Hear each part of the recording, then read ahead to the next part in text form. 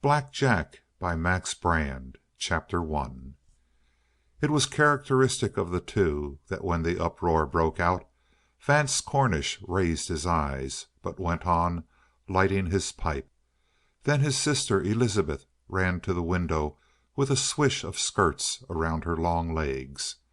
After the first shot there was a lull. The little cattle town was as peaceful as ever, with its storm-shaken houses staggering away down the street. A boy was stirring up the dust on the street, enjoying its heat with his bare toes, and the same old man was bunched in his chair in front of the store. During the 2 days Elizabeth had been in town on her cattle buying trip, she had never seen him alter his position. But she was accustomed to the West, and this advent of sleep in the town did not satisfy her. A drowsy town, like a drowsy-looking cowpuncher, might be capable of unexpected things. "Vance," she said, "there's trouble starting." "Somebody shooting at a target," he answered. As if to mock him, he had no sooner spoken than a dozen voices yelled down the street in a wailing chorus, cut short by the rapid chattering of revolvers. Vance ran to the window. Just below the hotel the street made an elbow turn for no particular reason except that the original cattle trail had made exactly the same turn before Garrison City was built.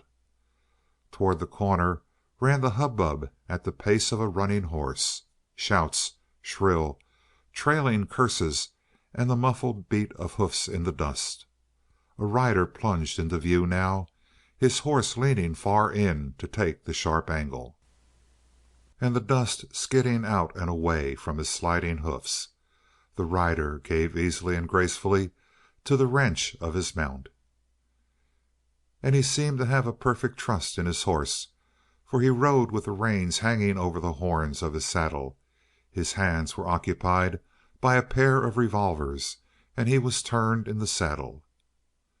The head of the pursuing crowd lurched around the elbow turn. Fire spat twice from the mouth of each gun. 2 men dropped, one rolling over and over in the dust, and the other sitting down and clasping his leg in a ludicrous fashion. But the crowd was checked and fell back.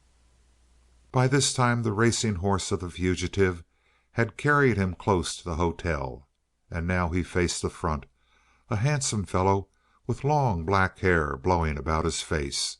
He wore a black silk shirt which accentuated the pallor of his face and the flaring crimson of his bandana, and he laughed joyously, and the watchers from the hotel window heard him call, "Go it, Mary! Feed 'em dust, girl!" The pursuers had apparently realized that it was useless to chase. Another gust of revolver shots barked from the turning of the street, and among them a different and more sinister sound, like the striking of 2 great hammers face on face, so that there was a cold ring of metal after the explosion. At least one man had brought a rifle to bear. Now as the wild rider darted past the hotel, his hat was jerked from his head by an invisible hand. He whirled again in the saddle, and his guns raised.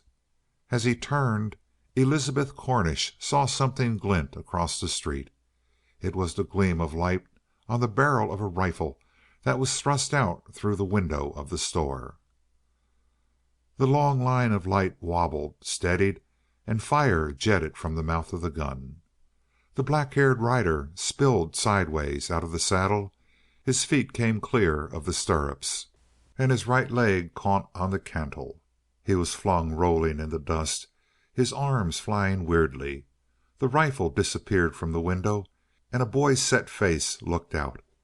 Before the limp body of the fugitive had stopped rolling, Elizabeth Cornish dropped into a chair, sick of face. Her brother turned his back on the mob that closed over the dead man and looked at Elizabeth in alarm. It was not the first time he had seen the result of gunplay, and for that matter, it was not the first time for Elizabeth. Her emotion upset him more than the roar of 100 guns. He managed to bring her a glass of water, but she brushed it away so that half of the contents spilled on the red carpet of the room. "He isn't dead, Vance. He isn't dead," she kept saying. "Dead before he left the saddle," replied Vance, with his usual calm. "And if the bullet hadn't finished him, the fall would have broken his neck. But what in the world did you know the fellow?" He blinked at her, his amazement growing. The capable hands of Elizabeth were pressed to her breast, and out of the 35 years of spinsterhood which had starved her face he became aware of eyes young and dark and full of spirit, by no means the keen, quiet eyes of Elizabeth Cornish. "Do something!" she cried. "Go down! And if they've murdered him " He literally fled from the room. All the time she was seeing nothing, but she would never forget what she had seen, no matter how long she lived. Subconsciously she was fighting to keep the street voices out of her mind. They were saying things she did not wish to hear, things she would not hear. Finally she recovered enough to stand up and shut the window. That brought her a terrible temptation to look down into the mass of men in the street, and women too. But she resisted and looked up. The forms of the street remained obscurely in the bottom of her vision, and made her think of something she had seen in the woods, a colony of ants around a dead beetle. Presently the door opened, and Vance came back. He still seemed very worried, but she forced herself to smile at him, and at once his concern disappeared. It was plain that he had been troubled about her, and not in the slightest by the fate of the strange rider. She kept on smiling, but for the first time in her life she really looked at Vance without sisterly prejudice in his favor. She saw a good-natured face, handsome, with the cheeks growing a bit blocky, though Vance was only 25. He had a glorious forehead and fine eyes, but one would never look twice at Vance in a crowd. She knew suddenly that her brother was simply a well-mannered mediocrity. "Thank the Lord you're yourself again, Elizabeth," her brother said first of all. "I thought for a moment I don't know what." "Just a shock, Vance," she said. Ordinarily she was well nigh brutally frank. Now she found it easy to lie and keep on smiling. "It was such a horrible thing to see." "I suppose so. Caught you off balance. But I never knew you to lose your grip so easily. Well, do you know what you've seen?" "He's dead, then?" He looked sharply at her. It seemed to him that a tremor of unevenness had come into her voice. "Oh, dead as a doornail, Elizabeth. Very neat shot. Youngster that dropped him. Boy named Joe Minter. $6,000 for Joe. Nice little nest egg to build a fortune on, huh?" "$6,000? What do you mean, Vance?" "The price on the head of Jack Hollis. That was Hollis, sis. The celebrated Black Jack." "But this is only a boy, Vance. He couldn't have been more than 25 years old." "That's all. But I've heard of him for 10 years, very nearly, and always as a man killer. It can't be Black Jack." "I said the same thing. But it is Black Jack, well enough. He started out when he was 16, they say, and he's been raising the devil ever since. You should have seen them pick him up as if he were asleep and not dead. What a body! Lithe as a panther. No larger than I am, but they say he was a giant with his hands." He was lighting his cigarette as he said this, and consequently he did not see her eyes close tightly.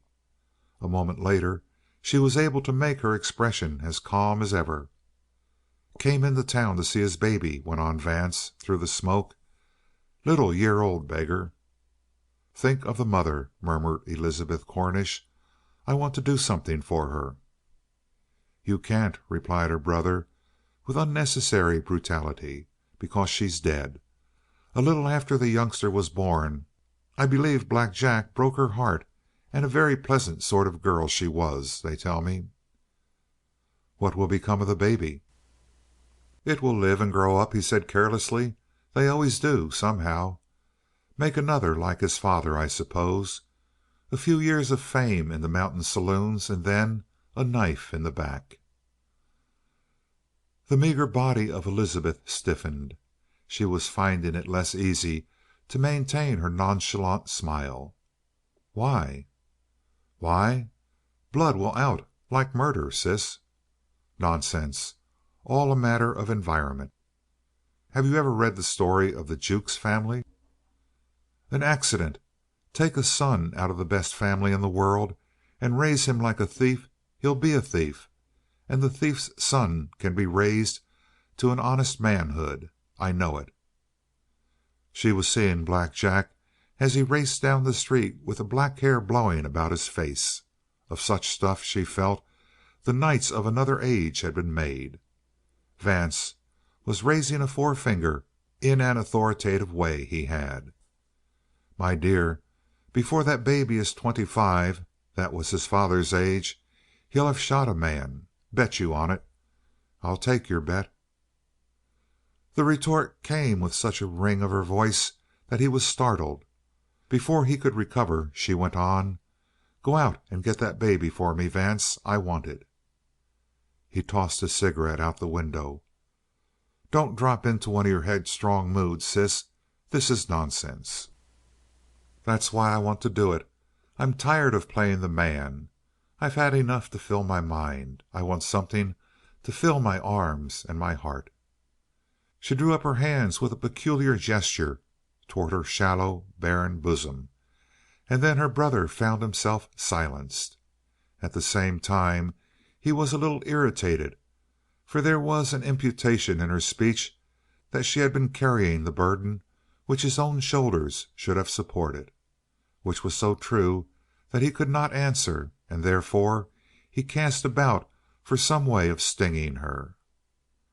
"I thought you were going to escape the sentimental period, Elizabeth. But sooner or later, I suppose, a woman has to pass through it." A spot of color came into her sallow cheek. "That's sufficiently disagreeable, Vance." A sense of his cowardice made him rise to conceal his confusion. "I'm going to take you at your word, sis. I'm going out to get that baby. I suppose it can be bought like a calf." He went deliberately to the door and laid his hand on the knob. He had a rather vicious pleasure in calling her bluff, but to his amazement she did not call him back. He opened the door slowly. Still she did not speak. He slammed it behind him and stepped into the hall. Chapter 1. 24 years made the face of Vance Cornish a little better fed, a little more blocky of cheek, but he remained astonishingly young. At 49 the lumpish promise of his youth was quite gone. He was in a trim and solid middle age. His hair was thinned above the forehead, but it gave him more dignity. On the whole, he left an impression of a man who has done things and who will do more before he is through. He shifted his feet from the top of the porch railing and shrugged himself deeper into his chair. It was marvelous how comfortable Vance could make himself. He had one great power, the ability to sit still through any given interval. Now he let his eye drift quietly over the Cornish ranch. It lay entirely within one grasp of the vision, spilling across the valley from Sleep Mountain, on the lower bosom of which the house stood, to Mount Discovery on the north. Not that the glance of Vance Cornish lurched across this bold distance. His gaze wandered as slowly as a bee buzzes across the clover field, not knowing on which blossom to settle. Below him, generously looped Bear Creek tumbled out of the southeast and roved between the noble borders of silver spruce into the shadows of the Blue Mountain of the north, half a dozen miles across, and 10 long of grazing and farm land, rich loamy bottom land scattered with aspens. Beyond, covering the gentle roll of the foothills, was grazing land. Scattering lodgepole pine began in the hills and thickened into dense yellow-green thickets on the upper mountain slopes. And so north and north The eye of Vance Cornish wandered and climbed until it rested on the bald summit of Mount Discovery. It had its name out of its character, standing boldly to the south out of the jumble of the Blue Mountains. It was a solid unit, this Cornish ranch, fenced away with mountains, watered by a river, pleasantly forested, and obviously predestined for the ownership of one man. Vance Cornish, on the porch of the house, felt like an enthroned king overlooking his dominions. As a matter of fact, his holdings were hardly more than nominal. In the beginning his father had left the ranch equally to Vance and Elizabeth, thickly plastered with debts. The son would have sold the place for what they could clear. He went east to hunt for education and pleasure. His sister remained and fought the great battle by herself. She consecrated herself to the work, which implied that the work was sacred, and to her, indeed, it was. She was 22 and her brother 12 when their father died. Had she been a tithe younger and her brother a mature man, it would have been different. As it was, she felt herself placed in a maternal position with Vance. She sent him away to school, rolled up her sleeves, and started to order chaos. In place of husband, children, love, and the fruits of love, she accepted the ranch. The dam between the rapids and the waterfall was the child of her brain. The plowed fields of the central part of the valley were her reward. In 10 years of constant struggle she cleared away the debts, and then, since Vance gave her nothing but bills to pay, she began to buy out his interest. He chose to learn his business lessons on Wall Street. Elizabeth paid the bills, but she checked the sums against his interest in the ranch. And so it went on. Vance would come out to the ranch at intervals and show a brief, feverish interest, plan a new set of irrigation canals or a sawmill or a better road out over the Blue Mountains. But he dropped such work half done and went away. Elizabeth said nothing. She kept on paying his bills, and she kept on cutting down his interest in the old Cornish ranch until at the present time he had only a finger-tip hold. Root and branch, the valley, and all that was in it belonged to Elizabeth Cornish. She was proud of her possession, though she seldom talked of her pride. Nevertheless, Vance knew and smiled.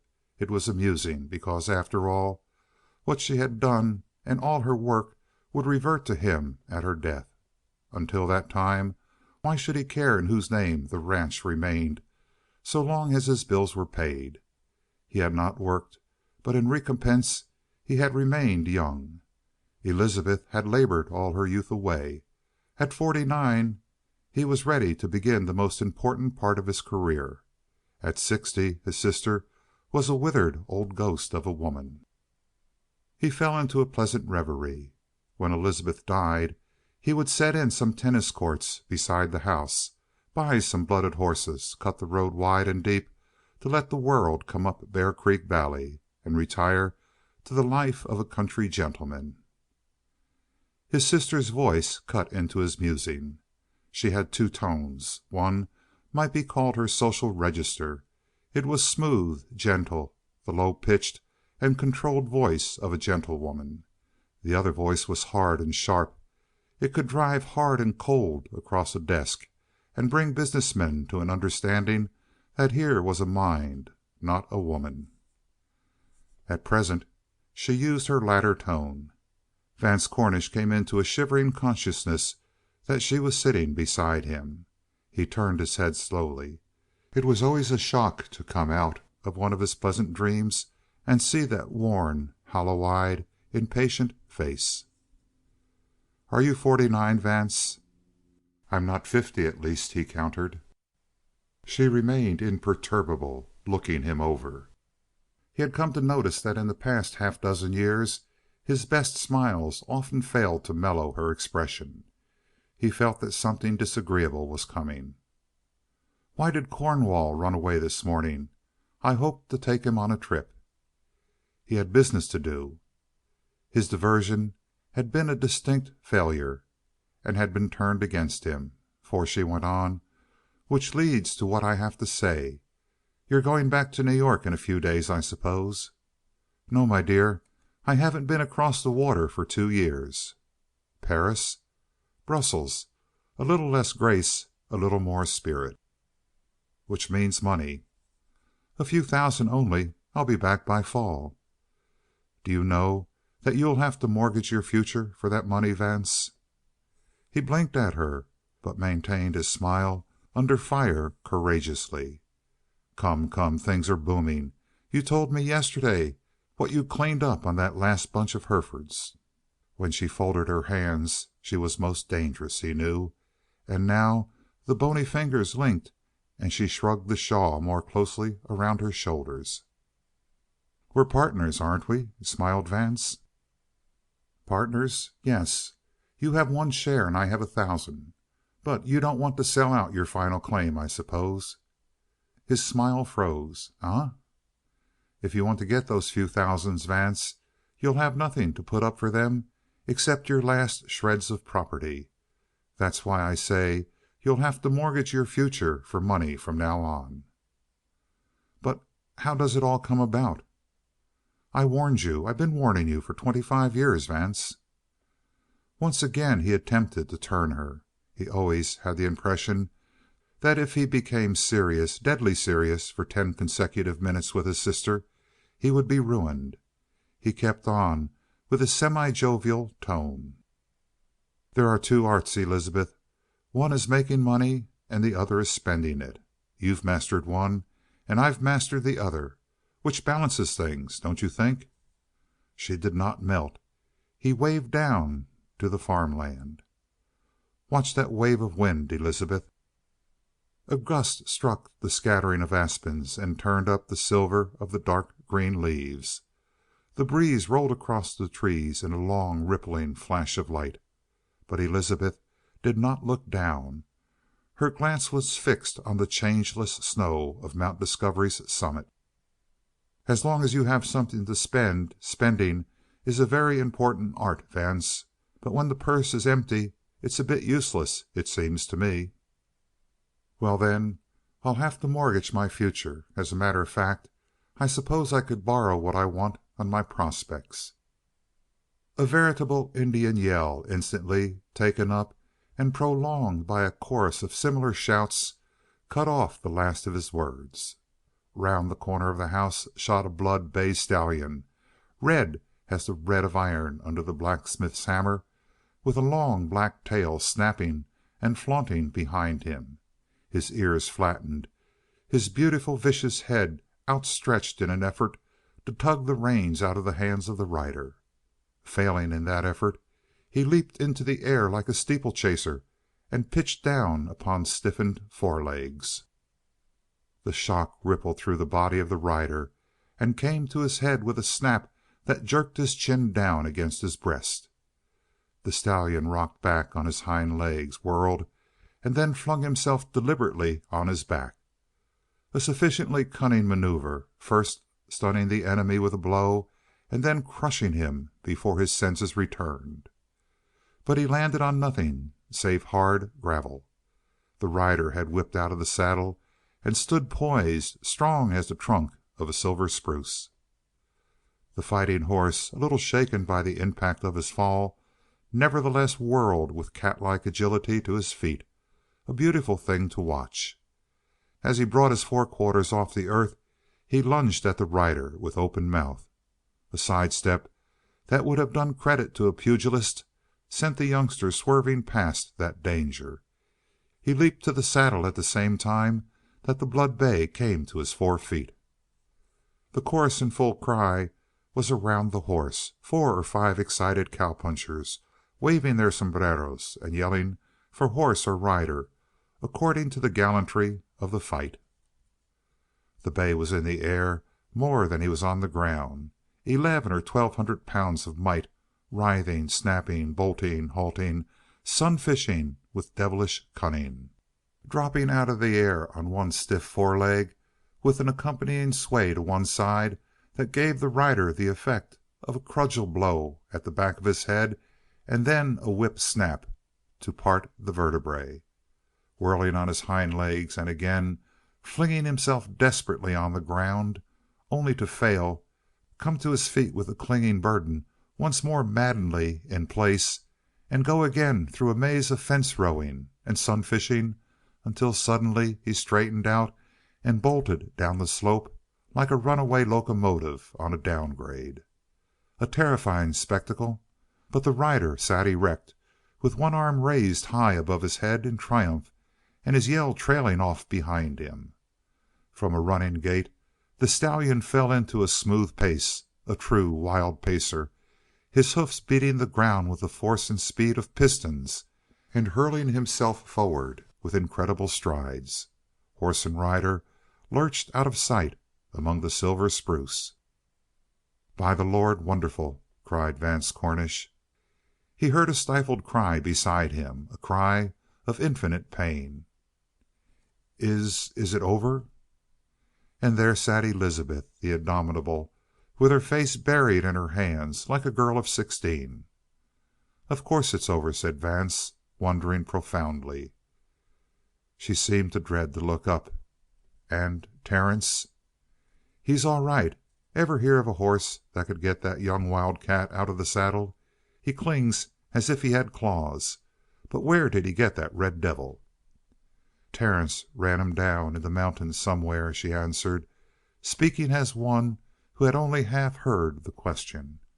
"2 months of constant trailing to do it, I think. But oh, you're right. The horse is a devil. And sometimes I think—" She stopped, shuddering. Vance had returned to the ranch only the day before after a long absence. More and more, after he had been away, he found it difficult to get in touch with things on the ranch. Once he had been a necessary part of the inner life. Now he was on the outside. Terence and Elizabeth were a perfectly complete circle in themselves. Chapter 2. "If Terry worries you like this," suggested her brother kindly, "why don't you forbid these pranks?" She looked at him as if in surprise. "Forbid Terry?" she echoed, and then smiled. Decidedly, this was her first tone, a soft tone that came from deep in her throat. Instinctively Vance contrasted it with the way she had spoken to him, but it was always this way when Terry was mentioned. For the first time he saw it clearly. It was amazing how blind he had been. "Forbid Terence? Vance, that devil of a horse is part of his life. He was on a hunting trip when he saw Le Sangre." "Good Lord! Did they call the horse that?" "A French Canadian was the first to discover him, and he gave the name. And he's the color of blood, really. Well, Terence saw Le Sangre on a hilltop against the sky, and he literally went mad. Actually, he struck out on foot with his rifle and lived in the country and never stopped walking until he wore down Le Sangre somehow and brought him back hobbled, just skin and bones, and Terence not much more. Now Le Sangre is himself again, and he and Terence have a fight like that every day. I dream about it, the most horrible nightmares." "And you don't stop it?" "My dear Vance, how little you know Terence. You couldn't tear that horse out of his life without breaking his heart. I know." "So you suffer day by day?" "I've done very little else all my life," said Elizabeth gravely. "And I've learned to bear pain." He swallowed. Also, he was beginning to grow irritated. He had never before had a talk with Elizabeth that contained so many reefs that threatened shipwreck. He returned to the gist of their conversation rather too bluntly. "But to continue, Elizabeth, any banker would lend me money on my prospects." "You mean the property which will come to you when I die?" He used all his power, but he could not meet her glance. "You know that's a nasty way to put it, Elizabeth." "Dear Vance," she sighed, "a great many people say that I'm a hard woman. I suppose I am. And I like to look facts squarely in the face. Your prospects begin with my death, of course." He had no answer, but he bit his lip nervously and wished the ordeal would come to an end. "Vance," she went on, I'm glad to have this talk with you. It's something you have to know. Of course, I'll see that during my life or my death you'll be provided for. But as for your main prospects, do you know where they are?" "Well?" She was needlessly brutal about it, but as she had told him, her education had been one of pain. "Your prospects are down there by the river on the back of Le Sangre." Vance Cornish gasped. "I'll show you what I mean, Vance. Come along." The moment she rose some of her age fell from her. Her carriage was erect. Her step was still full of spring and decision as she led the way into the house. It was a big, solid, two-story building which the mightiest wind could not shake. Henry Cornish had merely founded the house, just as he had founded the ranch. The main portion of the work had been done by his daughter. And as they passed through, her stern old eyes rested peacefully on the deep, shadowy vistas, and her foot fell with just pride on the splendid rising sweep of the staircase. They passed into the roomy vault of the upper hall and went down to the end. She took out a big key from her pocket and fitted it into the lock. Then Vance dropped his hand on her arm. His voice lowered. "You've made a mistake, Elizabeth. This is father's room." Ever since his death it had been kept unchanged and practically unentered, save for an occasional rare day of work to keep it in order. Now she nodded and resolutely turned the key and swung the door open. Vance went in with an exclamation of wonder. It was quite changed from the solemn old room and the brown varnished woodwork which he remembered. Cream tinted paint now made the walls cool and fresh. The solemn engravings no longer hung above the bookcases, and the bookcases themselves had been replaced with built-in shelves pleasantly filled with rich bindings, black and red and deep yellow browns. A tall cabinet stood open at one side, filled with rifles and shotguns of every description, and another cabinet was loaded with fishing apparatus. The stiff-backed chairs had given place to comfortable monsters of easy lines. Vance Cornish, as one in a dream, peered here and there. "God bless us," he kept repeating. "God bless us. But where is there a trace of father?"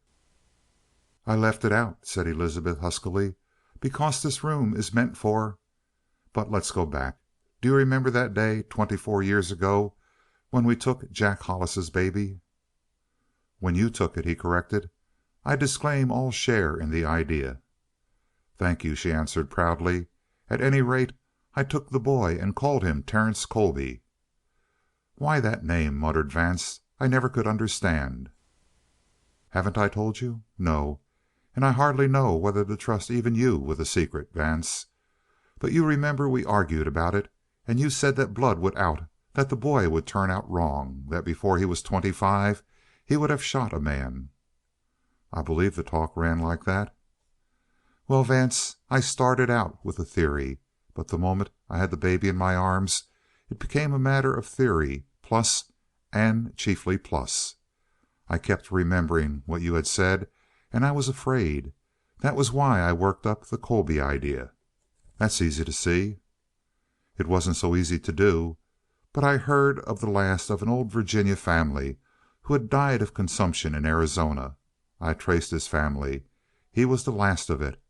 Then it was easy to arrange a little story.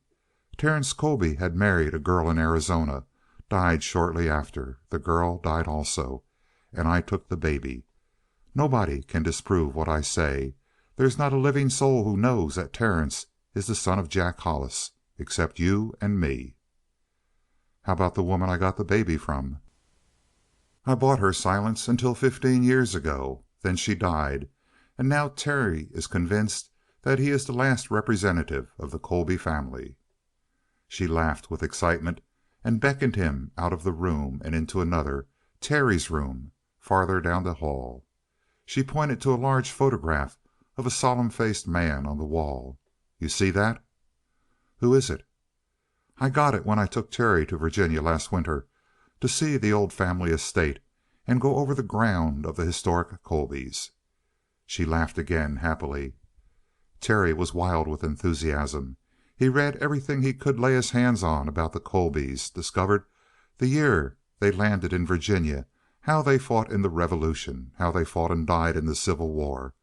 Oh, he knows every landmark in the history of his family. Of course, I encouraged him." "I know," chuckled Vance. "Whenever he gets into a pinch I've heard you say, 'Terry, what should a Colby do?'" "And," cut in Elizabeth, "you must admit that it has worked. There isn't a prouder, gentler, cleaner minded boy in the world than Terry. Not blood. It's the blood of Jack Hollis, but it's what he thinks himself to be that counts. And now, Vance, admit that your theory is exploded." He shook his head. "Terry will do well enough, but wait till the pinch comes. You don't know how he'll turn out when the rub comes. Then blood will tell." She shrugged her shoulders angrily. "You're simply being perverse now, Vance. At any rate, that picture is one of Terry's old ancestors, Colonel Vincent Colby of pre-war days. Terry has discovered family resemblances, of course.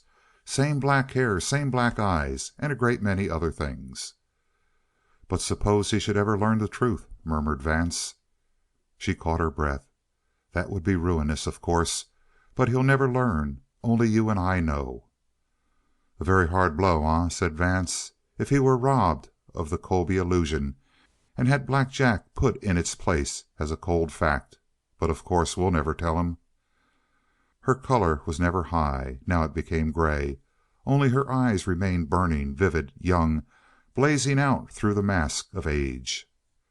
"Remember you said his blood would tell before he was 25? That the blood of Black Jack would come to the surface? That he would have shot a man?" "Still harping on that, Elizabeth. What if he does?" "I'll disown him. Throw him out penniless on the world. Never see him again."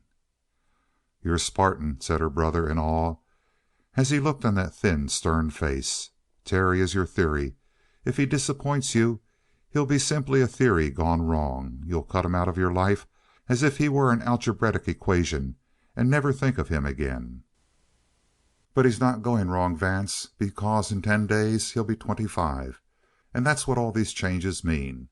The moment it grows dark on the night of his 25th birthday, I'm going to take him into my father's room and turn it over to him." He had listened to her patiently, a little wearied by her unusual flow of words. Now he came out of his apathy with a jerk. He laid his hand on Elizabeth's shoulder and turned her so that the light shone full in her face. Then he studied her. "What do you mean by that, Elizabeth?"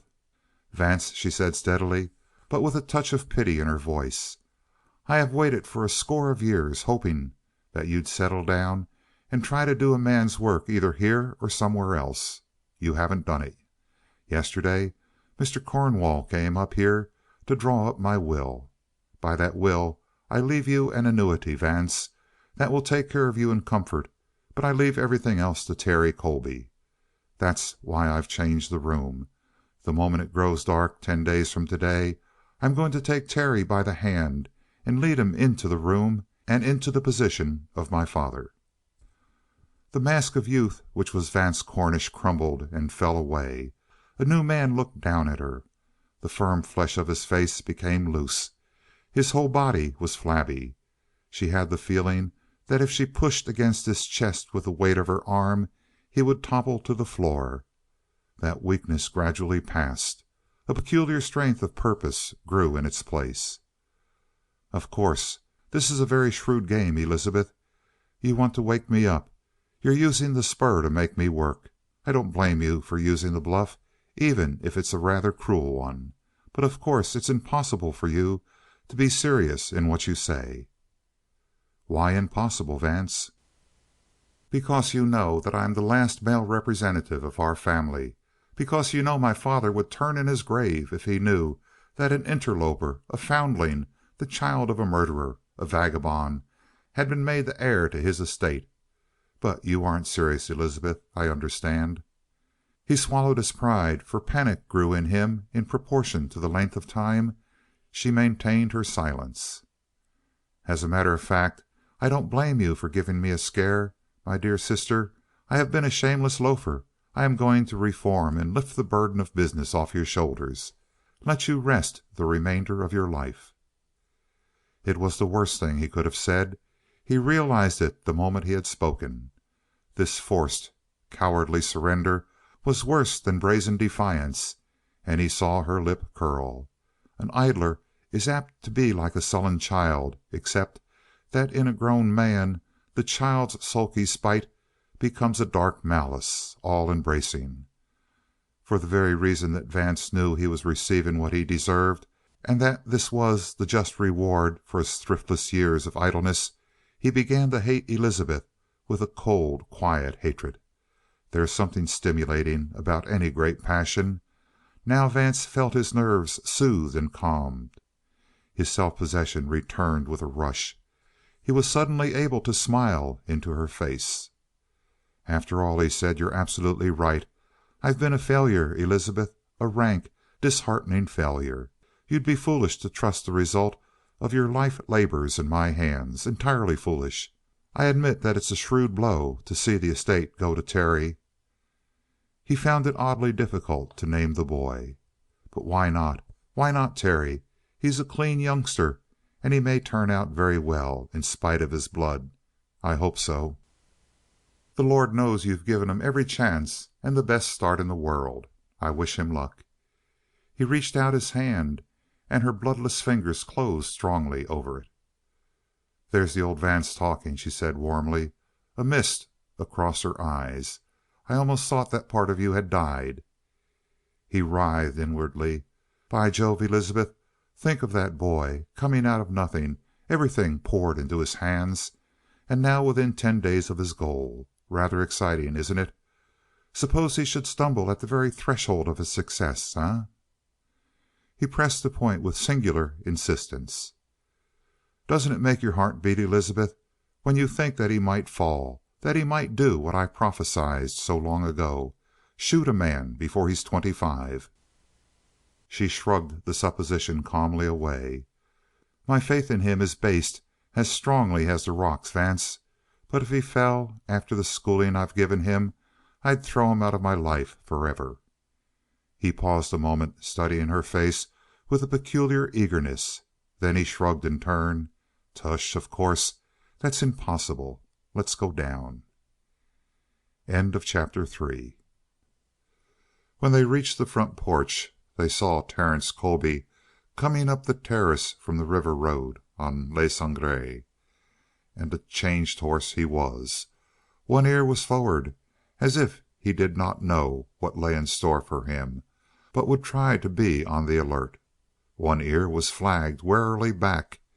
He went slowly, lifting his feet with the care of a very weary horse. Yet, when the wind fluttered a gust of whirling leaves beside him, he leaped aside and stood with head high, staring, transformed in the instant into a creature of fire and wire-strung nerves. The rider gave to the side spring with supple grace, and then sent the stallion on up the hill. Joyous triumph was in the face of Terry. His black hair was blowing about his forehead, for his hat was pushed back after the manner of one who has done a hard day's work and is ready to rest. He came close to the veranda, and Le Sangre lifted his fine head and stared fearlessly, curiously, with a sort of contemptuous pride at Elizabeth and Vance. "The killer is no longer a killer," laughed Terry. "Look him over, Uncle Vance. A beauty, huh?" Elizabeth said nothing at all, but she rocked herself back and forth a trifle in her chair as she nodded. She glanced over the terrace, hoping that others might be there to see the triumph of her boy. Then she looked back at Terence, but Vance was regarding the horse. "He might have a bit more in the legs, Terry." "Not much more. A leggy horse can't stand mountain work, or any other work, for that matter, except a ride in the park." "I suppose you're right. He's a picture horse, Terry, and a devilish eye. But I see that you've beaten him." "Beaten him?" He shook his head. "We reached a gentleman's agreement. As long as I wear spurs he'll fight me till he gets his teeth in me or splashes my skull to bits with his heels. Otherwise he'll keep on fighting till he drops. But as soon as I take off the spurs and stop tormenting him, he'll do what I like. No whips or spurs for La Sangre, eh, boy?" He held out the spurs so that the sun flashed on them. The horse stiffened with a shudder, and that forward look of a horse about to bolt came into his eyes. "No, no!" cried Elizabeth. But Terry laughed and dropped the spurs back in his pocket. The stallion moved off, and Terry waved to them. Just as he turned, the mind of Vance Cornish raced back to another picture, a man with long black hair blowing about his face and a gun in either hand, sweeping through a dusty street with shots barking behind him. It came suddenly as a revelation and left him downheaded with the thought. "What is it, Vance?" asked his sister, reaching out to touch his arm. "Nothing." Then he added abruptly, "I'm going for a jaunt for a few days, Elizabeth." She grew gloomy. "Are you going to insist on taking it to heart this way?" "Not at all. I'm going to be back here in 10 days and drink Terry's long life and happiness across the birthday dinner table." He marveled at the ease with which he could make himself smile in her face. "You notice that? His gentleman's agreement with La Sangre? I've made him detest fighting with the idea that only brute beasts fight. Men argue and agree. I've noticed that he never has trouble with the cowpunchers." "They've seen him box," chuckled Elizabeth. "Besides, Terry isn't the sort that troublemakers like to pick on. He has an ugly look when he's angry." Murmured Vance. "I've noticed that. But as long as he keeps to his fists, he'll do no harm. But what is the reason for surrounding him with guns, Elizabeth?" "A very good reason. He loves them, you know. Anything from a shotgun to a Derringer is a source of joy to Terence, and not a day goes by that he doesn't handle them." "Certainly the effects of blood, eh?" suggested Vance. She glanced sharply at him. "You're determined to be disagreeable today, Vance. As a matter of fact, I've convinced him that for the very reason he is so accurate with a gun, he must never enter a gunfight. The advantage would be too much on his side against any ordinary man. That appeals to Terry's sense of fair play. No, he's absolutely safe, no matter how you look at it." "No doubt." He looked away from her and over the valley. The day had worn into the late afternoon. Bear Creek ran dull and dark in the shadow, and Mount Discovery was robed in blue to the very edge of its shining crown of snow. In this dimmer, richer light, the Cornish ranch had never seemed so desirable to Vance. It was not a ranch, it was a little kingdom, and Vance was the dispossessed heir. He knew that he was being watched, however, and all that evening he was at his best. At the dinner table he guided the talk so that Terence Colby was the lion of the conversation. Afterward, when he was packing his things in his room for his journey of the next day, he was careful to sing at the top of his voice. He reaped the reward for this cautious acting, for the next morning when he climbed into the buckboard that was to take him down the Blue Mountain road and over to the railroad, his sister came down the steps and stood beside the wagon. "You will come back for the birthday party, Vance?" she pleaded. "You want me to?" "You were with me when I got Terry. In fact, you got him for me, and I want you to be here when he steps into his own." In this he found enough to keep him thoughtful all the way to the railroad, while the buckskins grunted up the grade and then spun away down the long slope beyond. It was one of those little ironies of fate that he should have picked up the very man who was to disinherit him some 24 years later. He carried no grudge against Elizabeth, but he certainly retained no tenderness. Hereafter he would act his part as well as he could to extract the last possible penny out of her, and in the meantime he must concentrate on tripping up Terence Colby, alias Hollis. Vance saw nothing particularly vicious in this. He had been idle so long that he rejoiced in a work which was within his mental range. It included scheming, working always behind the scenes, pulling strings to make others jump. And if he could trip Terry and actually make him shoot a man on or before that birthday, he had no doubt that his sister would actually throw the boy out of her house and out of her life. A woman who could give 24 years to a theory would be capable of grim things when the theory went wrong. It was early evening when he climbed off the train at Garrison City. He had not visited the place since the cattle buying trip of 24 years ago that brought the son of Black Jack into the affairs of the Cornish family. Garrison City had become a city. There were 2 solid blocks of brick buildings next to the station, a network of paved streets, and no less than 3 hotels. It was so new to the eye and so obviously full of the booster spirit that he was appalled at the idea of prying through this modern shell and getting back to the heart and the memory of the old days of the town. At the restaurant he forced himself upon a grave-looking gentleman across the table. He found that the solemn-faced man was a traveling drummer. The venerable loafer in front of the blacksmith shop was feeble-minded and merely gaped at the name of Black Jack. The proprietor of the hotel shook his head with positive antagonism. "Of course Garrison City has its past," he admitted, "but we are living it down, and have succeeded pretty well. I think I've heard of a ruffian of the last generation named Jack Hollis, but I don't know anything, and I don't care to know anything about him. But if you're interested in Garrison City, I'd like to show you a little plot of ground in a place that's going to be the center of the—" Vance Cornish made his mind a blank, let the smooth current of words slip off his memory as from an oiled surface, and gave up Garrison City as a hopeless job. Nevertheless, it was the hotel proprietor who dropped a valuable hint.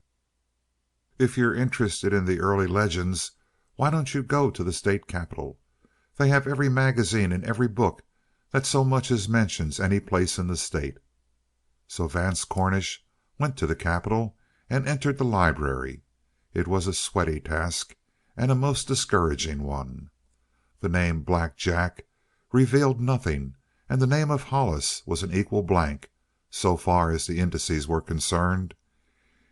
He was preserved in legend only, and Vance Cornish could make no vital use of legend. He wanted something in cold print. So he began an exhaustive search. He went through volume after volume, but though he came upon mention of Black Jack, he never reached the account of an eyewitness of any of those stirring holdups or train robberies. And then he began on the old files of magazines. And still nothing. He was about to give up, with 4 days of patient labor wasted, when he struck gold in the desert, the very mine of information which he wanted. "How I Painted Black Jack," by Lawrence Montgomery. There was a photograph of the painter to begin with, a man who had discovered the beauty of the deserts of the Southwest. But there was more, much more. It told how in his wanderings across the desert he had hunted for something more than the raw colored sands and purple mesas blooming in the distance. He had searched for a human being to fit into the picture and give the softening touch of life, but he never found the face for which he had been looking. And then luck came and tapped him on the shoulder. A lone rider came out of the dusk and the desert and loomed beside his campfire. The moment the firelight flushed on the face of the man, he knew this was the face for which he had been searching. He told how they fried bacon and ate it together. He told of the soft voice and the winning smile of the rider. He told of his eyes, unspeakably soft and unspeakably bold, and the agile, nervous hands forever shifting and moving in the firelight. The next morning he asked his visitor to sit for a picture, and his request had been granted. All day he labored at the canvas, and by night the work was far enough along for him to dismiss his visitor. So the stranger asked for a small brush with black paint on it, and in the corner of the canvas drew in the words, "Yours, Black Jack." Then he rode into the night. Black Jack! Lawrence Montgomery had made up his pack and struck straight back for the nearest town. There he asked for tidings of a certain Black Jack, and there he got what he wanted in heaps. Everyone knew Black Jack too well. There followed a brief summary of the history of the desperado and his countless crimes, unspeakable tales of cunning and courage and merciless vengeance taken. Vance Cornish turned the last page of the article, and there was the reproduction of the painting. He held his breath when he saw it. The outlaw sat on his horse with his head raised and turned, and it was the very replica of Terence Colby, as the boy had waved to them from the back of Le Sangre. More than a family sketchy resemblance, far more. There was the same large dark eye, the same smile, half proud and half joyous, the same imperious lift of the head, the same bold carving of the features. There were differences, to be sure. The nose of Black Jack had been more cruelly arched, for instance, and his cheekbones were higher and more pronounced. But in spite of the dissimilarities, the resemblance was more than striking. It might have stood for an actual portrait of Terence Colby masquerading in long hair. When the full meaning of this photograph had sunk into his mind, Vance Cornish closed his eyes. Eureka! He whispered to himself. There was something more to be done, but it was very simple. It merely consisted in covertly cutting out the pages of the article in question. Then carefully, for fear of loss, he jotted down the name and date of the magazine, folded his stolen pages, and fitted them snugly into his breast pocket. That night he ate his first hearty dinner in 4 days. End of chapter 4. Vance's work was not by any means accomplished. Rather, it might be said that he was in the position of a man with a dangerous charge for a gun and no weapon to shoot it. He started out to find the gun. In fact, he already had it in mind. 24 hours later he was in Craterville, 5 days out of the 10 before the 25th birthday of Terence had elapsed, and Vance was still far from his goal, but he felt that the lion's share of the work had been accomplished. Craterville was a day's ride across the mountains from the Cornish ranch, and it was the county seat. It was one of those towns which spring into existence for no reason that can be discovered, and cling to life generations after they should have died. But Craterville held one thing of which Vance Cornish was in great need, and that was Sheriff Joe Minter, familiarly called Uncle Joe. His reason for wanting the sheriff was perfectly simple. Uncle Joe Minter was the man who killed Black Jack Hollis.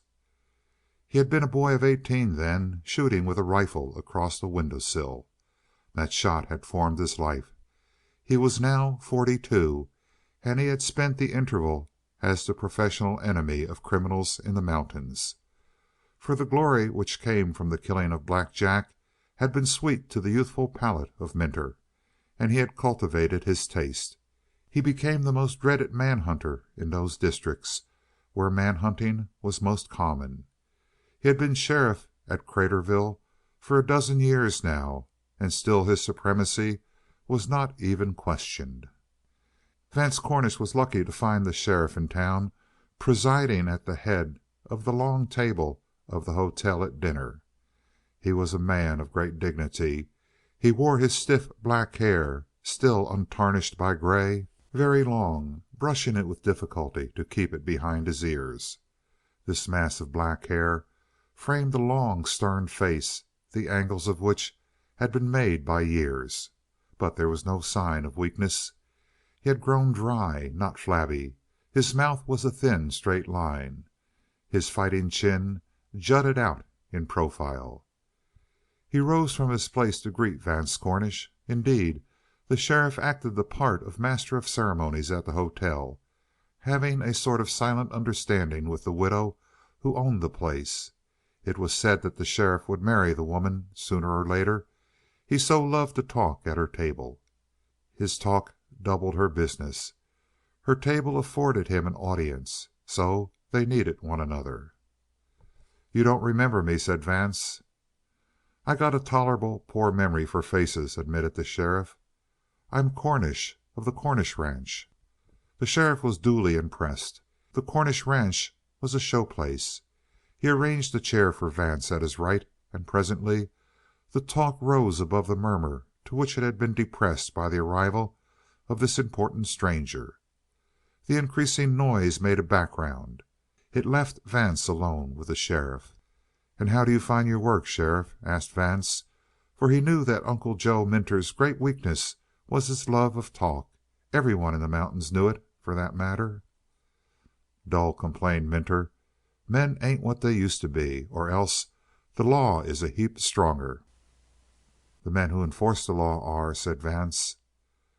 The sheriff absorbed this patent compliment with the blank eye of satisfaction and rubbed his chin. "But there's been some talk of rustling pretty recent.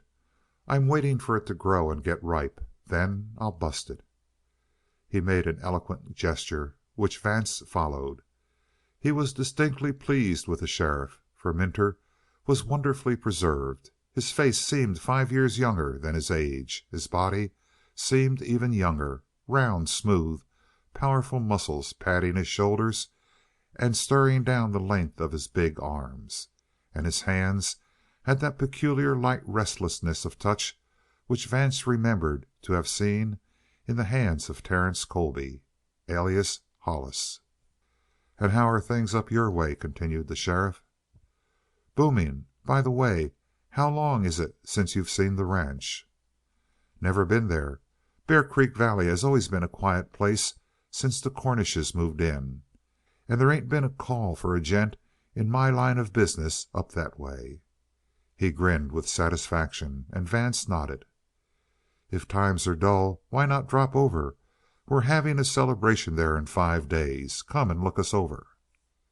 "Maybe I might, and maybe I mightn't," said the sheriff. "All depends." "And bring some friends with you," insisted Vance. Then he wisely let the subject drop, and went on to a detailed description of the game in the hills around the ranch. That, he knew, would bring the sheriff if anything would. But he mentioned the invitation no more. There were particular reasons why he must not press it on the sheriff any more than on others in Craterville. The next morning, before train time, Vance went to the post office and left the article on Black Jack addressed to Terence Colby at the Cornish ranch.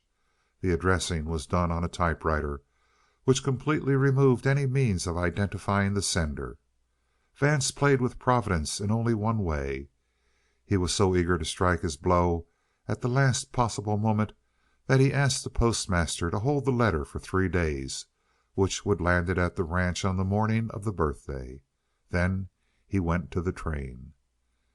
His self-respect was increasing by leaps and bounds. The game was still not won, but, starting with absolutely nothing, in 6 days he had planted a charge which might send Elizabeth's 24 years of labor up in smoke. He got off the train at Preston, the station nearest the ranch, and took a hired team up the road along Bear Creek Gorge. They debouched out of the Blue Mountain into the valley of the ranch in the early evening, and Vance found himself looking with new eyes on the little kingdom. He felt the happiness, indeed, of one who has lost a great prize and then put himself in a fair way of winning it back. They dipped into the valley road. Over the tops of the big silver spruces he traced the outline of Sleep Mountain against the southern sky. Who but Vance or the dwellers in the valley would be able to duly appreciate such beauty? If there were any wrong in what he had done, this thought consoled him. The ends justified the means. Now, as they drew closer, through the branches he made out glimpses of the dim, white front of the big house on the hill. That big, cool house, with the kingdom spilled out at its feet. the farming lands, the pastures of the hills, and the rich forests of the upper mountains. Certainty came to Vance Cornish. He wanted the ranch so profoundly that the thought of losing it became impossible. Chapter 5. But while he had been working at a distance, things had been going on apace at the ranch, a progress which had now gathered such impetus that he found himself incapable of checking it. The blow fell immediately after dinner that same evening. Terence excused himself early to retire to the mysteries of a new pump gun. Elizabeth and Vance took their coffee into the library. The night had turned cool, with a sharp wind driving the chill through every crack, so a few sticks were sending their flames crumbling against the big back log. The lamp glowing in the corner was the only other light, and when they drew their chairs close to the hearth, great tongues of shadows leaped and fell on the wall behind them. Vance looked at his sister with concern. There was a certain complacency about her this evening that told him in advance that she had formed a new plan with which she was well pleased. And he had come to dread her plans. She always filled him with awe, and never more so than tonight, with her thin, homely face illuminated irregularly and by flashes. He kept watching her from the side with glances. "I think I know why you've gone away for these few days," she said. "To get used to the new idea," he admitted with such frankness that she turned to him with unusual sympathy. "It was rather a shock at first." "I know it was, and I wasn't diplomatic. There's too much man in me, Vance, altogether too much, while you—" She closed her lips suddenly, but he knew perfectly the unspoken words. She was about to suggest that there was too little man in him. He dropped his chin in his hand, partly for comfort and partly to veil the sneer. If she could have followed what he had done in the past 6 days. "Are you used to the new idea?" "You see that I'm back before the time was up, and ahead of my promise," he said. She nodded. "Which paves the way for another new idea of mine." He felt that a blow was coming and nerved himself against the shock of it. But the preparation was merely like tensing one's muscles against a fall. When the shock came, it stunned him. "Vance, I've decided to adopt Terence." His fingertips sank into his cheek, bruising the flesh. What would become of his 6 days of work? What would become of his cunning and his forethought, all destroyed at a blow? For if she adopted the boy, the very law would keep her from denying him afterward. For a moment it seemed to him that some devil must have forewarned her of his plans. "You don't approve?" she said at last, anxiously. He threw himself back in the chair and laughed. All his despair went into that hollow, ringing sound. "Approve? It's a queer question to ask me. But let it go. I know I couldn't change you." "I know that you have a right to advise," she said gently. "You are my father's son, and you have a right to advise on the placing of his name." He had to keep fighting against surging desires to throw his rage in her face. But he mastered himself, except for a tremor of his voice. "When are you going to do it?" "Tomorrow." "Elizabeth, why not wait until after the birthday ceremony?" "Because I've been haunted by peculiar fears since our last talk that something might happen before that time. I've actually lain awake at night and thought about it, and I want to forestall all chances. I want to rivet him to me." He could see by her eagerness that her mind had been irrevocably made up, and that nothing could change her. She wanted agreement, not advice. And with consummate bitterness of soul he submitted to his fate. "I suppose you're right. Call him down now, and I'll be present when you ask him to join the circle. The family circle of the Cornishes, you know." He could not school all the bitterness out of his voice, but she seemed too glad of his bare acquiescence to object to such trifles. She sent Wu Chi to call Terence down to them. He had apparently been in his shirt sleeves working at the gun.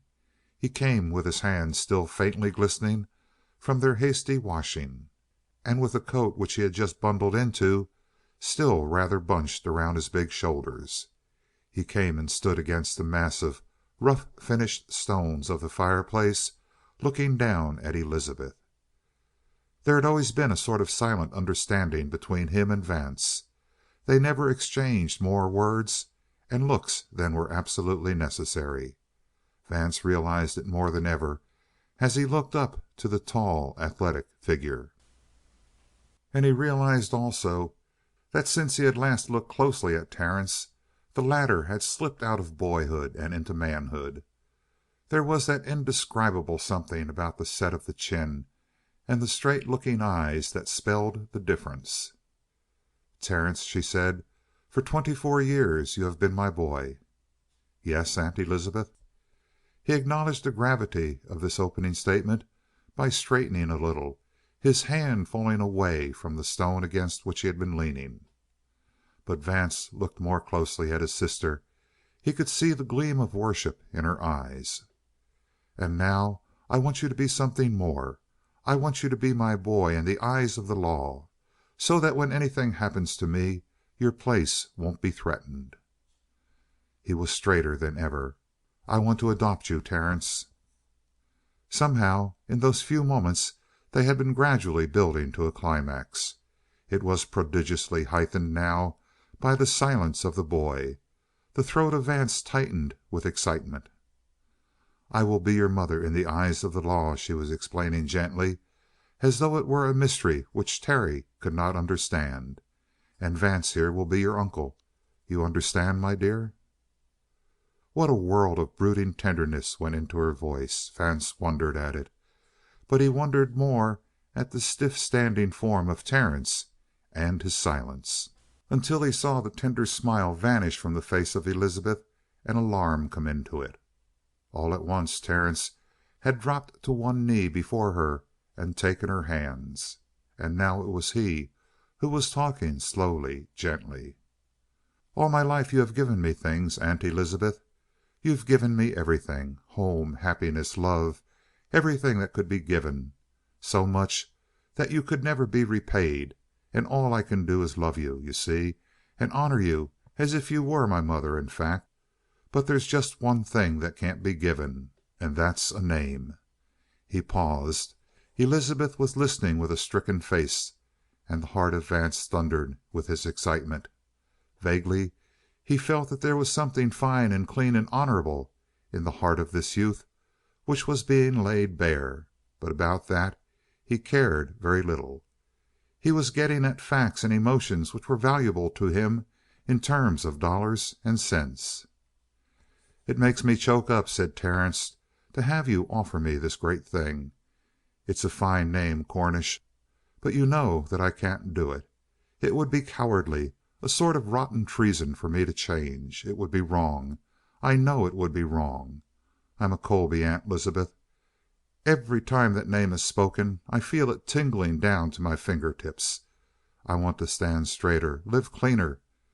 When I looked at the old Colby place in Virginia last year, it brought the tears to my eyes. I felt as if I were a product of that soil. Every fine thing that has been ever done by a Colby is a strength to me. I've studied them, and every now and then when I come to some brave thing they've done, I wonder if I could do it. And then I say to myself that I must be able to do such things or else be ashamed to my blood. Change my name? Why, I've gone all my life thanking God that I come from a race of gentlemen, clean-handed, and praying God to make me worthy of it. That name is like a whip over me. It drives me on and makes me want to do some fine big thing one of these days. Think of it. I'm the last of a race.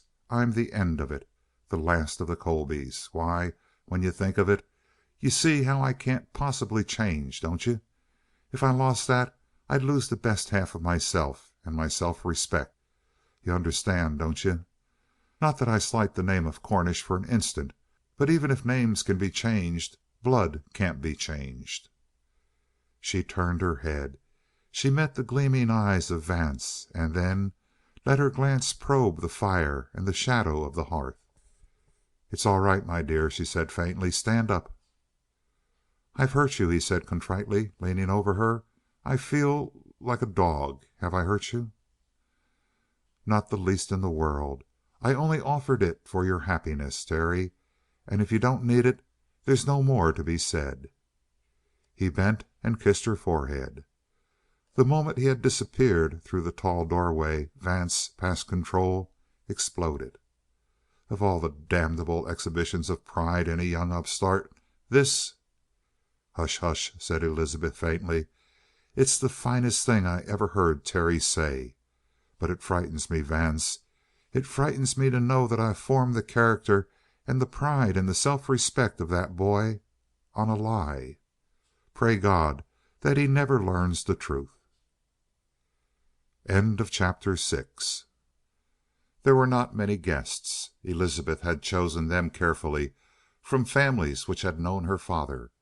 Henry Cornish, when, in his reckless, adventurous way, he had been laying the basis of the Cornish fortune in the Rockies. Indeed, she was a little angry when she heard of the indiscriminate way in which Vance had scattered the invitations, particularly in Craterville.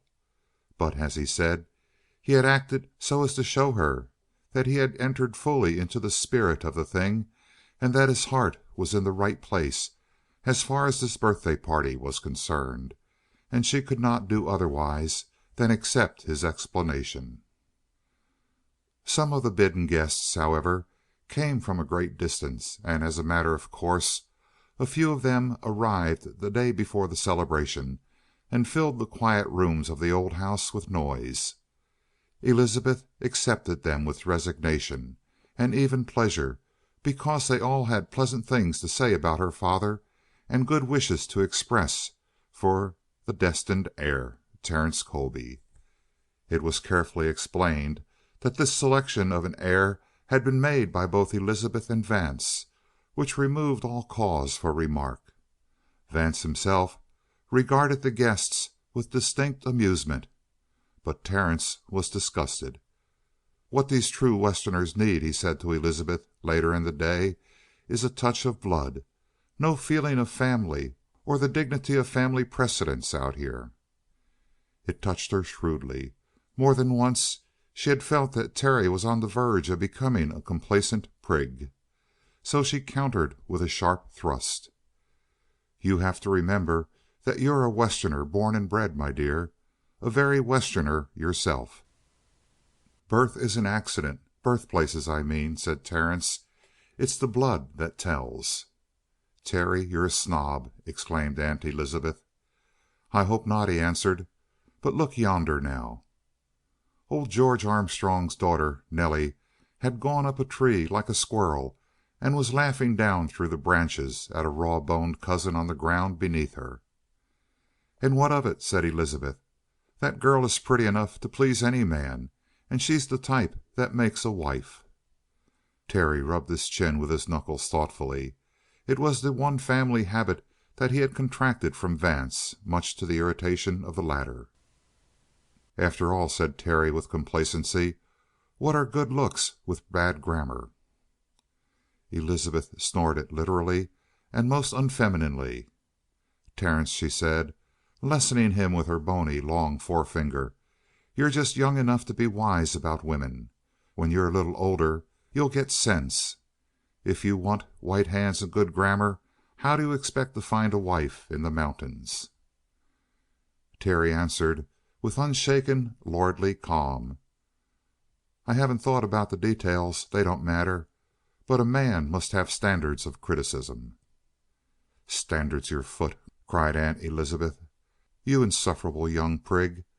That very girl laughing down through the branches, I'll wager she could set your head spinning in 10 seconds if she thought it worth her while to try."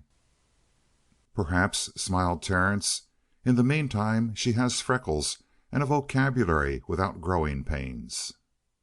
"All men are fools," declared Aunt Elizabeth. "But boys are idiots, bless 'em. Terence, before you grow up you'll have sore toes from stumbling, take my word for it. Do you know what a wise man would do?" "Well?"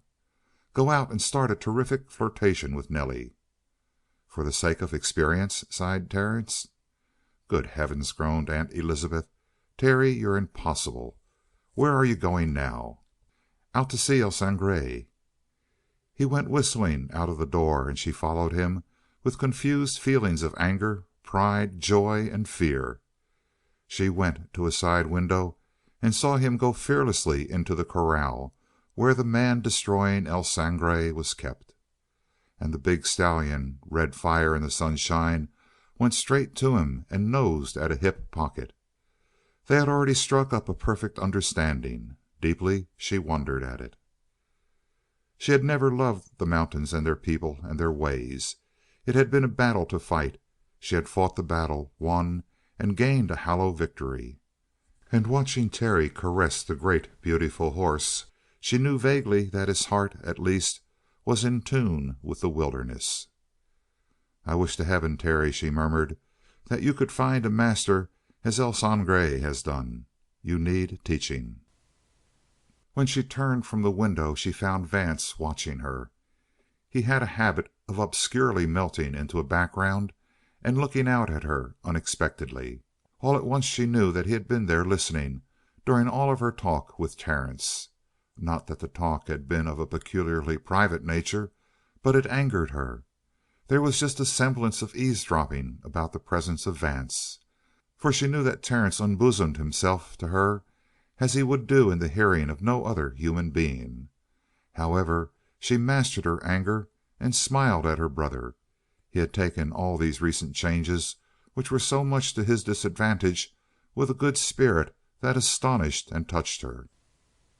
"Do you know what I'm going to give Terry for his birthday?" he said, sauntering toward her. "Well?" A mention of Terence and his welfare always disarmed her completely. She opened her eyes and her heart and smiled at her brother. "There's no set of Scott in the house. I'm going to give Terry one." "Do you think you'll ever read the novels? I never could.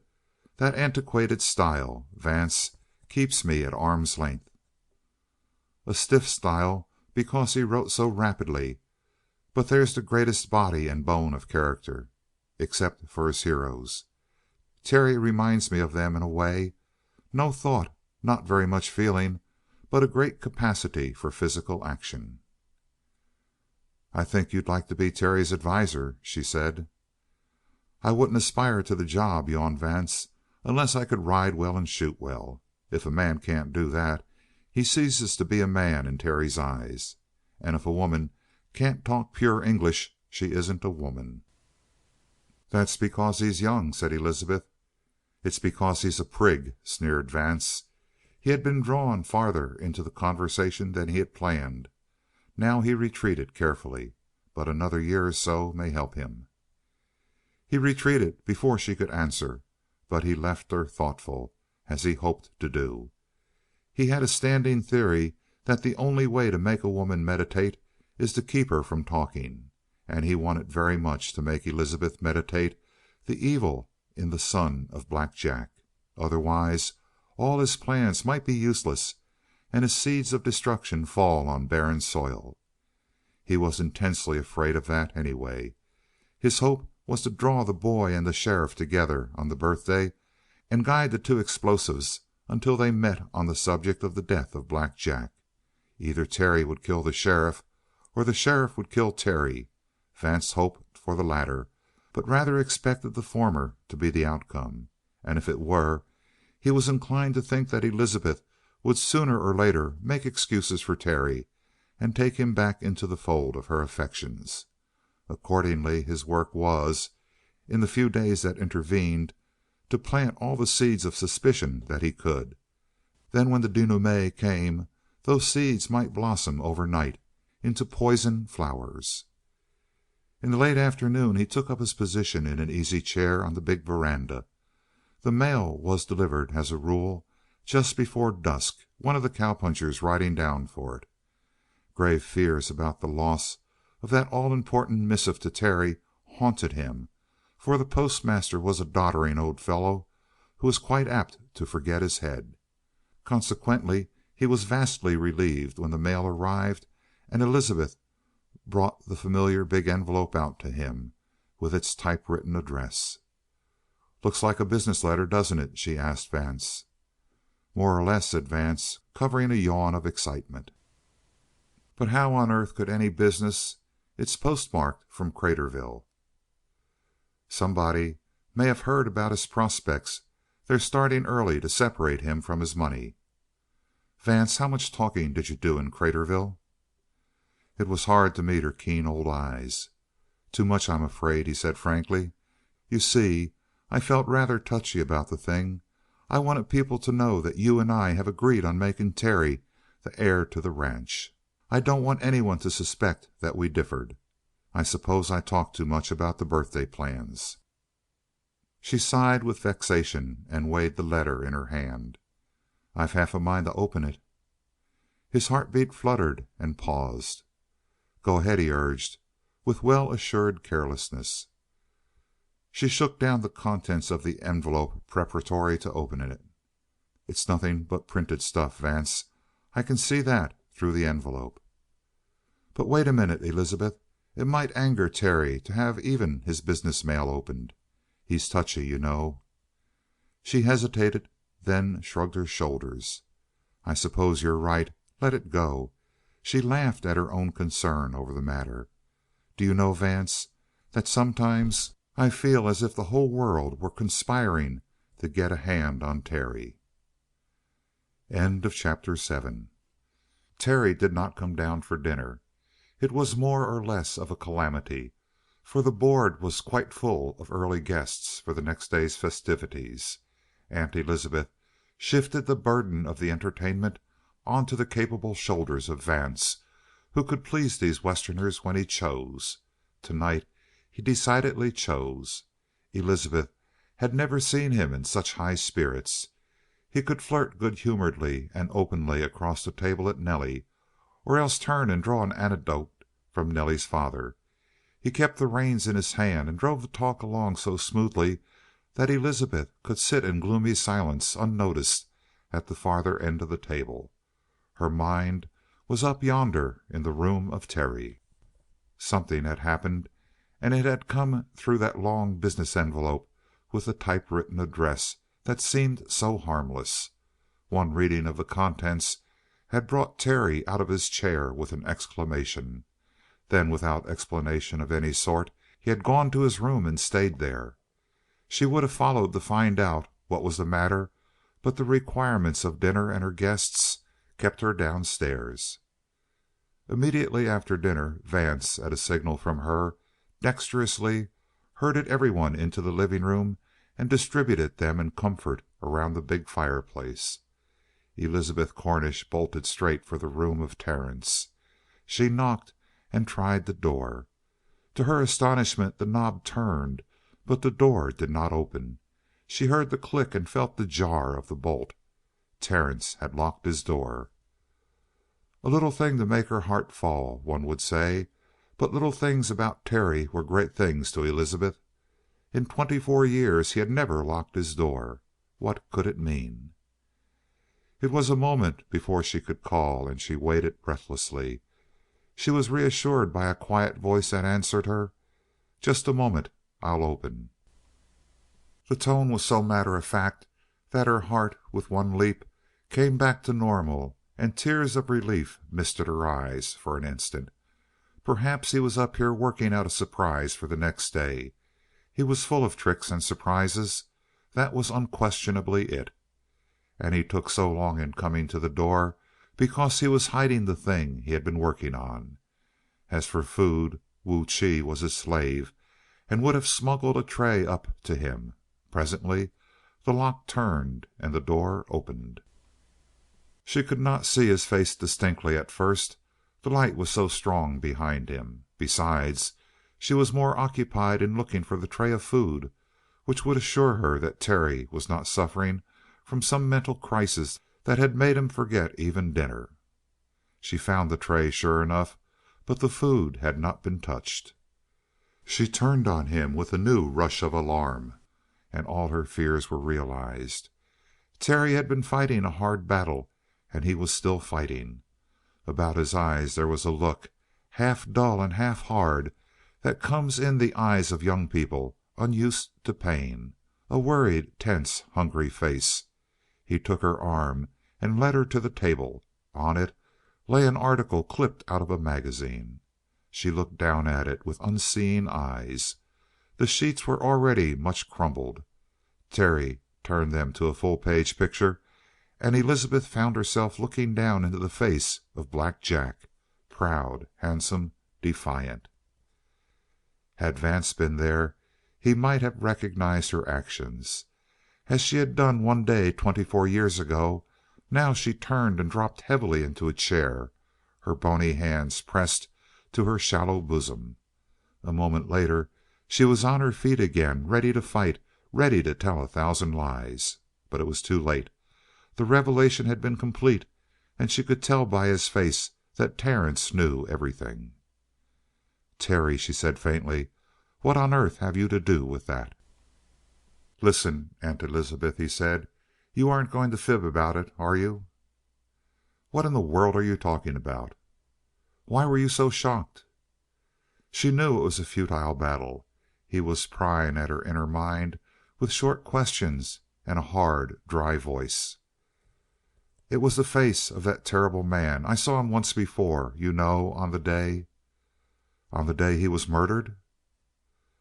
That word told her everything. Murdered. It lighted all the mental processes through which he had been going. Who in all the reaches of the mountain desert had ever before dreamed of terming the killing of the notorious Black Jack a murder? "What are you saying, Terence? That fellow—" "Hush. Look at us." He picked up the photograph and stood back so that the light fell sharply on his face and on the photograph which he held beside his head. He caught up a sombrero and jammed it jauntily on his head. He tilted his face high, with resolute chin. And all at once there were two Black Jacks, not one. He evidently saw all the admission that he cared for in her face. He took off the hat with a dragging motion and replaced the photograph on the table. "I tried it in the mirror," he said quietly. "I wasn't quite sure until I tried it in the mirror. Then I knew, of course." She felt him slipping out of her life. "What shall I say to you, Terence? Is that my real name?" She winced. "Yes, your real name." "Good. Do you remember our talk of today?" "What talk?" He drew his breath with something of a groan. "I said that what these people lacked was the influence of family, of old blood." He made himself smile at her, and Elizabeth trembled. "If I could explain—" she began. "Ah, what is there to explain, Aunt Elizabeth, except that you have been 1,000 times kinder to me than I dreamed before? Why, I actually thought that you were rather honored by having a Colby under your roof. I really felt that I was bestowing something of a favor on you." "Terry, sit down." He sank into a chair slowly, and she sat on the arm of it with her mournful eyes on his face. "Whatever your name may be, that doesn't change the man who wears the name." He laughed softly. "And you've been teaching me steadily for 24 years that blood will tell. You can't change like this. Oh, I understand it perfectly. You determined to make me over. You determined to destroy my heritage and put the name of the fine old Colbys in its place. It was a brave thing to try. And all these years how you must have waited and waited to see how I would turn out, dreading every day some outbreak of the bad blood. Ah, you have a nerve of steel, Aunt Elizabeth. How have you endured the suspense?" She felt that he was mocking her subtly under this flow of compliment. But it was the bitterness of pain, not of reproach, she knew. She said, "Why didn't you let me come up with you? Why didn't you send for me?" "I've been busy doing a thing that no one could help me with. I've been burning my dreams." He pointed to a smoldering heap of ashes on the hearth. "Terry!" "Yes, all the Colby pictures that I've been collecting for the past 15 years. I've burned them. They don't mean anything to anyone else, and certainly they have ceased to mean anything to me. But when I came to Anthony Colby, the 1812 man, you know, The one who has always been my hero, it went pretty hard. I felt as if I were burning my own personality. As a matter of fact, in the last couple of hours I've been born over again." Terry paused. "And births are painful, Aunt Elizabeth." At that she cried out and caught his hand. Terry, dear, you break my heart." "I don't mean to. You mustn't think that I'm pitying myself. But I want to know the real name of my father. He must have had some name other than Black Jack. What was it?" "Are you going to gather his memory to your heart, Terry?" "I'm going to find something about him that I can be proud of. Blood will tell. I know that I'm not all bad, and there must have been good in Black Jack. I want to know all about him. I want to know about his crimes." He labored through a fierce moment of silent struggle while her heart went helplessly out to him. "Because I had a hand in every one of those crimes. Everything that he did is something that I might have done under the same temptation." "But you're not all your father's son. You had a mother, a dear, sweet faced girl." "Don't," whispered Terry. "I suppose he broke her heart." "She was a very delicate girl," she said after a moment. "And now my father's name, please." "Not that just now. Give me until tomorrow night, Terry. Will you do that? Will you wait until tomorrow night, Terry? I'm going to have a long talk with you then about many things. And I want you to keep this in mind always. No matter how long you live, the influence of the Colbys will never go out of your life. And neither will my influence, I hope. If there is anything good in me, it has gone into you. I have seen to that. Terry, you are not your father's son alone. All these other things have entered into your makeup. They're just as much a part of you as his blood." "Ah, yes," said Terry. "But blood will tell." It was a mournful echo of a thing she had told him 1,000 times. Chapter 8. She went straight down to the big living room and drew Vance away, mindless of her guests. He came humming until he was past the door and in the shadowy hall. Then he touched her arm, suddenly grown serious. "What's wrong, Elizabeth?" Her voice was low, vibrating with fierceness, and Vance blessed the dimness of the hall, for he could feel the blood recede from his face and the sweat stand on his forehead. "Vance, if you've done what I think you've done, you're lower than a snake, and more poisonous and more treacherous. And I'll cut you out of my heart and my life. You know what I mean." It was really the first important crisis that he had ever faced, and now his heart grew small, cold. He knew miserably his own cowardice, and like all cowards, he fell back on bold lying to carry him through. It was a triumph that he could make his voice steady, more than steady. He could even throw the right shade of disgust into it. "Is this another one of your tantrums, Elizabeth? By heavens, I'm growing tired of him. You continually throw in my face that you hold the strings of the purse. Well, tie them up as far as I'm concerned. I won't whine. I'd rather have that happen than be tyrannized over any longer." She was much shaken, and there was a sting in this reproach that carried home to her. There was just a sufficient edge of truth to wound her. Had there been much light, she could have read his face. The dimness of the hall was saving Vance, and he knew it.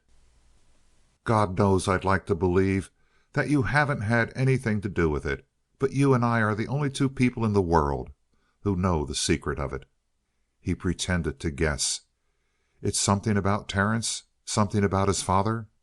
Again she was disarmed. If he were guilty, it was strange that he should approach the subject so openly, and she began to doubt.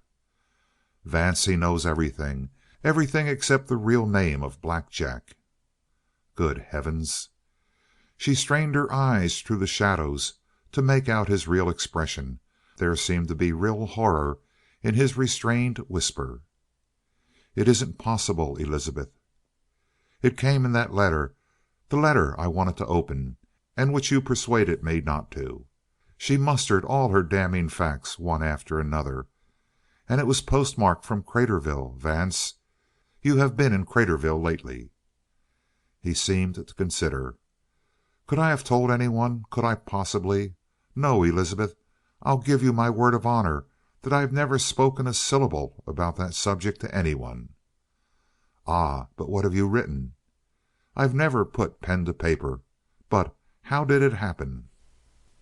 He had control of himself now. His voice was steadier. He could feel her recede from her aggressiveness. "It was dated after you left Craterville, of course. And I can't stand imagining that you could be so low. Only, who else would have a motive?"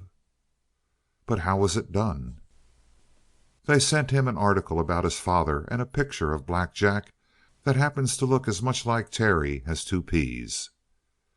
"Then I have it. If the picture looks like Terry, someone took it for granted that he'd be interested in the similarity. That's why it was sent. Unless they told him that he was really Black Jack's son. Did the person who sent the letter do that?" "There was no letter. Only a magazine clipping and the photograph of the painting." They were both silent. Plainly she had dismissed all idea of her brother's guilt. "But what are we going to do, Elizabeth? And how has he taken it?" "Like poison, Vance. He burned all the Colby pictures. Oh, Vance, 24 years of work are thrown away." "Nonsense. This will all straighten out. I'm glad he found out. Sooner or later he was pretty sure to. Such things will come to light." "Vance, you'll help me? You'll forgive me for accusing you, and you'll help me to keep Terry in hand for the next few days. You see, he declared that he will not be ashamed of his father." "You can't blame him for that." "God knows I blame no one but myself. I'll help you with every ounce of strength in my mind and body, my dear." She pressed his hand in silence. "I'm going up to talk with him now," he said. "I'm going to do what I can with him. You go in and talk, and don't let them see that anything is wrong." The door had not been locked again. He entered at the call of Terry and found him leaning over the hearth, stirring up the pile of charred papers to make it burn more freely. A shadow crossed the face of Terry as he saw his visitor, but he banished it at once and rose to greet him. In his heart Vance was a little moved. He went straight to the young man and took his hand. "Elizabeth has told me," he said gently, and he looked with a moist eye into the face of the man who, if his plans worked out, would either be murderer or murdered before the close of the next day. "I'm very sorry, Terence." "I thought you came to congratulate me," said Terry, withdrawing his hand. "Congratulate you?" echoed Vance, with unaffected astonishment. "For having learned the truth," said Terry. "Also for having a father who was a strong man." Vance could not resist the opening. "In a way, I suppose he was," he said dryly. "And if you look at it that way, I do congratulate you, Terence." "You've always hated me, Uncle Vance," Terry declared. "I've known it all these years. And I'll do without your congratulations." "You're wrong, Terry," said Vance. He kept his voice mild. "You're very wrong. But I'm old enough not to take offense at what a young spitfire says." "I suppose you are," retorted Terry in a tone which implied that he himself would never reach that age. "And when a few years run by," went on Vance, "you'll change your viewpoint. In the meantime, my boy, let me give you this warning. No matter what you think about me, it is Elizabeth who counts." "Thanks. You need have no fear about my attitude to Aunt Elizabeth. You ought to know that I love her and respect her." "Exactly. But you're headstrong, Terry. Very headstrong. And so is Elizabeth. Take your own case. She took you into the family for the sake of a theory. Did you know that?" The boy stiffened. "A theory?" "Quite so. She wished to prove that blood, after all, was more talk than a vital influence. She took you in and gave you an imaginary line of ancestors with which you were entirely contented. But, after all, it has been 24 years of theory rather than 24 years of Terry. You understand?" "It's a rather nasty thing to hear," said Terry huskily. "Perhaps you're right. I don't know. Perhaps you're right. And if her theory is proved wrong, look out, Terry. She'll throw you out of her life without a second thought." "Is that a threat?" "My dear boy, not by any means. You think I have hated you. Not at all. I have simply been indifferent. Now that you are in more or less trouble, you see that I come to you. And hereafter, if there should be a crisis, you will see who is your true friend. Now, good night." He had saved his most gracious speech until the very end, and after it he retired at once to leave Terence with the pleasant memory in his mind. For he had in his mind the idea of a perfect crime for which he would not be punished. He would turn Terry into a corpse or a killer, and in either case the youngster would never dream who had dealt the blow. No wonder, then, as he went downstairs, that he stepped onto the veranda for a few moments. The moon was just up beyond Mount Discovery. The valley unfolded like a dream. Never had the estate seemed so charming to Vance Cornish, for he felt that his hand was closing slowly around his inheritance. Chapter 9. The sleep of the night seemed to blot out the excitement of the preceding evening. A bright sun, a cool stir of air, brought in the next morning, and certainly calamity had never seemed farther from the Cornish ranch than it did on this day. All through the morning people kept arriving in ones and twos. Every buckboard on the place was commissioned to haul the guests around the smooth roads and show them the estate, and those who preferred were furnished with saddle horses from the stable to keep their own mounts fresh for their return trip. Vance took charge of the wagon parties. Terence himself guided the horsemen, and he rode El Sangre, a flashing streak of blood red. The exercise brought the color to his face, the wind raised his spirits, and when the gathering at the house to wait for the big dinner began, he was as gay as any. "That's the way with young people," Elizabeth confided to her brother. "Trouble slips off their minds." And then the second blow fell, the blow on which Vance had counted for his great results. No less a person than Sheriff Joe Minter galloped up and threw his reins before the veranda. He approached Elizabeth with a high flourish of his hat and a profound bow, for Uncle Joe Minter affected the mannered courtesy of the Southern school. Vance had them in profile from the side, and his nervous glance flickered from one to the other. The sheriff was plainly pleased with what he had seen on his way up Bear Creek. He was also happy to be present at so large a gathering. But to Elizabeth his coming was like a death. Her brother could tell the difference between her forced cordiality and the real thing. She had his horse put up, presented him to a few people whom he had not met, and then left him posing for the crowd of admirers. Life to the sheriff was truly a stage. Then Elizabeth went to Vance. "You saw?" she gasped. "Sheriff Minter. What of it? Rather nervy of the old ass to come up here for the party. He hardly knows us." "No, no, not that. But don't you remember? Don't you remember what Joe Minter did?" "Good Lord!" gasped Vance, apparently just recalling. "He killed Black Jack. And what will Terry do when he finds out?" She grew still whiter, hearing him name her own fear. "They mustn't meet," she said desperately. "Vance, if you're half a man you'll find some way of getting that pompous, windy idiot off the place." "My dear, do you want me to invite him to leave?" "Something. I don't care what." "Neither do I. But I can't insult the fool. That type resents an insult with gunplay. We must simply keep them apart. Keep the sheriff from talking." "Keep rain from falling," groaned Elizabeth. "Vance, if you won't do anything, I'll go and tell the sheriff that he must leave." "You don't mean it?" "Do you think that I'm going to risk a murder?" "I suppose you're right," nodded Vance, changing his tactics with Machiavellian smoothness. "If Terry saw the man who killed his father, All his 24 years of training would go up in smoke, and the blood of his father would talk in him. There'd be a shooting.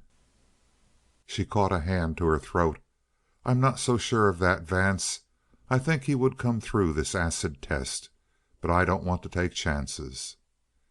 "I don't blame you, Elizabeth," said her brother heartily. "Neither would I. But if the sheriff stays here, I feel that I'm going to win the bet that I made 24 years ago. You remember? That Terry would shoot a man before he was 25." "Have I ever forgotten?" she said huskily. "Have I ever let it go out of my mind? But it isn't the danger of Terry shooting. It's the danger of Terry being shot. If he should reach for a gun against the sheriff, that professional man killer, Vance, something has to be done." "Right," he nodded. "I wouldn't trust Terry in the face of such a temptation to violence. Not for a moment." The natural stubbornness on which he had counted hardened in her face. "I don't know." "It would be an acid test, Elizabeth. But perhaps now is the time. You've spent 24 years training him. If he isn't what he ought to be now, he never will be, no doubt." "It may be that you're right," she said gloomily. "24 years, yes, and I've filled about half of my time with Terry and his training. Vance, you are right. If he has the elements of a man killer in him after what I've done for him, then he's a hopeless case. The sheriff shall stay. The sheriff shall stay." She kept repeating it as though the repetition of the phrase might bring her courage, and then she went back among her guests. As for Vance, he remained skillfully in the background that day. It was peculiarly vital, this day of all days, that he should not be much in evidence. No one must see in him a controlling influence. In the meantime he watched his sister with a growing admiration and with a growing concern. Instantly she had a problem on her hands. For the moment Terence heard that the great sheriff himself had joined the party, he was filled with happiness. Vance watched them meet with a heart swelling with happiness and surety of success. Straight through a group came Terry, weaving his way eagerly, and went up to the sheriff. Vance saw Elizabeth attempt to detain him, attempt to send him on an errand, but he waved her suggestion away for a moment and made for the sheriff. Elizabeth, seeing that the meeting could not be avoided, at least determined to be present at it. She came up with Terence and presented him. "Sheriff Minter, this is Terence Colby." "I've heard of you, Colby," said the sheriff kindly, and he waited for a response with the gleaming eye of a vain man. There was not long to wait. "You've really heard of me?" said Terry, immensely pleased. "By the Lord, I've heard of you, sheriff, but of course everybody has." "I don't know, son," said the sheriff benevolently, "but I've been drifting around a tolerable long time, I guess." "Why," said Terry with a sort of outburst, "I've simply eaten up everything I could gather. I've even read about you in magazines." "Well, now, you don't say," protested the sheriff. "In magazines?" And his eyes quested through the group, hoping for other listeners who might learn how broadly the fame of their sheriff was spread. "That Canning fellow who traveled out West and ran into you and was along while you were hunting down the Garrison boys. I read his article." The sheriff scratched his chin. "I disremember him. Canning? Canning. Come to think of it, I do remember him. Kind of a small man with washed out eyes. Always with a notebook on his knee. I got sick of answering all that gent's questions, I'll recollect. Yep, he was along when I took the Garrison boys, but that little party didn't amount to much." "He thought it did," said Terry fervently. "Said it was the bravest, coolest headed, cunningest piece of work he had ever seen done. Perhaps you'll tell me some of the other things, the things you count big." "Oh, I ain't done nothing much, come to think of it. All pretty simple they looked to me when I was doing them. Besides, I ain't much of a hand at talk." "Ah," said Terry, "you'd talk well enough to suit me, sheriff." The sheriff had found a listener after his own heart. "They ain't nothing but a campfire that gives good light to see a story by, the kind of stories I got to tell," he declared. "Some of these days I'll take you along with me on a trail, son, if you'd like, and most like I'd talk your arm off at night beside the fire. Like to come?" "Like to?" cried Terry. "I'd be the happiest man in the mountains." "Would you now? Well, Colby, you and me might hit it off pretty well. I've heard tell you ain't half bad with a rifle, and pretty slick with a revolver, too." "I practice hard," said Terry frankly. "I love guns." "Good things to love, and good things to hate, too," philosophized the sheriff. "But all right in their own place, which ain't none too big these days. The old times is gone when a man went out in the world with a horse under him and a pair of Colts strapped to his waist and made his own way. Them days is gone, and our younger boys is going to pot." "I suppose so," admitted Terry. "But you got a spark in you, son. Well, one of these days we'll get together. And I hear tell you got El Sangre." "I was lucky," said Terry. "That's a sizable piece of work, Colby. I've seen 20 that run El Sangre and never even got close enough to eat his dust. Natural pacer, right enough.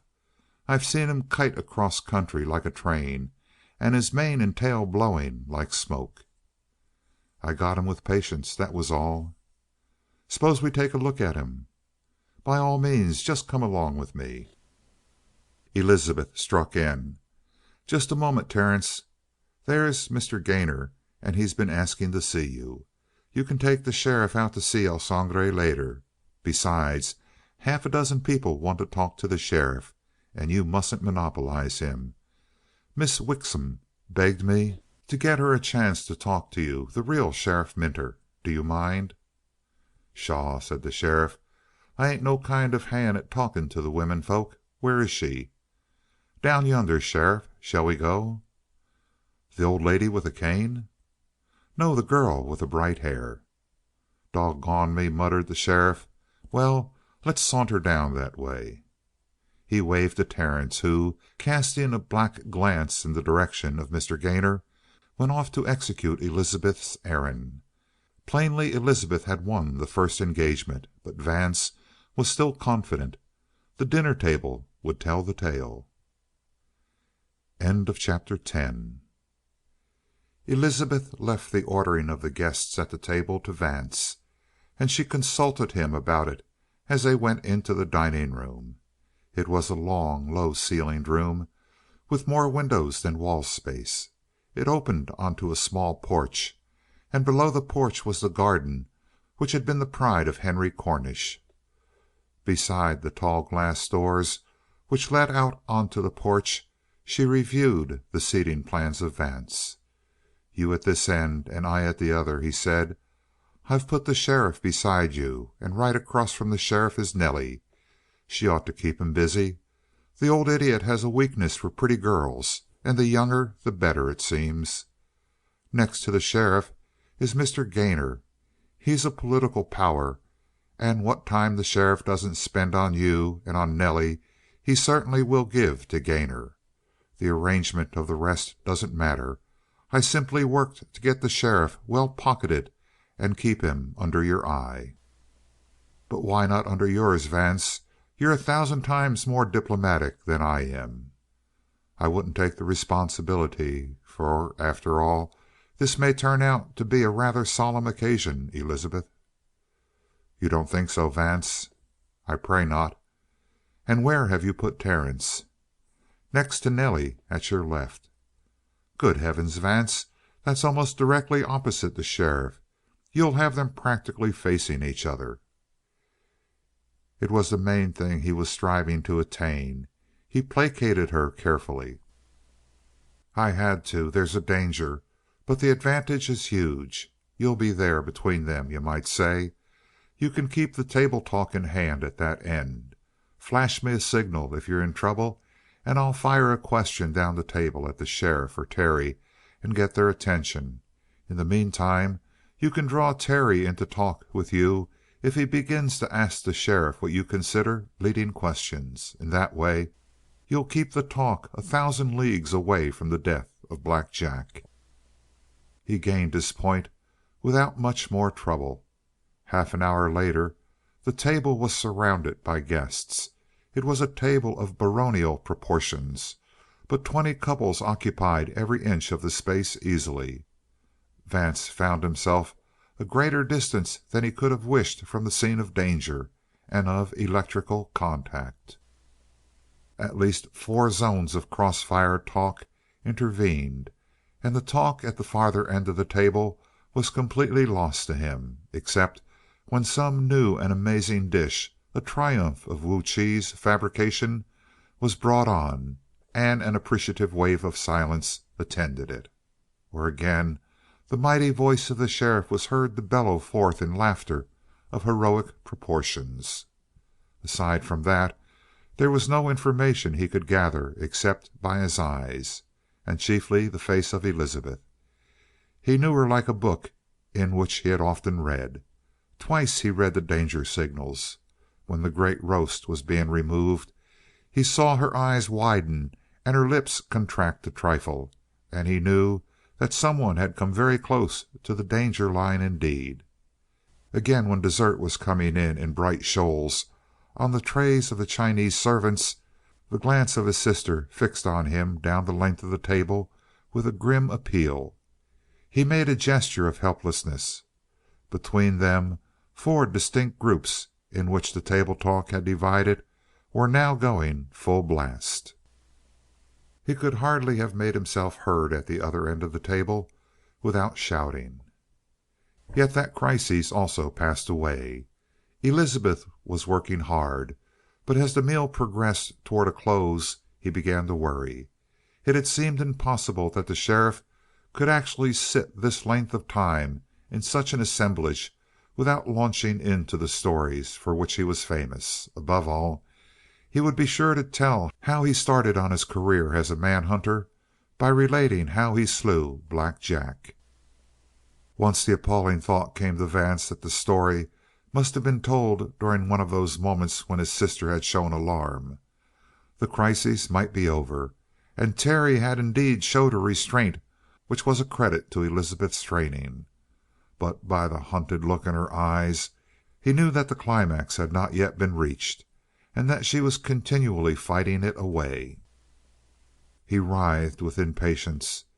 If he had not been a fool, he would have taken that place himself, and then he could have seen to it that the sheriff, with dexterous guiding, should approach the fatal story. As it was, how could he tell that Elizabeth might not undo all his plans and cleverly keep the sheriff away from his favorite topic for an untold length of time? But as he told his sister, he wished to place all the seeming responsibility on her own shoulders. Perhaps he had played too safe. The first ray of hope came to him as coffee was brought in. The prodigious eating of the cattlemen and miners at the table had brought them to a stupor. They no longer talked, but puffed with unfamiliar awkwardness at the fine Havanas which Vance had provided. Even the women talked less, having worn off the edge of the novelty of actually dining at the table of Elizabeth Cornish. And since the hostess was occupied solely with the little group nearest her, and there was no guiding mind to pick up the threads of talk in each group and maintain it, the duty fell more and more into the hands of Vance. He took up his task with pleasure. Farther and farther down the table extended the sphere of his mild influence. He asked Mr. Wainwright to tell the story of how he treed a bear so that the tenderfoot author could come and shoot it. Mr. Wainwright responded with gusto. The story was a success. He varied it by requesting young Dobel to describe the snowslide which had wiped out the Vorheimer shack the winter before. Young Dobel did well enough to make the men grunt at the end, and he brought several little squeals of horror from the ladies. All this was for a purpose. Vance was setting the precedent, and they were becoming used to hearing stories. At the end of each tale, the silence of expectation was longer and wider. Finally, it reached the other end of the table, and suddenly the sheriff discovered that tales were going the rounds, and that he had not yet been heard. He rolled his eyes with an inward look, and Vance knew that he was searching for some smooth means of introducing one of his yarns. Victory. But here Elizabeth cut trenchantly into the heart of the conversation. She had seen and understood. She shot home half a dozen questions with the accuracy of a marksman, and beat up a drum fire of responses from the ladies, which for a time rattled up and down the length of the table. The sheriff was biting his mustache thoughtfully. It was only a momentary check, however. Just at the point where Vance began to despair of ever effecting his goal, the silence began again as lady after lady ran out of material for the nonce. And as the silence spread, the sheriff was visibly gathering steam. Again Elizabeth cut in, but this time there was only a sporadic chattering in response. Coffee was steaming before them. Wu Chi's powerful, thick, aromatic coffee, which only he knew how to make. They were in a mood now to hear stories, that tableful of people. An expectant ally came to the aid of Vance.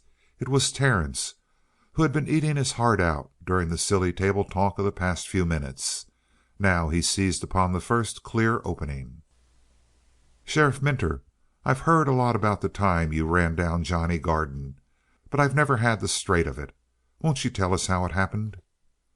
"Oh," protested the sheriff, "it don't amount to much." Elizabeth cast one frantic glance at her brother and strove to edge into the interval of silence with a question directed at Mr. Gainor. But she shelved that question. The whole table was obviously waiting for the great man to speak. A dozen appeals for the yarn poured in. "Well," said the sheriff, "if you folks are plumb set on it, I'll tell you just how it come about." There followed a long story of how Johnny Garden had announced that he would ride down and shoot up the sheriff's own town, and then get away on the sheriff's own horse, and how he did it, and how the sheriff was laughed at heartily by the townsfolk, and how the whole mountain district joined in the laughter, and how he started out single-handed in the middle of winter to run down Johnny Garden, and struck through the mountains, was caught above the timberline in a terrific blizzard, kept on in peril of his life until he barely managed to reach the timber again on the other side of the ridge. How he descended upon the hiding place of Johnny Garden, found Johnny gone, but his companions there, and made a bargain with them to let them go if they would consent to stand by and offer no resistance when he fought with Johnny on the latter's return. How they were as good as their word, and how, when Johnny returned, they stood aside and let Johnny and the sheriff fight it out. How the sheriff beat Johnny to the draw, but was wounded in the left arm while Johnny fired a second shot as he lay dying on the floor of the lean-to.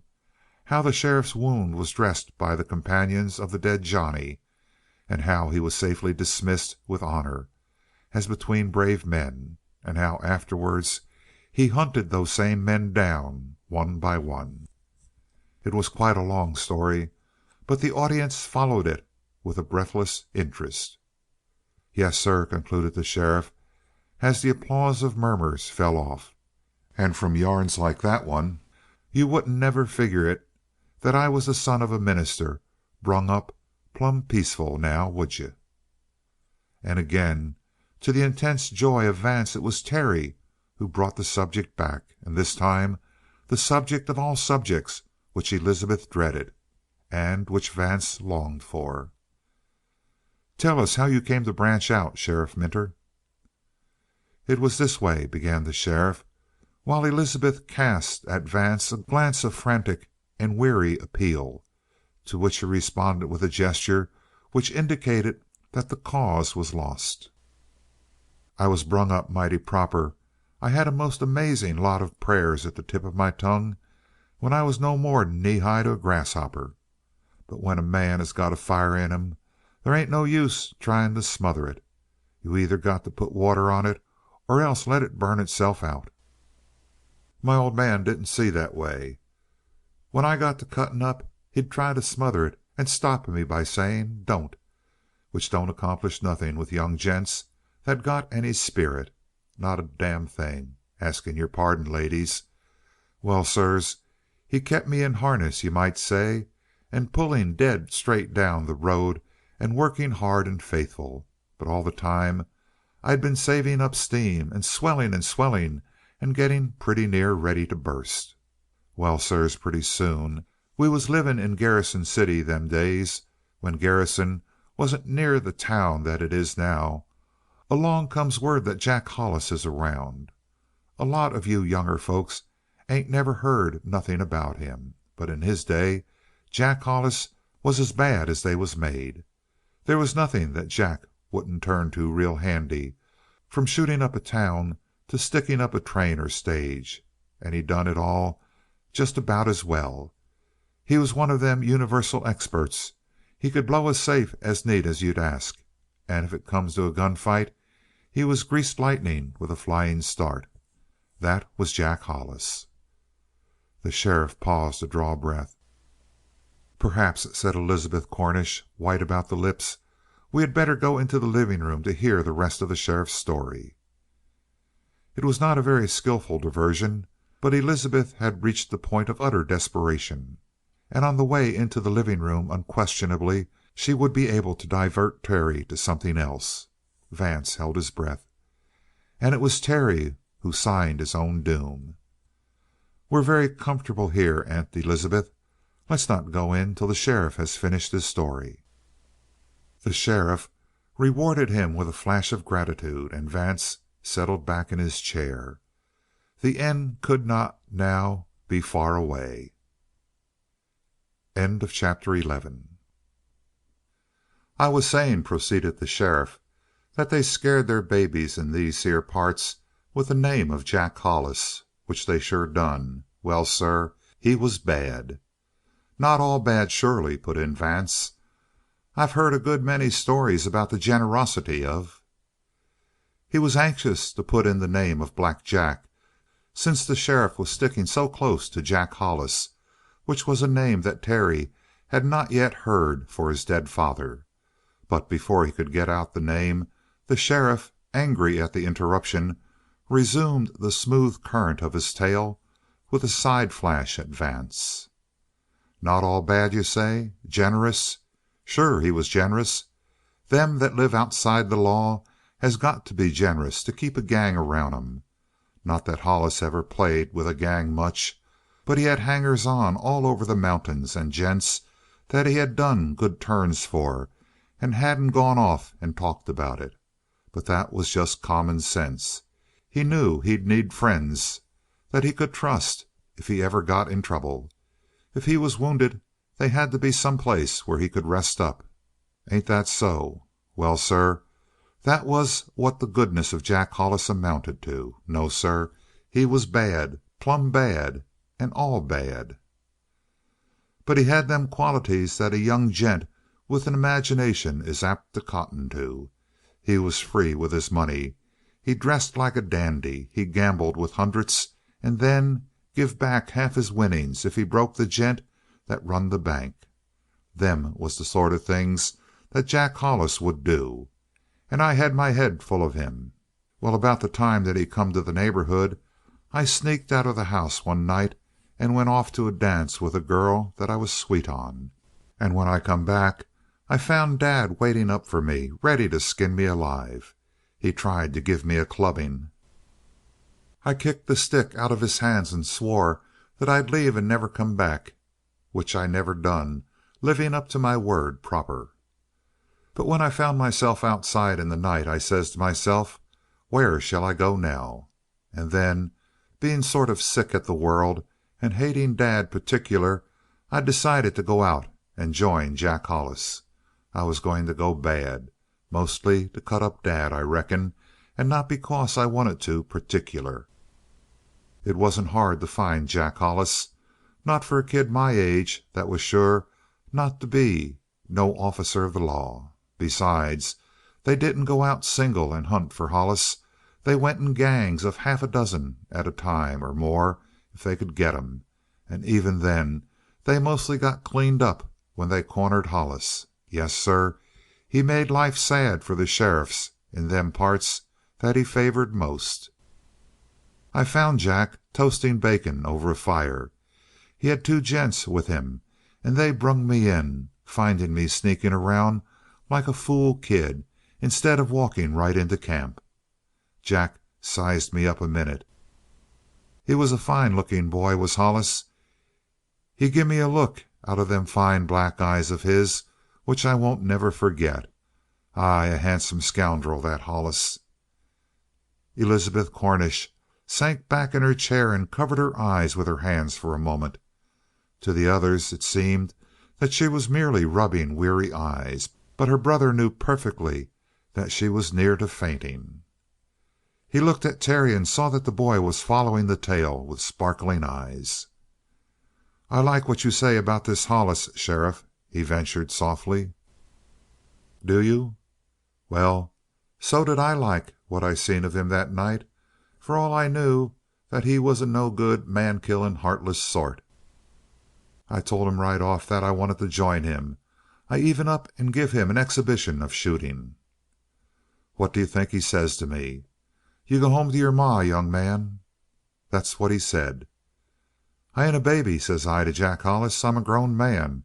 I'm ready to fight your way.' 'Any fool can fight,' said Jack Hollis, 'but a gent with any sense don't have to fight. You can lay to that, son.' 'Don't call me son,' says I. 'I'm older than you was when you started out.' 'I had my heart busted before I started,' said Jack Hollis to me. 'Are you as old as that now, son? You go back home and don't bother me no more. I'll come back in 5 years and see if you're still in the same mind.' And that was what I seen of Jack Hollis. I went back into town, Garrison City. I slept over the stables the rest of that night. The next day I loafed around town, not hardly no ways knowing what I was going to do. Then I was loafing around with my rifle like I was going out on a hunting trip that afternoon. And pretty soon I heard a lot of noise coming down the streets, guns and what not.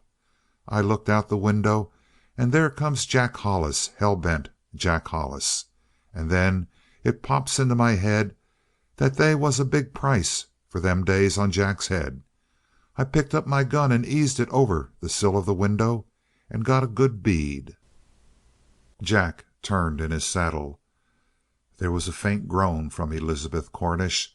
All eyes focused on her in amazement. She mustered a smile. The story went on.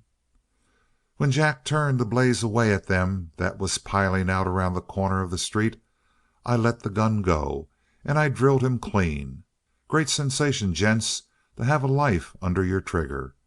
Just beckon one mite of an inch, and life goes scooting up to heaven or down to hell. I never got over seeing Hollis spill sideways out of that saddle. There he was a minute before, better'n any 5 men when it comes to fighting. And now he wasn't nothing but a lot of trouble to bury. Just so many pounds of flesh. You see? Well, sir, the price on Black Jack set me up in life and give me my start. After that I sort of specialized in man hunting, and I've kept on ever since."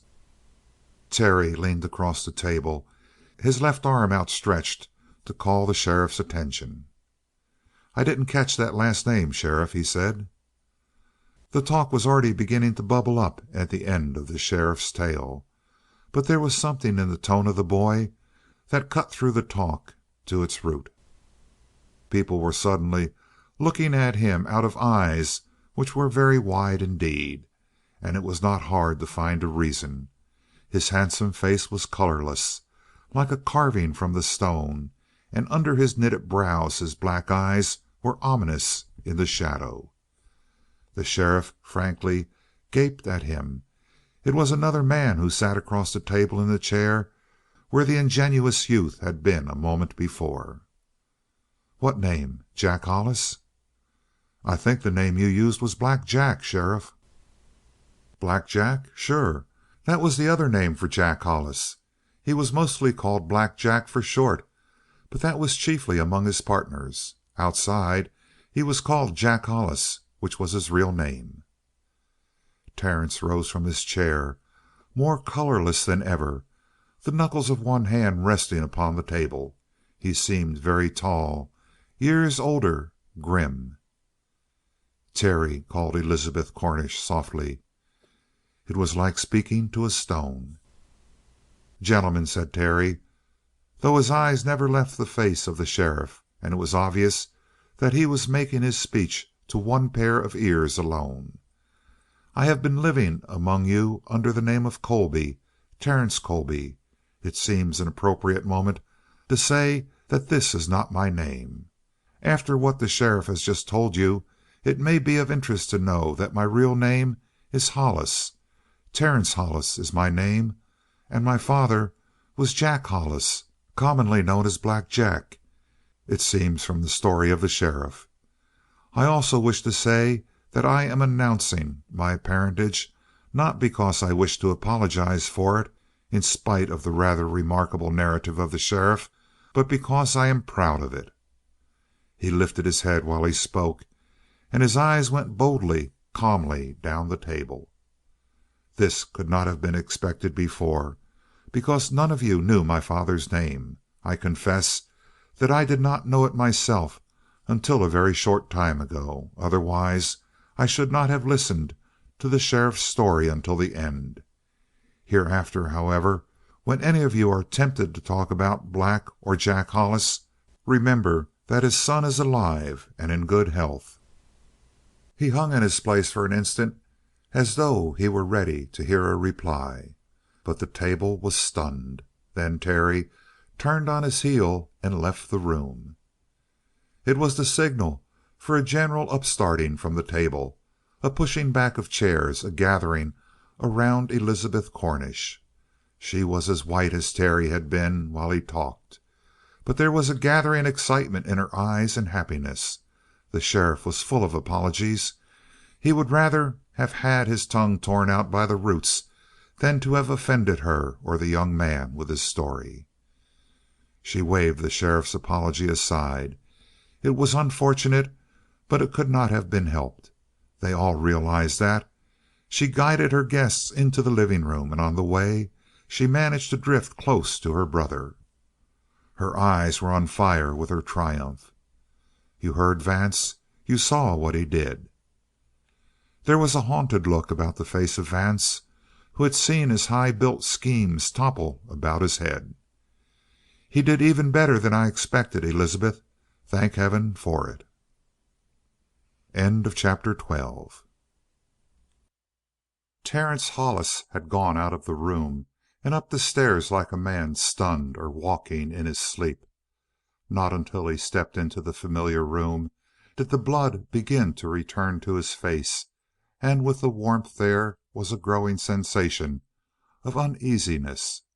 Something was wrong. Something had to be righted. Gradually his mind cleared. The thing that was wrong was that the man who had killed his father was now under the same roof with him, had shaken his hand, had sat in bland complacency and looked in his face and told of the butchery. Butchery it was, according to Terry's standards. For the sake of the price on the head of the outlaw, young Minter had shoved his rifle across the window sill, taken his aim, and with no risk to himself had shot down the wild rider. His heart stood up in his throat with revulsion at the thought of it. Murder, horrible and cold-blooded, the more horrible because it was legal. Something had to be done. What was it? And when he turned, what he saw was the gun cabinet with a shimmer of light on the barrels. Then he knew. He selected his favorite Colt and drew it out. It was loaded, and the action in perfect condition. Many and many an hour he had practiced and blazed away hundreds of rounds of ammunition with it. It responded to his touch like a muscular part of his own body. He shoved it under his coat, and walking down the stairs again, the chill of the steel worked through to his flesh. He went back to the kitchen and called out Wu Chi. The latter came shuffling in his slippers, nodding, grinning in anticipation of compliments. "Wu, came the short demand.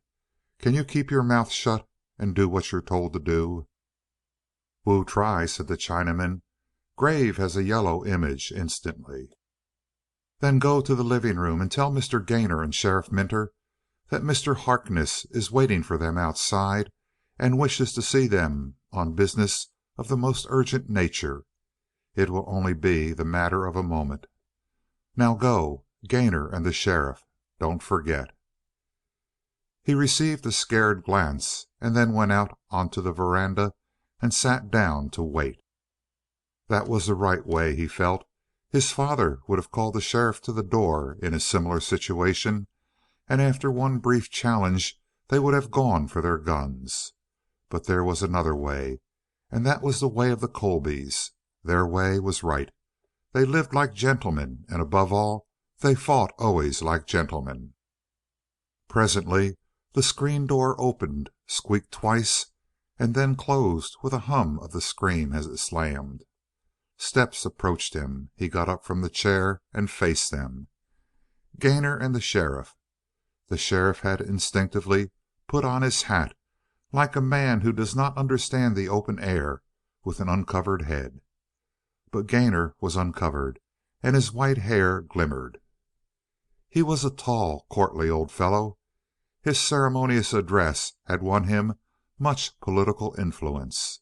Men said that Gainor was courteous to a dog, not because he respected the dog, but because he wanted to practice for a man. He had always the correct rejoinder, always did the right thing. He had a thin, stern face and a hawk nose that gave him a cast of ferocity in certain aspects.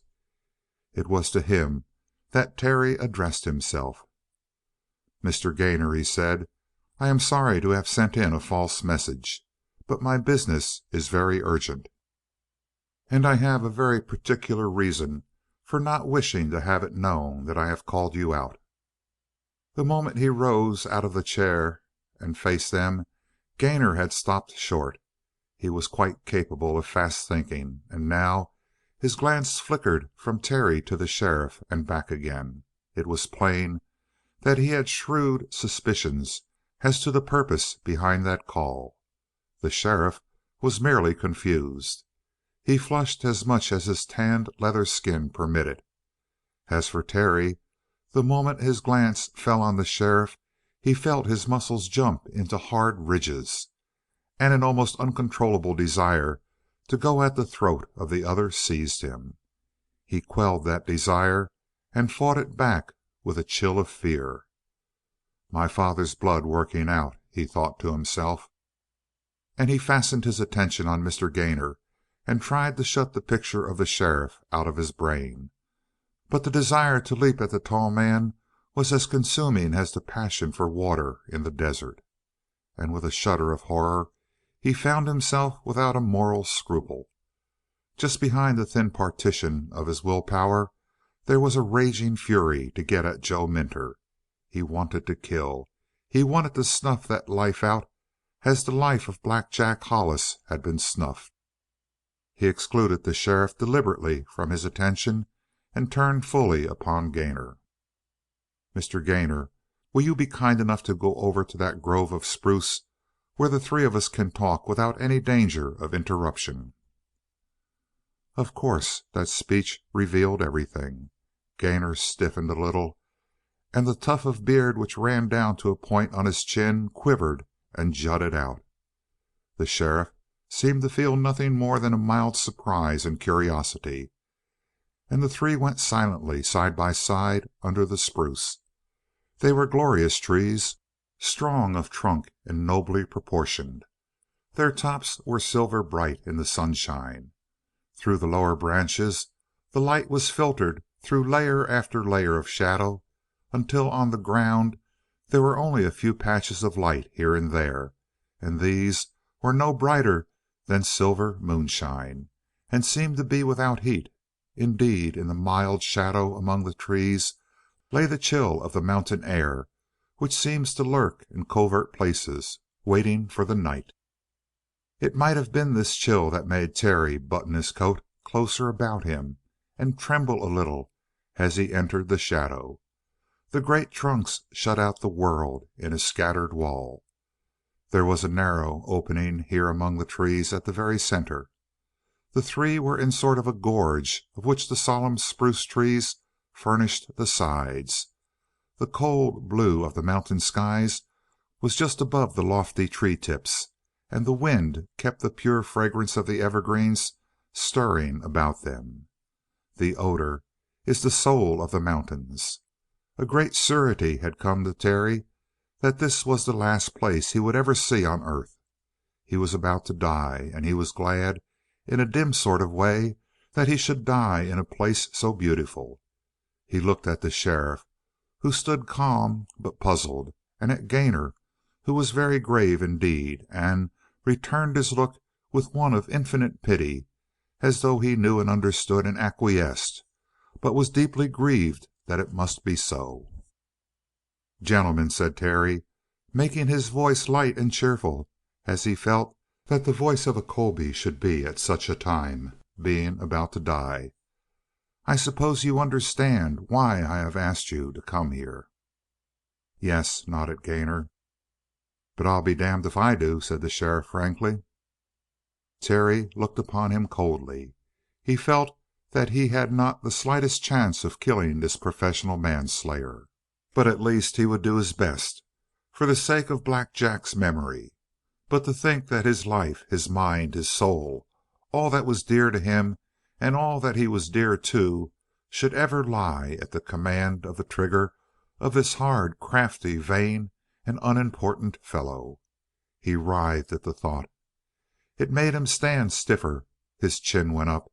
He grew literally taller before their eyes, and such a look came on his face that the sheriff instinctively fell back a pace.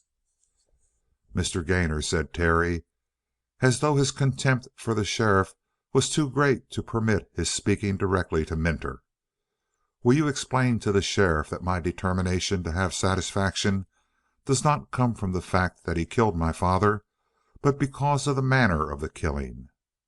To the sheriff it seems justifiable. To me it seems a murder.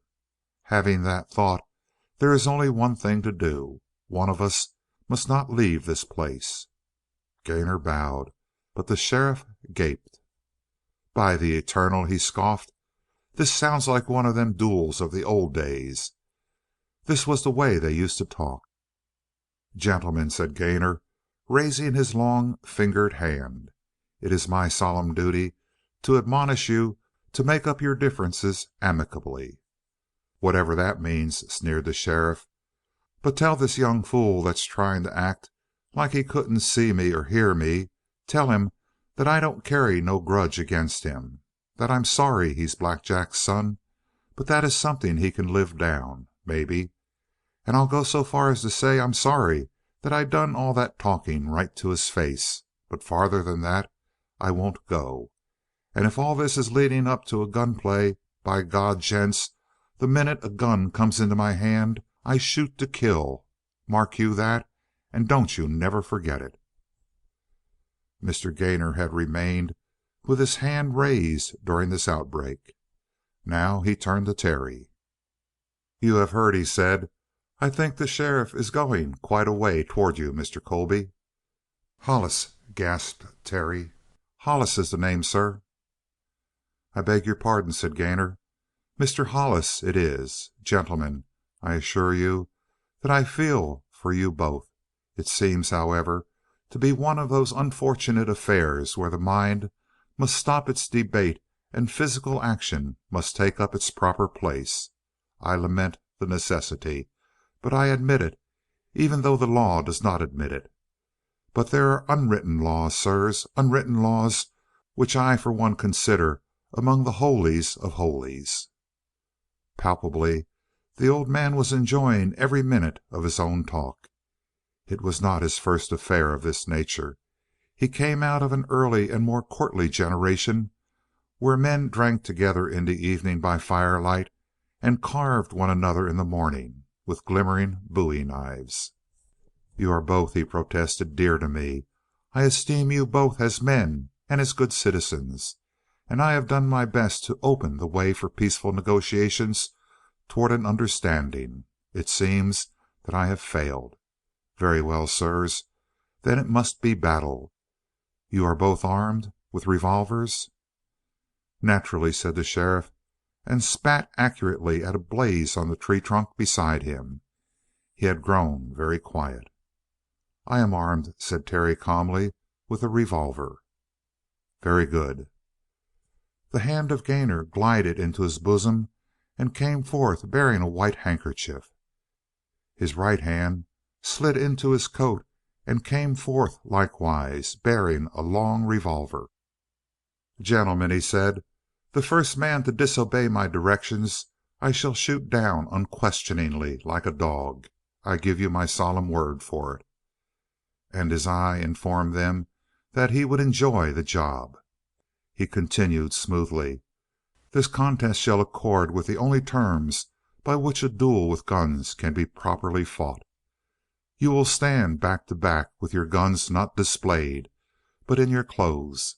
At my word you will start walking in the opposite directions until my command 'Turn,' and at this command you will wheel, draw your guns, and fire until one man falls, or both." He sent his revolver through a peculiar twirling motion and shook back his long white hair. "Ready, gentlemen, and God defend the right." Chapter 13. The talk was fitful in the living room. Elizabeth Cornish did her best to revive the happiness of her guests, but she herself was a prey to the same subdued excitement which showed in the faces of the others. A restraint had been taken away by the disappearance of both the storm centers of the dinner, the sheriff and Terry. Therefore it was possible to talk freely. And people talked, but not loudly. They were prone to gather in little familiar groups and discuss in a whisper how Terry had risen and spoken before them. Now and then someone, for the sake of politeness, strove to open a general theme of conversation, but it died away like a ripple on a placid pond. "But what I can't understand," said Elizabeth to Vance, when she was able to maneuver him to her side later on, "is why they seem to expect something more." Vance was very grave and looked tired. The realization that all his cunning, all his work, had been for nothing tormented him. He had set his trap and baited it, and it had worked perfectly, save that the teeth of the trap had closed over thin air. At the denouement of the sheriff's story there should have been the barking of two guns, and a film of gunpowder smoke should have gone tangling to the ceiling. Instead, there had been the formal little speech from Terry, and then quiet. Yet he had to mask and control his bitterness. He had to watch his tongue in talking with his sister. "You see," he said quietly, "they don't understand. They can't see how fine Terry is in having made no attempt to avenge the death of his father. I suppose a few of them think he's a coward. I even heard a little talk to that effect." "Impossible!" cried Elizabeth. She had not thought of this phase of the matter. All at once she hated the sheriff. "It really is possible," said Vance. "You see, it's known that Terry never fights if he can avoid it. There never has been any real reason for fighting until today. But you know how gossip will put the most unrelated facts together and make a complete story in some way." "I wish the sheriff were dead," moaned Elizabeth. "Oh, Vance, if you only hadn't gone near Craterville, if you only hadn't distributed those wholesale invitations." It was almost too much for Vance. To be reproached after so much of the triumph was on her side, such a complete victory that she herself would never dream of the peril she and Terry had escaped. But he had to control his irritation. In fact, he saw his whole life ahead of him carefully schooled and controlled. He no longer had anything to sell. Elizabeth had made a mock of him and showed him that he was hollow, that he was living on her charity. He must, all the days that she remained alive, keep flattering her, trying to find a way to make himself a necessity to her. And after her death there would be a still harder task. Terry, who disliked him pointedly, would then be the master, and he would face the bitter necessity of cajoling the youngster whom he detested. A fine life, truly. An almost noble anguish of the spirit came upon Vance. He was urged to the very brink of determination to thrust out into the world and make his own living, but he recoiled from that horrible idea in time. "Yes," he said, "that was the worst step I ever took. But I was trying to be wholehearted in the Western way, my dear, and show that I had entered into the spirit of things." "As a matter of fact," sighed Elizabeth, "you nearly ruined Terry's life and mine." "Very near," said the penitent Vance. "But then you see how well it has turned out. Terry has taken the acid test, and now you can trust him under any—" The words were literally blown off ragged at his lips. Two revolver shots exploded at them. No one gun could have fired them. And there was a terrible significance in the angry speed with which one had followed the other, blending so that the echo from the lofty side of Sleep Mountain was but a single booming sound. In that clear air it was impossible to tell the direction of the noise. Everyone in the room seemed to listen stupidly for a repetition of the noises, but there was no repetition. "Vance," whispered Elizabeth in such a tone that the coward dared not look into her face, "it's happened." "What?" He knew, but he wanted the joy of hearing it from her own lips. "It has happened," she whispered in the same ghostly voice. "But which one?" That was it. Who had fallen, Terry or the sheriff? A long, heavy step crossed the little porch. Either man might walk like that. The door was flung open. Terence Hollis stood before them. "I think that I've killed the sheriff," he said simply. "I'm going up to my room to put some things together, and I'll go into town with any man who wishes to arrest me. Decide that between yourselves." With that he turned and walked away with a step as deliberately unhurried as his approach had been. The manner of the boy was more terrible than the thing he had done. Twice he had shocked them on the same afternoon, and they were just beginning to realize that the shell of boyhood was being ripped away from Terence Colby. Terry Hollis, son of Black Jack, was being revealed to them. The men received the news with utter bewilderment. The sheriff was as formidable in the opinion of the mountains as some Achilles. It was incredible that he should have fallen. And naturally a stern murmur rose. Foul play. Since the first vigilante days there has been no sound in all the West so dreaded as the deep-throated murmur of angry, honest men. That murmur from a half dozen law-abiding citizens will put the fear of death in the hearts of 100 outlaws.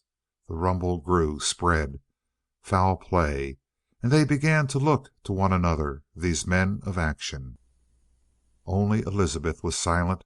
She rose to her feet as tall as her brother, without an emotion on her face, and her brother would never forget her. "It seems that you've won, Vance. It seems that blood will out after all. The time is not quite up, and you win the bet." Vance shook his head as though in protest and struck his hand across his face. He dared not let her see the joy that contorted his features. Triumph here on the very verge of defeat. It misted his eyes. Joy gave wings to his thoughts. He was the master of the valley. "But you'll think before you do anything, Elizabeth." "I've done my thinking already. 24 years of it. I'm going to do what I promised I'd do." "And that?" "You shall see and hear in time. What's yonder?" The men were rising one after another and bunching together. Before Vance could answer there was a confusion in the hall, running feet here and there. They heard the hard, shrill voice of Wu Chi chattering directions and the guttural murmurs of his fellow servants as they answered. Someone ran out into the hall and came back to the huddling, stirring crowd in the living room. "He's not dead, but close to it. May die any minute. Maybe live through it." That was the report. "We'll get young Hollis and hold him to see how the sheriff comes out." "Aye, we'll get him." All at once they boiled into action, and the little crowd of men thrust for the big doors that led into the hall. They cast the doors back and came directly upon the tall, white-headed figure of Gainor. Chapter 14. Gainor's dignity split the force of their rush. They recoiled as water strikes on a rock and divides into two meager swirls. And when one or two went past him on either side, he recalled them. "Boys, there seems to be a little game on hand. What is it?" Something repelling, coldly inquiring in his attitude and in his voice. They would have gone on if they could, but they could not. He held them with a force of knowledge of things that they did not know. They were remembering that this man had gone out with the sheriff to meet, apparently, his death. And yet Gainor, a well-tried friend of the sheriff, seemed unexcited. They had to answer his question, and how could they lie when he saw them rushing through a door with revolvers coming to brown, skillful hands? It was someone from the rear who made the confession. "We're going to get young Black Jack." That was it. The speech came out like a crack of a gun, clearing the atmosphere. It told every man exactly what was in his own mind, felt but not confessed. They had no grudge against Terry, really, but they were determined to hang the son of Black Jack. Had it been a lesser deed, they might have let him go, but his victim was too distinguished in their society. He had struck down Joe Minter. The ghost of the great Black Jack himself seemed to have stalked out among them. "You're going to get young Terry Hollis?" interpreted Gainor, and his voice rose and rang over them. Those who had slipped past him on either side came back and faced him. In the distance Elizabeth had not stirred. Vance kept watching her face. It was cold as ice, unreadable. He could not believe that she was allowing this lynching party to organize under her own roof. A lynching party aimed at Terence. It began to grow in him that he had gained a greater victory than he imagined. "If you aim at Terry," went on Gainor, his voice even louder, "you'll have to aim at me, too. There's going to be no lynching bee, my friends." The women had crowded back in the room. They made a little bank of stir and murmur around Elizabeth. "Gentlemen," said Gainor, shaking his white hair back again in his imposing way, "there has been no murder. The sheriff is not going to die. There has been a disagreement between two men of honor. The sheriff is now badly wounded. I think that is all. Does anybody want to ask questions about what has happened?" There was a bustle in the group of men. They were putting away their weapons, not quite sure what they could do next. "I'm going to tell you exactly what has happened," said Gainor. "You heard the unfortunate things that passed at the table today. What the sheriff said was not said as an insult, but under the circumstances it became necessary for Terence Hollis to resent what he had heard. As a man of honor, he could not do otherwise. You all agree with me in that?" They grunted a grudging assent. There were ways and ways of looking at such things. The way of Gainor was a generation old. But there was something so imposing about the old fellow, something which breathed the very spirit of honor and fair play, that they could not argue the point. Accordingly, Mr. Hollis sent for the sheriff, not to bring him outdoors and shoot him down in a sudden gunplay, nor to take advantage of him through a surprise, as a good many men would have been tempted to do, my friends, for the sheriff has a wide reputation as a handler of guns of all sorts. No, sir. He sent for me also, and he told us frankly that the bad blood between him and the sheriff must be spent. You understand? By the Lord, my friends, I admired the fine spirit of the lad. He expected to be shot rather than to drop the sheriff. I could tell that by his expression. But his eye did not falter. It carried me back to the old days, to the old days, sirs. There was not a murmur in the entire room. The eye of Elizabeth Cornish was fire.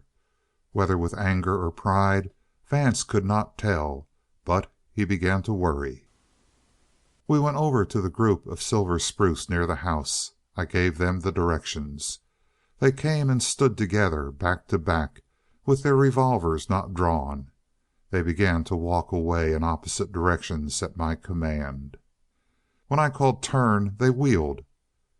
My gun was ready to shoot down the first man guilty of foul play, but there was no attempt to turn too soon before the signal. They whirled, snatching out their guns, and the revolver of the sheriff hung in his clothes. A groan from the little crowd. "Although, upon my word," said Gainor, "I do not think that the sheriff could have possibly brought out his gun as swiftly as Terence Hollis did. His whirl was like the spin of a top or the snap of a whiplash, and as he snapped about, the revolver was in his hand, not raised to draw a bead, but at his hip. The sheriff set his teeth, but Terry did not fire." A bewildered murmur from the crowd. "No, my friends," cried Gainor, his voice quivering. "He did not fire. He dropped the muzzle of his gun and waited. By heaven, my heart went out to him. It was magnificent." The thin, strong hand of Elizabeth closed on the arm of Vance. "That was a Colby who did that," she whispered. "The sheriff gritted his teeth," went on Gainor, "and tore out his gun. All this pause had been such a space as if needed for an eyelash to flicker twice. Out shot the sheriff's Colt, and then, and not until then, did the muzzle of Terry's revolver jerk up. Even after that delay he beat the sheriff to the trigger. The two shots came almost together, but the sheriff was already falling when he pulled his trigger, and his aim was wild. He dropped on one side, the revolver flying out of his hand. I started forward, and then I stopped. By heaven, the sheriff had stretched out his arm and picked up his gun again. He was not through fighting.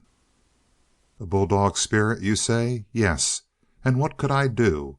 It was the sheriff's right to keep on fighting as long as he wished.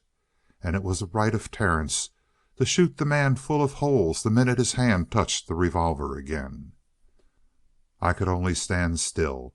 I saw the sheriff raise his revolver. It was an effort of agony. But he was still trying to kill. And I nerved myself and waited for the explosion of the gun of Terence. I say I nerved myself for that shock, but the gun did not explode. I looked at him in wonder, my friends. He was putting up his gun and quietly looking the sheriff in the eye. At that I shouted to him. I don't know what. I shouted to the sheriff not to fire. Too late. The muzzle of the gun was already tilting up, the barrel was straightening. And then the gun fell from Minter's hand and he dropped on his side. His strength had failed him at the last moment. But I say, sirs, that what Terence Hollis did was the finest thing I have ever seen in my life, and I have seen fine things done by gentlemen before. There may be unpleasant associations with the name of Terry's father. I, for one, shall never carry over those associations to the son. Never. He has my hand, my respect, my esteem in every detail. He is a gentleman, my friends. There is nothing for us to do. If the sheriff is unfortunate, and the wound should prove fatal, Terence will give himself up to the law. If he lives, he will be the first to tell you to keep your hands off the boy." He ended in a little silence, but there was no appreciative burst of applause from those who heard him. The fine courage of Terence was to them merely the iron nerve of the man killer, the keen eye, and the judicious mind which knew that the sheriff would collapse before he fired his second shot. And his courtesy before the first shot was simply the surety of the man who knew that no matter what advantage he gave to his enemy, his own speed of hand would more than make up for it. Gainor, reading their minds, paid no more heed to them. He went straight across the room and took the hand of Elizabeth. "Dear Miss Cornish," he said, so that all could hear, "I congratulate you for the man you have given us in Terence Hollis." Vance, watching, saw the tears of pleasure brighten the eyes of his sister. "You are very kind," she said. "But now I must see Sheriff Minter and be sure that everything is done for him." It seemed that the party took this as a signal for dismissal. As she went across the room there were a dozen hasty adieus, and soon the guests were streaming towards the door. Vance and Elizabeth and Gainor went to the sheriff. He had been installed in a guest room. His eyes were closed, his arms outstretched. A thick telltale bandage was wrapped around his breast, and Wu Chi, skillful in such matters from long experience, was sliding about the room in his whispering slippers.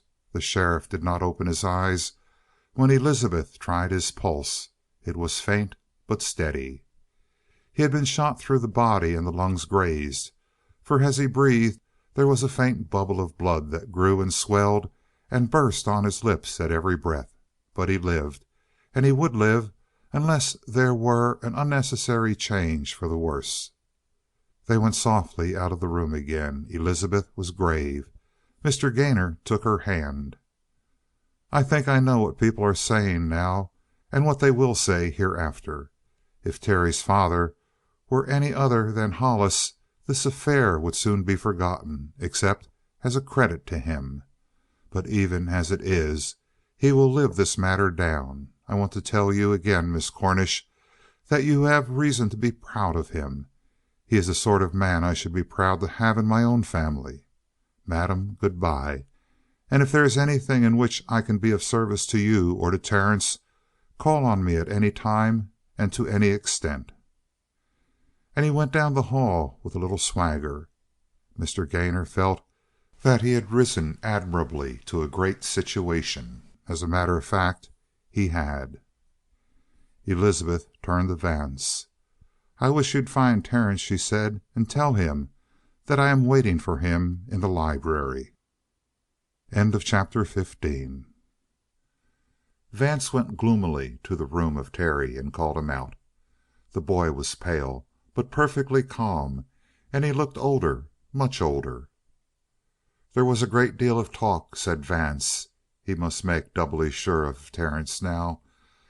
"And they even started a little lynching party. But we stopped all that. Gainor made a very nice little speech about you, and now Elizabeth is waiting for you in the library." Terry bit his lip. "And she?" he asked anxiously. "There's nothing to worry about," Vance assured him. "She'll probably read you a curtain lecture, but at heart she's proud of you because of the way Gainor talked. You can't do anything wrong in my sister's eyes." Terry breathed a great sigh of relief. "But I'm not ashamed of what I've done. I'm really not, Uncle Vance. I'm afraid that I'd do it all over again under the same circumstances." "Of course you would. Of course you would, my boy. But you don't have to blurt that out to Elizabeth, do you? Let her think it was the overwhelming passion of the moment, something like that. A woman likes to be appealed to, not defied. Particularly Elizabeth. Take my advice. She'll open her arms to you after she's been stern as the devil for a moment." The boy caught his hand and wrung it. "By the Lord, Uncle Vance," he said, "I certainly appreciate this." "Tush, Terry, tush," said Vance. "You'll find that I'm with you and behind you in more ways than you'd ever guess." He received a grateful glance as they went down the broad stairs together. At the door to the library Vance turned away, but Elizabeth called to him and asked him in. He entered behind Terence Hollis and found Elizabeth sitting in her father's big chair under the window, looking extremely fragile and very erect and proud. Across her lap was a legal looking document. Vance knew instantly that it was the will she had made up in favor of Terence. He had been preparing himself for the worst, but at this his heart sank. He lowered himself into a chair. Terence had gone straight to Elizabeth. "I know I've done a thing that will cut you deeply, Aunt Elizabeth," he said. "I'm not going to ask you to see any justice on my side. I only want to ask you to forgive me because—" Elizabeth was staring straight at and through her protege. "Are you done, Terence?" This time Vance was shocked into wide-eyed attention. The voice of Elizabeth was hard as iron. It brought a corresponding stiffening of Terence. "I'm done," he said, with a certain ring to his voice that Vance was glad to hear. It brought a flush into the pale cheeks of Elizabeth. "It's easy to see that you're proud of what you have done, Terence." "Yes," he answered with sudden defiance. "I am proud. It's the best thing I've ever done. I regret only one part of it." "And that?" "That my bullet didn't kill him." Elizabeth looked down and tapped the folded papers against her fingertips. Whether it was mere thoughtfulness or the desire to veil a profound emotion from Terence, her brother could not tell. But he knew that something of importance was in the air. He scented it as clearly as the smoke of a forest fire. "I thought," she said in her new and icy manner, "that that would be your one regret." She looked suddenly up at Terence. "24 years," she said, "have passed since I took you into my life. At that time I was told that I was doing a rash thing, a dangerous thing, that before your 25th birthday the bad blood would out, that you would, in short, have shot a man. And the prophecy has come true. By an irony of chance it has happened on the very last day. And by another irony you picked your victim from among the guests under my roof." "Victim?" cried Terry hoarsely. "Victim? Aunt Elizabeth!" "If you please," she said quietly. "Not that name again, Terence. I wish you to know exactly what I have done. Up till this time I have given you a place in my affections. I have tried to the best of my skill to bring you up with a fitting education. I have given you what little wisdom and advice I have to give. Today I had determined to do much more. I had a will made out. This is it in my hands. And by the terms of this will I made you my heir, the heir to the complete Cornish estate, aside from a comfortable annuity to Vance." She looked him in the eye, ripped the will from end to end, and tossed the fragments into the fire. There was a sharp cry from Vance, who sprang to his feet. It was the thrill of an unexpected triumph, but his sister took it for protest. "Vance, I haven't used you well, but from now on I'm going to change. As for you, Terence, I don't want you near me any longer than may be necessary. Understand that I expect to provide for you. I haven't raised you merely to cast you down suddenly. I'm going to establish you in business, see that you are comfortable, supply you with an income that's respectable, and then let you drift where you will. My own mind is made up about your end before you take a step across the threshold of my house. But I'm still going to give you every chance. I don't want to throw you out suddenly, however. Take your time. Make up your mind what you want to do and where you are going. Take all the time you wish for such a conclusion. It's important, and it needs time for such a decision. When that decision is made, go your way. I never wish to hear from you again. I want no letters, and I shall certainly refuse to see you." Every word she spoke seemed to be a heavier blow than the last, and Terence bowed under the accumulated weight. Vance could see the boy struggle, waver between fierce pride and desperate humiliation and sorrow. To Vance it was clear that the stiff pride of Elizabeth, as she sat in the chair, was a brittle strength, and one vital appeal would break her to tears. But the boy did not see. Presently he straightened, bowed to her in the best Colby fashion, and turned on his heel. He went out of the room and left Vance and his sister facing one another, but not meeting each other's glances. "Elizabeth," he said at last, faintly. He dared not persuade too much lest she take him at his word. "Elizabeth, you don't mean it?" "It was 24 years ago that you passed your word to do this if things turned out as they have. Forget your promise, my dear. You're still wrapped up in Terry, no matter what you have said. Let me go and call him back. Why should you torture yourself for the sake of your pride?" He rose, not too swiftly, and still with his eye upon her. When she lifted her hand, he willingly sank back into his chair. "You're a very kind soul, Vance. I never knew it before. I'm appreciating it now, almost too late. But what I have done shall stand." "But, my dear, the pain is it worth " "It means that my life is a wreck and a ruin, Vance. But I'll stand by what I've done. I won't give way to the extent of a single scruple." And the long, bitter silence which was to last so many days at the Cornish ranch began, and still they did not look into one another's eyes. As for Vance, he did not wish to. He was seeing a bright future, not long to wait. After this blow she would go swiftly to her grave.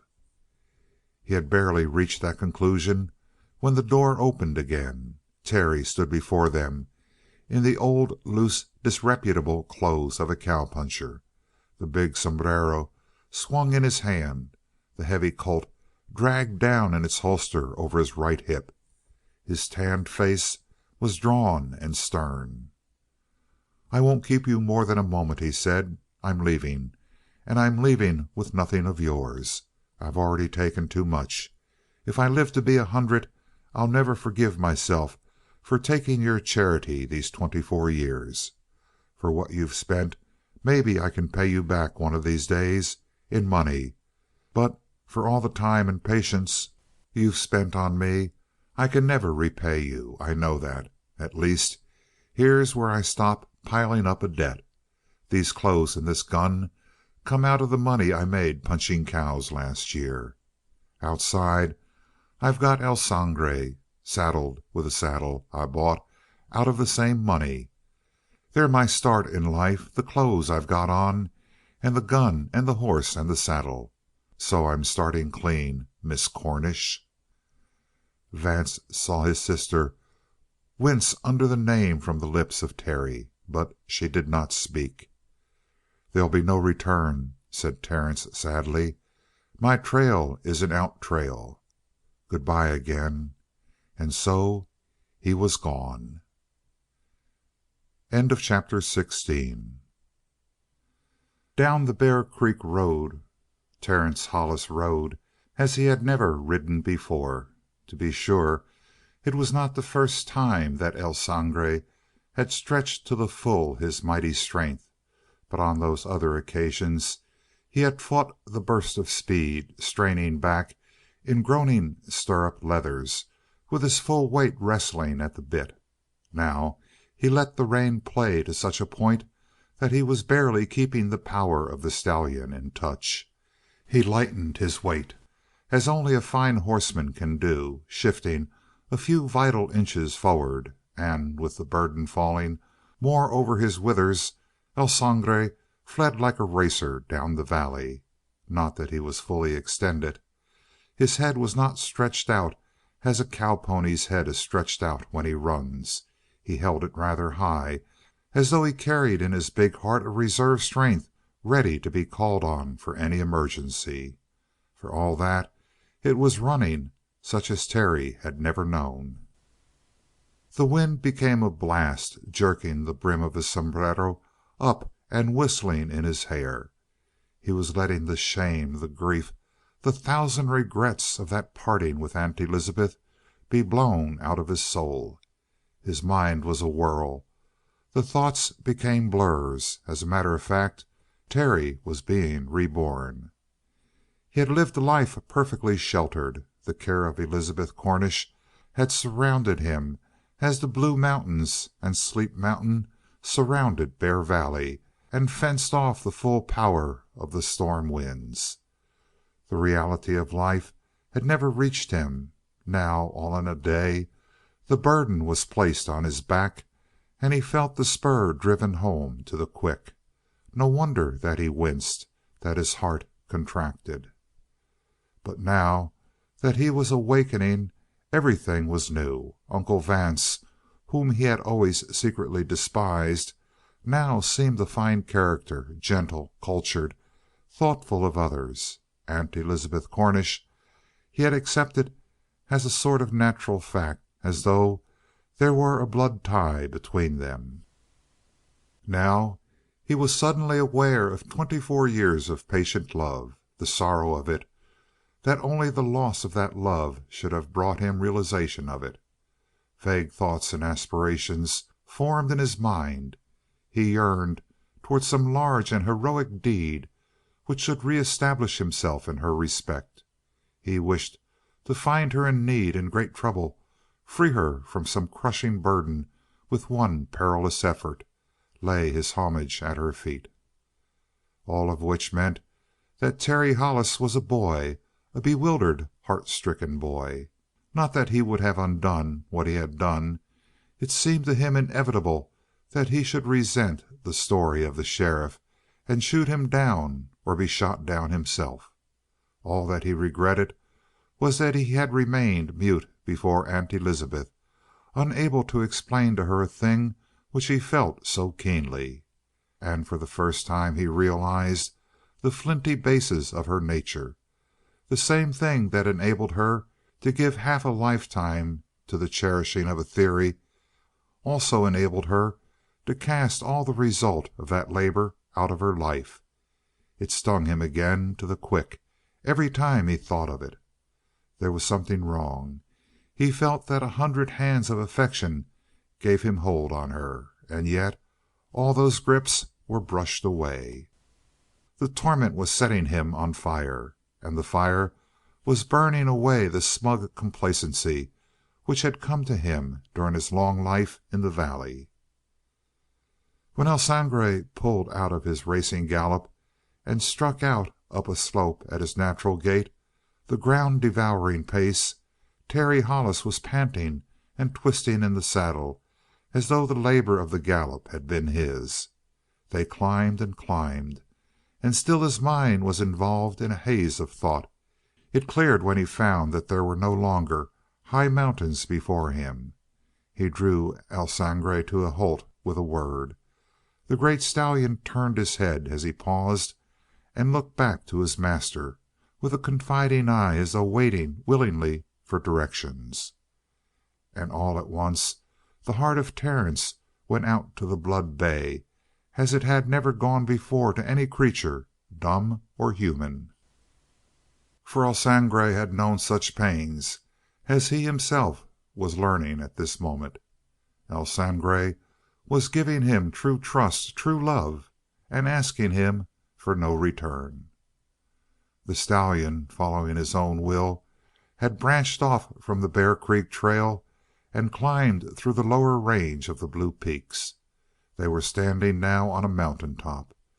The red of the sunset filled the west and brought the sky close to them with the lower drifts of stained clouds. Eastward, the winding length of Bear Creek was turning pink and purple.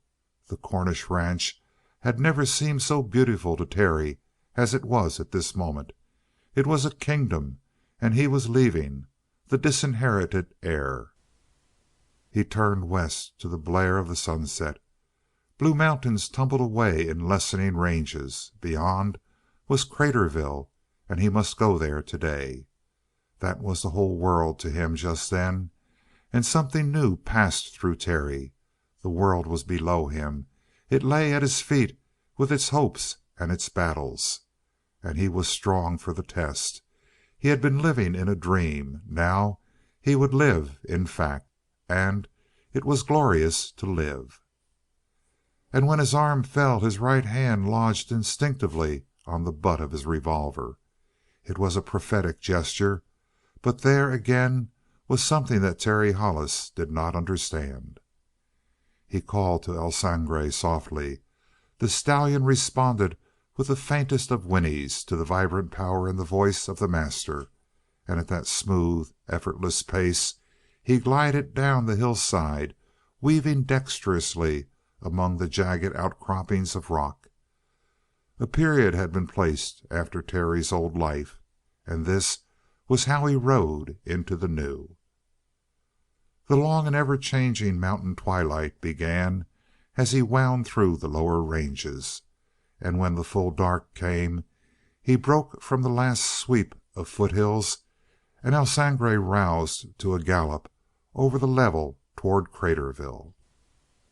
He had been in the town before, of course, but he felt this evening that he had really never seen it before. On other days, what existed outside of Bear Valley did not very much matter. That was the hub around which the rest of the world revolved. So far as Terry was concerned, it was very different now. Craterville, in fact, was a huddle of broken down houses among a great scattering of boulders, with the big mountains plunging up on every side to the dull blue of the night sky. But Craterville was also something more. It was a place where several hundred human beings lived, any one of whom might be the decisive influence in the life of Terry. Young men and old men were in that town, cunning and strength. Old crones and lovely girls were there. Whom would he meet? What should he see? A sudden kindness toward others poured through Terry Hollis. After all, every man might be a treasure to him. A queer choking came in his throat when he thought of all that he had missed by his contemptuous aloofness. One thing gave him check. This was primarily the sheriff's town, and by this time they knew all about the shooting. But what of that? He had fought fairly, almost too fairly. He passed the first shapeless shack. The hoofs of El Sangre bit into the dust, choking and red in daylight, and acrid of scent by the night. All was very quiet except for a stir of voices in the distance here and there, always kept hushed, as though the speaker felt and acknowledged the influence of the profound night in the mountains. Someone came down the street carrying a lantern. It turned his steps into vast spokes of shadows that rushed back and forth across the houses with the swing of the light. The lantern light gleamed on the stained flank of El Sangre. "Hello, Jake. That you?" The man with the lantern raised it, but its light merely served to blind him. Terry passed on without a word, and heard the other mutter behind him, "Some damn stranger." Perhaps strangers were not welcome in Craterville. At least it seemed so when he reached the hotel after putting up his horse in the shed behind the old building. Half a dozen dark forms sat on the veranda talking in the subdued voices which he had noted before. Terry stepped through the lighted doorway. There was no one inside. "Want something?" called a voice from the porch. The widow Rickson came in to him. "A room, please," said Terry. But she was gaping at him. "You Terence Hollis?" A thousand things seemed to be in that last word, which she brought out with a shrill ring of her voice. Terry noted that the talking on the porch was cut off as though a hand had been clapped over the mouth of every man. He recalled that the widow had been long a friend of the sheriff, and he was suddenly embarrassed. "If you have a spare room, Mrs. Rickson. Otherwise I'll find—" Her manner had changed. It became as strangely ingratiating as it had been horrified, suspicious before. "Sure I got a room. Best in the house if you want it. And you'll be hungry, Mr. Hollis?" He wondered why she insisted so savagely on that new found name. He admitted that he was very hungry from his ride, and she led him back to the kitchen and gave him cold ham and coffee and vast slices of bread and butter. She did not talk much while he ate, and he noted that she asked no questions. Afterwards She led him through the silence of the place up to the second story and gave him a room at the corner of the building. He thanked her. She paused at the door with her hand on the knob, and her eyes fixed him through and through with a glittering, hostile stare. A wisp of gray hair had fallen across her cheek, and there it was plastered to the skin with sweat, for the evening was warm. "No trouble," she muttered at length. "None at all. Make yourself to home, Mr. Hollis." CHAPTER 17. When the door closed on her, Terry remained standing in the middle of the room, watching the flame in the oil lamp she had lighted flare and rise at the corner and then steady down to an even line of yellow, but he was not seeing it. He was listening to that peculiar silence in the house. It seemed to have spread over the entire village, and he heard no more of those casual noises which he had noticed on his coming. He went to the window and raised it to let whatever wind was abroad enter the musty warmth of the room. He raised the sash with stealthy caution, wondering at his own stealthiness. And he was oddly glad when the window rose without a squeak. He leaned out and looked up and down the street. It was unchanged. Across the way a door flung open. A child darted out with shrill laughter and dodged about the corner of the house, escaping after some mischief. After that, the silence again, except that before long a murmur began on the veranda beneath him, where the half dozen obscure figures had been sitting when he entered. Why should they be mumbling to themselves? He thought he could distinguish the voice of the widow Rickson among the rest, but he shrugged that idle thought away and turned back into his room. He sat down on the side of the bed and pulled off his boots, but the minute they were off he was ill at ease. There was something oppressive about the atmosphere of this rickety old hotel. What sort of a world was this he had entered, with its whispers, its cold glances?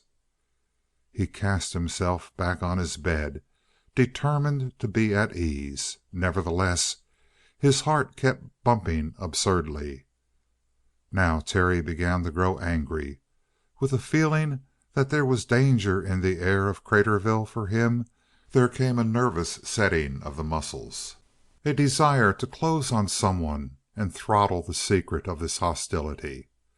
At this point he heard a light tapping at the door. Terry sat bolt upright on the bed. There are all kinds of taps. There are bold, heavy blows on the door that meant danger without.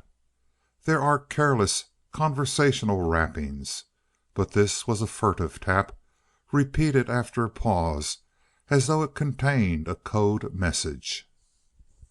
First there was a leap of fear, then cold quiet of the nerves. He was surprised at himself. He found himself stepping into whatever adventure lay toward him with the lifting of the spirits. It was a stimulus. He called cheerfully, "Come in." And the moment he had spoken he was off the bed noiselessly and half the width of the room away. It had come to him as he spoke that it might be well to shift from the point from which his voice had been heard. The door opened swiftly. So swiftly was it opened and closed that it made a faint whisper in the air, oddly like a sigh. And there was no click of the lock either in the opening or the closing, which meant an incalculably swift and dexterous manipulation with the fingers. Terry found himself facing a short-throated man with heavy shoulders. He wore a shapeless black hat bunched on his head as though the whole hand had grasped the crown and shoved the hat into place. It sat awkwardly to one side, and the hat typified the whole man. There was a sort of shifty readiness about him. His eyes flashed in the lamplight as they glanced at the bed and then flicked back toward Terry. and a smile began somewhere in his face and instantly went out. It was plain that he had understood the maneuver. He continued to survey Terry insolently for a moment without announcing himself. Then he stated, "You're him, all right." "Am I?" said Terry, regarding this unusual visitor with increasing suspicion. "But I'm afraid you have me at a disadvantage." The big-shouldered man raised a stubby hand. He had an air of one who deprecates and at the same time lets another into a secret.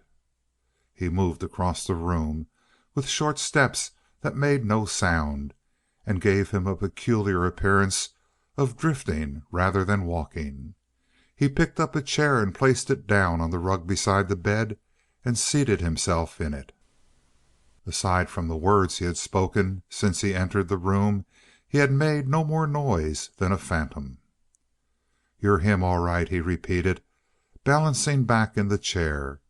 But he gathered his toes under him so that he remained continually poised in spite of the seeming awkwardness of his position. "Who am I?" asked Terry. "Why, Black Jack's kid. It's printed in big type all over you." His keen eyes continued to bore at Terry as though he were striving to read features beneath a mask. Terry could see his visitor's face more clearly now. It was square, with a powerfully muscled jaw and features that had a battered look. Suddenly he teetered forward in his chair and dropped his elbows aggressively on his knees. "Do you know what they're talking about downstairs?" "Haven't the slightest idea." "You ain't? The old lady is trying to fix up a bad time for you." "She's raising a crowd?" "Doing her best. I don't know what it'll come to. The boys are stirring a little, but I think it'll be all words and no action. Four flushers, most of 'em. Besides, they say you bumped old Minter for a goal, and they don't like the idea of messing up with you. They'll just talk. If they try anything beside their talk, well, you and me can fix 'em." Terry slipped into the only other chair which the room provided, but he slid far down in it so that his holster was free and the gun butt conveniently under his hand. "You seem a charitable sort," he said. "Why do you throw in with me?" "And you don't know who I am?" said the other. He chuckled noiselessly, his mouth stretching to remarkable proportions. "I'm sorry," said Terry. "Why, kid, I'm Denver. I'm your old man's pal, Denver. I'm him that done the Silver Junction job with old Black Jack, and a lot more jobs when you come to that." He laughed again. "They were getting sort of warm for me out in the big noise, so I grabbed me a side door Pullman and took a trip out to the old beat. And think of bumping into Black Jack's boy right off the bat." He became more sober. "Say, kid, ain't you got a glad hand for me? Ain't you ever heard Black Jack talk?" "He died," said Terry soberly, "before I was a year old." "The hell!" murmured the other. "The hell! Poor kid. That was a rotten lay, all right. If I'd known about that, I'd of but I didn't. Well, let it go. Here we are together, and you're the sort of a sidekick I need. Black Jack, we're going to trim this town to a fare thee well." "My name is Hollis," said Terry. "Terence Hollis." "Terence hell!" snorted the other. "You're Black Jack's kid, ain't you? And ain't his moniker good enough for you to work under? Why, kid, that's a trademark most of us would give 10,000 cash for." He broke off and regarded Terry with growing satisfaction. "You're his kid, all right. This is just the way Black Jack would of sat, cold as ice, with a gang under him talking about stretching his neck. And now, Bo, hark to me sing. I got the job fixed, and but wait a minute. What you been doing all these years? Black Jack was known when he was your age." With a peculiar thrill of awe and of aversion, Terry watched the face of the man who had known his father so well. He tried to make himself believe that 24 years ago Denver might have been quite another type of man. But it was impossible to recreate the face other than as a bulldog in the human flesh. The craft and courage of a fighter were written large in those features. "I've been leading a quiet life," he said gently. The other grinned. "Sure quiet," he chuckled. "And then you wake up and bust Minter for your first crack. You began late, son, but you may go far. Pretty tricky with the gat, huh?" He nodded in anticipatory admiration. "Old Minter had a name. Ain't I had my run in with him? He was smooth with a cannon, and fast as a snake's tongue. But they say you beat him fair and square. Well, well, I call that a snappy start in the world." Terry was silent, but his companion refused to be chilled. "That's Black Jack over again," he said. "No wind about what he'd done. No jabber about what he was going to do. But when you wanted something done, go to Black Jack. Bam! There it was done clean for you, and no talk afterward. Oh, he was a bird, was your old man, and you take after him, right enough." A voice rose in Terry. He wanted to argue. He wanted to explain.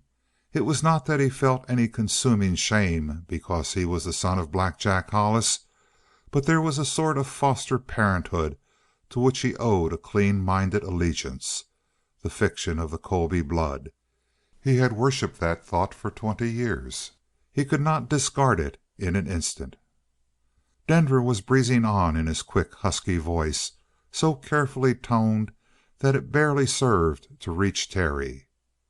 "I've been waiting for a pal like you, kid. And here's where we hit it off. You don't know much about the game, I guess. Neither did Black Jack. As a Peter man, he was a loud ha-ha.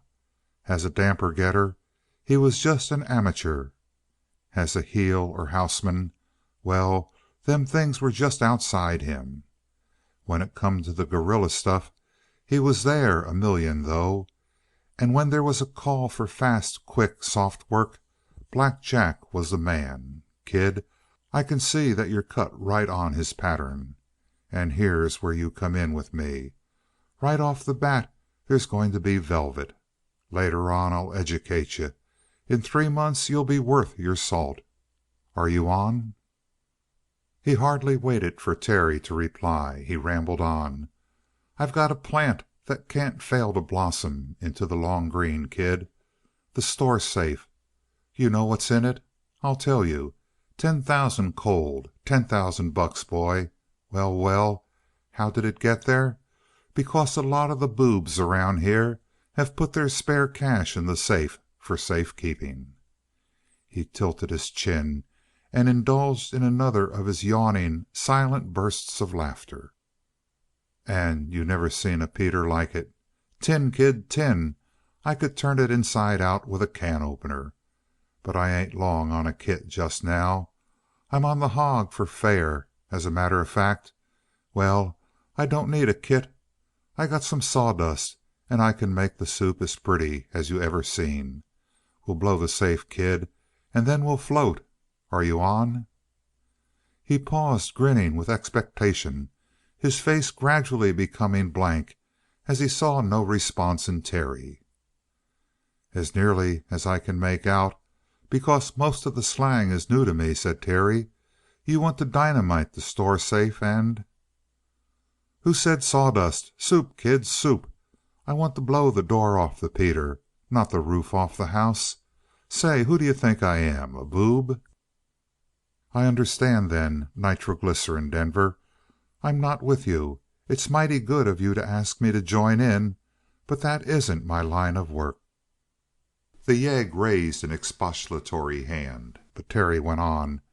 "I'm going to keep straight, Denver." It seemed as though this simple tiding took the breath from Denver. "Ah," he nodded at length. "You're playing up a new line. No strong arm stuff except when you got to use it. Going to try scratching, kid? Is that it? Or some other kind of slick stuff?"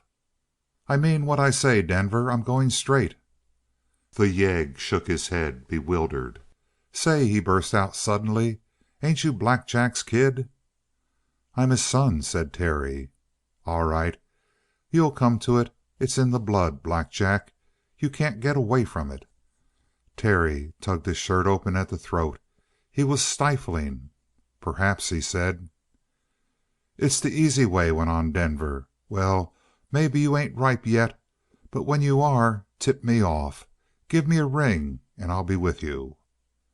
"One more thing. You're broke, Denver, and I suppose you need what's in that safe. But if you take it, the widow will be ruined. She runs the hotel and the store, too, you know." "Why, you poor boob," groaned Denver. "Don't you know she's the old dame that's trying to get you mobbed?" "I suppose so. But she was pretty fond of the sheriff, you know.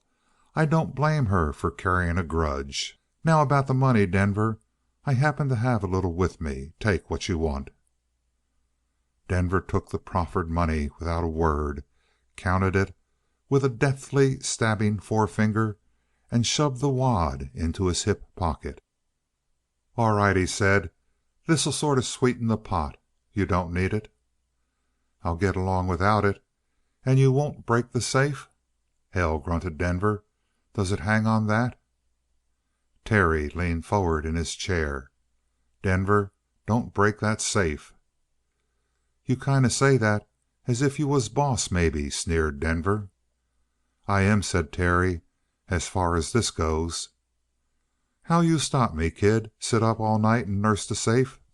"No, but I'll follow you, Denver, and I'll get you. You understand? I'll stay on your trail till I have you." Again there was a long moment of silence. Then, "Black Jack," muttered Denver, "you're like his ghost. I think you'd get me, right enough. Well, I'll call it off. This 50 will help me along a ways." At the door he whirled sharply on Terence Hollis. "How much have you got left?" he asked. "Enough," said Terry. "Then let me have another 50, will you?" "I'm sorry. I can't quite manage it." "Make it 25, then." "Can't do that either, Denver. I'm very sorry." "Hell, man, are you a short sport? I got a long jump before me. Ain't you got any credit around this town?" "I not very much, I'm afraid." "You're kidding me," scowled Denver. "That wasn't Black Jack's way. From his shoes to his skin, everything he had belonged to his partners. His ghost'll haunt you if you're turning me down, kid. Why, ain't you the heir of that rich rancher over the hills? Ain't that what I been told?" "I was," said Terry, "until today." "Ah, you got turned out for beaning Minter?" Terry remained silent. "Without a cent?" Suddenly the pudgy arm of Denver shot out and his fingers pointed into Terry's face. "You damn fool, this 50 is the last cent you got in the world." "Not at all," said Terry calmly. "You lie." Denver struck his knuckles across his forehead. "And I was going to trim you. Black Jack, I didn't know you was as white as this. 50? Pal, take it back." He forced the money into Terry's pocket. "And take some more. Here, let me stake you. I been pulling a sob story, but I'm in the clover, Black Jack." "Gimme your last cent, will you? Kid, here's 100, 200. Say what you want." "Not a cent nothing," said Terry, but he was deeply moved. Denver thoughtfully restored the money to his wallet. "You're white," he said gently, "and you're straight as they come. Keep it up if you can. I know damned well that you can't. I've seen 'em try before, but they always slip. Keep it up, Black Jack, but if you ever change your mind, let me know. I'll be handy. Here's luck." And he was gone as he had entered, with a whish of the swiftly moved door in the air and no click of the lock. Chapter 18. The door had hardly closed on him when Terence wanted to run after him and call him back. There was a thrill still running in his blood since the time the yegg had leaned so close and said, "That wasn't Black Jack's way." He wanted to know more about Black Jack, and he wanted to hear the story from the lips of this man. A strange warmth had come over him. It had seemed for a moment that there was a third impalpable presence in the room, his father, listening. And the thrill of it remained, a ghostly and yet a real thing. But he checked his first impulse, let Denver go, and the thought of his father with him. For the influence of Black Jack, he felt, was quicksand pulling him down. The very fact that he was his father's son had made him shoot down one man. Again the shadow of Black Jack had fallen across his path today and tempted him to crime. How real the temptation had been, Terry did not know until he was alone. Half of $10,000 would support him for many a month. One thing was certain: he must let his father remain simply a name. Going to the window in his stocking feet, he listened again. There were more voices murmuring on the veranda of the hotel now, but within a few moments forms began to drift away down the street, and finally there was silence. Evidently the widow had not secured backing as strong as she could have desired, and Terry went to bed and to sleep. He wakened with the first touch of dawn along the wall beside his bed and tumbled out to dress. It was early, even for a mountain town. The rattling at the kitchen stove commenced while he was on the way downstairs, and he had to waste time with a visit to El Sangre in the stable before his breakfast was ready. Craterville was in the hollow behind him when the sun rose, and El Sangre was taking up the miles with the tireless rhythm of his pace. He had intended searching for work of some sort near Craterville, but now he realized that it could not be. He must go farther. He must go where his name was not known. For 2 days he held on through the broken country, climbing more than he dropped. Twice he came above the ragged timberline with its wind-shaped army of stunted trees, and over the tiny flowers of the summit lands. At the end of the second day he came out on the edge of a precipitous descent to a prosperous grazing country below. That would be his goal. A big mountain sheep rounded a corner with a little flock behind him. Terry dropped the leader with a snapshot and watched the flock scamper down what was almost the sheer face of a cliff, a beautiful bit of acrobatics. They found foothold on ridges a couple of inches deep, hardly visible to the eye from above. Plunging down a straight drop, without a sign of a ledge for 50 feet below them, they broke the force of the fall and slowed themselves constantly by striking their hoofs from side to side against the face of the cliff. And so they landed, with bunched feet, on the first broad terrace below, and again bounced over the ledge, and so out of sight. He dined on wild mutton that evening. In the morning he hunted along the edge of the cliffs until he came to a difficult route down to the valley.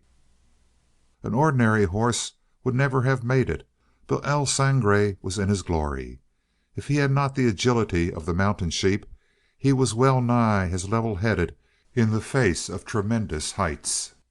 He knew how to pitch 10 feet down to a terrace and strike on his bunched hoofs so that the force of the fall would not break his legs or unseat his rider. Again he understood how to drive in the toes of his hoofs and go up safely through loose gravel where most horses, even mustangs, would have skidded to the bottom of the slope. And he was wise in trails. Twice he rejected courses which Terry picked, and the rider very wisely let him have his way.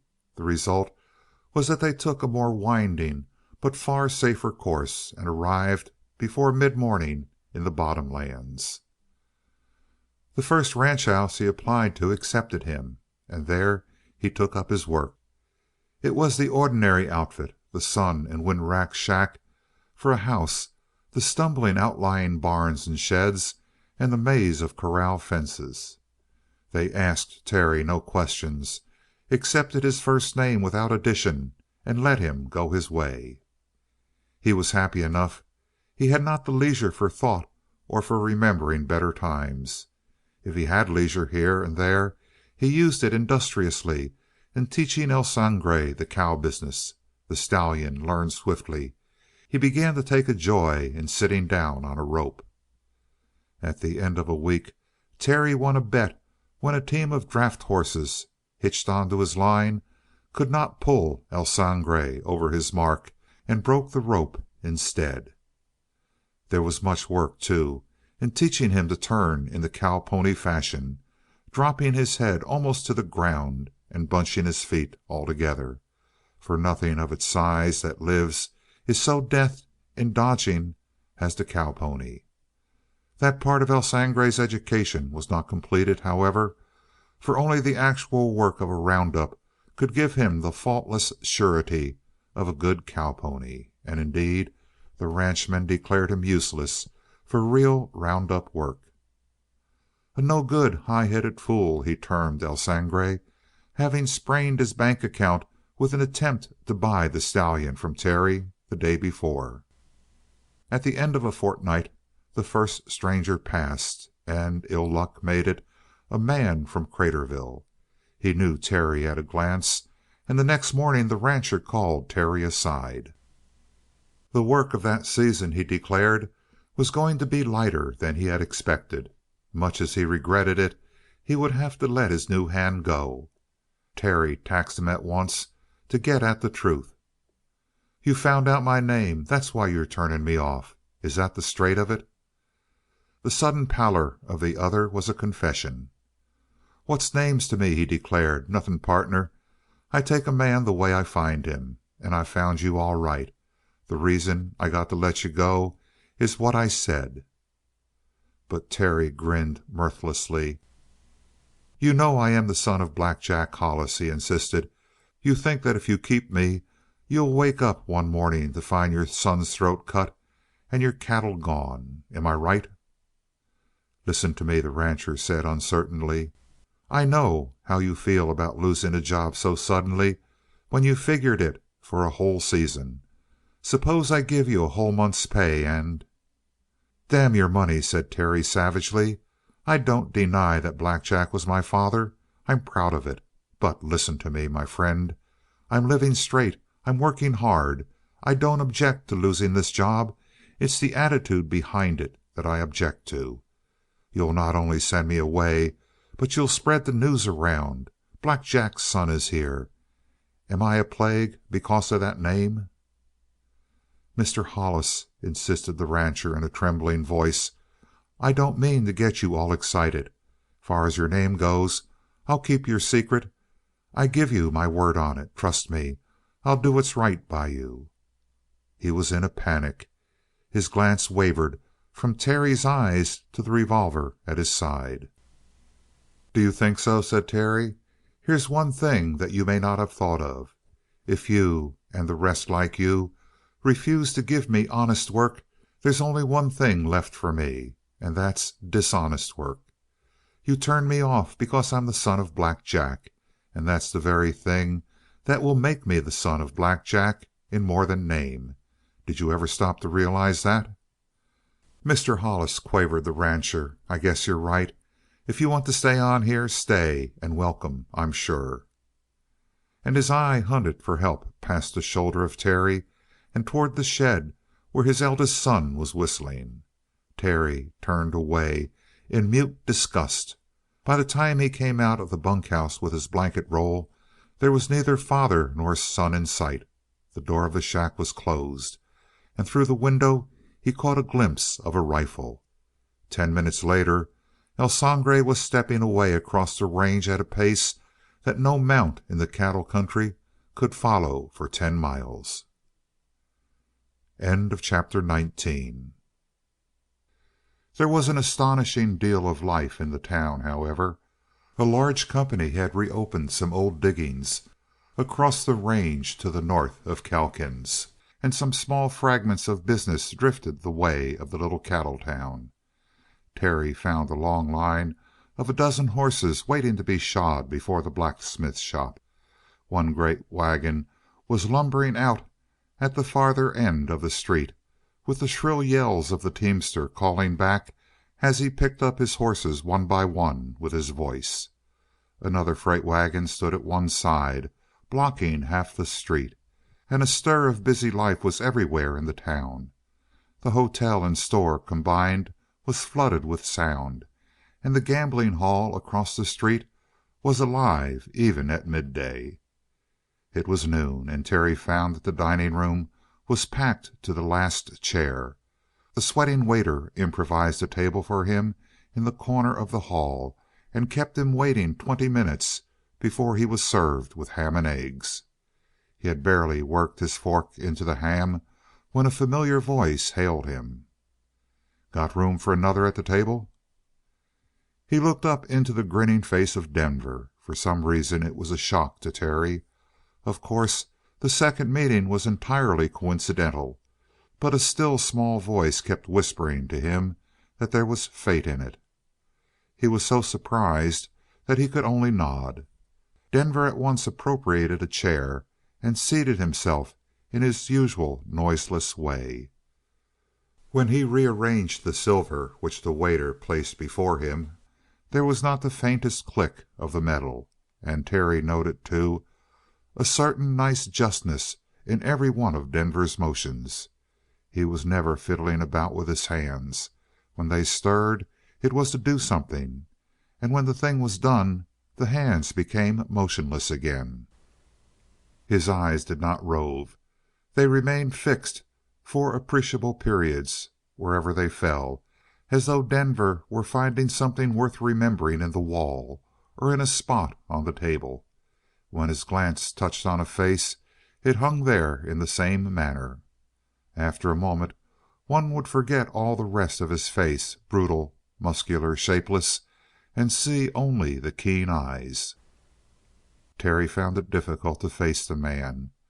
There was need to be excited about something, to talk with passion in order to hold one's own in the presence of Denver, even when the chunky man was silent. He was not silent now. He seemed in a highly cheerful, amiable mood. "Here's luck," he said. "I didn't know this God-forsaken country could raise as much luck as this." "Luck?" echoed Terry. "Why not? Do you think I've been trailing you?" He chuckled in his noiseless way. It gave Terry a feeling of expectation. He kept waiting for the sound to come into that laughter, but it never did. Suddenly he was frank, because it seemed utterly futile to attempt to mask one's real thoughts from this fellow. "I don't know," he said, "that it would surprise me if you had been tailing me. I imagine you're apt to do queer things, Denver." Denver hissed very softly, with such a cutting whistle to his breath that Terry's lips remained open over his last words. "Forget that name," Denver said in a half-articulate tone of voice. He froze in his place, staring straight before him, but Terry gathered an impression of the most intense watchfulness, as though, while he stared straight ahead before him, he had sent other and mysterious senses exploring for him. He seemed suddenly satisfied that all was well, and as he relaxed, Terry became aware of a faint gleam of perspiration on the brow of his companion. "Why the devil did you tell me the name if you didn't want me to use it?" he asked. "I thought you'd have some savvy. I thought you'd have some of your dad's horse sense," said Denver. "No offense," answered Terry with the utmost good nature. "Call me Shorty if you want," said Denver. In the meantime he was regarding Terry more and more closely. "Your old man would have made a fight out of it if I'd said as much to him as I've done to you," he remarked at length. "Really?" murmured Terry. And the portrait of his father swept back on him. The lean, imperious, handsome face, the boldness of the eyes. Surely a man all fire and powder, ready to explode. He probed his own nature. He had never been particularly quick of temper until lately, but he began to wonder if his equable disposition might not rise from the fact that his life in Bear Valley had been so sheltered. He had been crossed rarely. In the outer world it was different. That very morning he had been tempted wickedly to take the tall rancher by the throat and grind his face into the sand. "But maybe you're different," went on Denver. "Your old man used to flare up and be over it in a minute. Maybe you remember things and pack a grudge with you." "Perhaps," said Terry, grown strangely meek. "I hardly know." Indeed, he thought, how little he really knew of himself. Suddenly he said: "So you simply happened over this way, Shorty?" "Sure, why not? I got a right to trail around where I want. Besides, what would be there in it for me, following you?" "I don't know," said Terry gravely, "but I expect to find out sooner or later. What else are you up to over here?" "I have a little job in mind at the mine," said Denver. "Something that may give the sheriff a bit of trouble." He grinned. "Isn't it a little unprofessional," said Terry dryly, "for you to tell me these things?" "Sure it is, Bo. Sure it is. Worst in the world. But I can always tell a gent that can keep his mouth shut. By the way, how many jobs you been fired from already?" Terry started. "How do you know that?" "I just guess at things." "I started working for an infernal idiot," sighed Terry. "When he learned my name he seemed to be afraid I'd start shooting up his place one of these days." "Well, he was a wise gent. You ain't cut out for working, son, not a bit. It'd be a shame to let you go to waste simply raising calluses on your hands." "You talk well," sighed Terry, "but you can't convince me." "Convince you? Hell, I ain't trying to convince your father's son. You're like Black Jack. You got to find out yourself. We was with a Mick once. Red-headed devil, he was. I says to Black Jack, 'Don't crack no jokes about the Irish around this guy.' 'Why not?' says your dad. 'Because there'd be an explosion,' says I. 'H'm,' said Black Jack, and lifts his eyebrows in a way he had of doing. And the first thing he does is to try a joke on the Irish right in front of the Mick. Well, there was an explosion, well enough." "What happened?" asked Terry, carried away with curiosity. "What generally happened, kid, when somebody acted up in front of your dad. From the air he secured an imaginary morsel between stubby thumb and forefinger, and then blew the imaginary particle into empty space." "He killed him?" asked Terry hoarsely. "No," said Denver. "He didn't do that. He just broke his heart for him. Kicked the gat out of the hand of the poor stiff and wrestled with him. Black Jack was a wildcat when it came to fighting with his hands. When he got through with the Irishman there wasn't a sound place on the fool. Black Jack climbed back on his horse and threw the gun back at the guy on the ground and rode off. Next we heard, the guy was working for a Chinaman that run a restaurant. Black Jack had taken all the fight out of him." That scene out of the past drifted vividly back before Terry's eyes.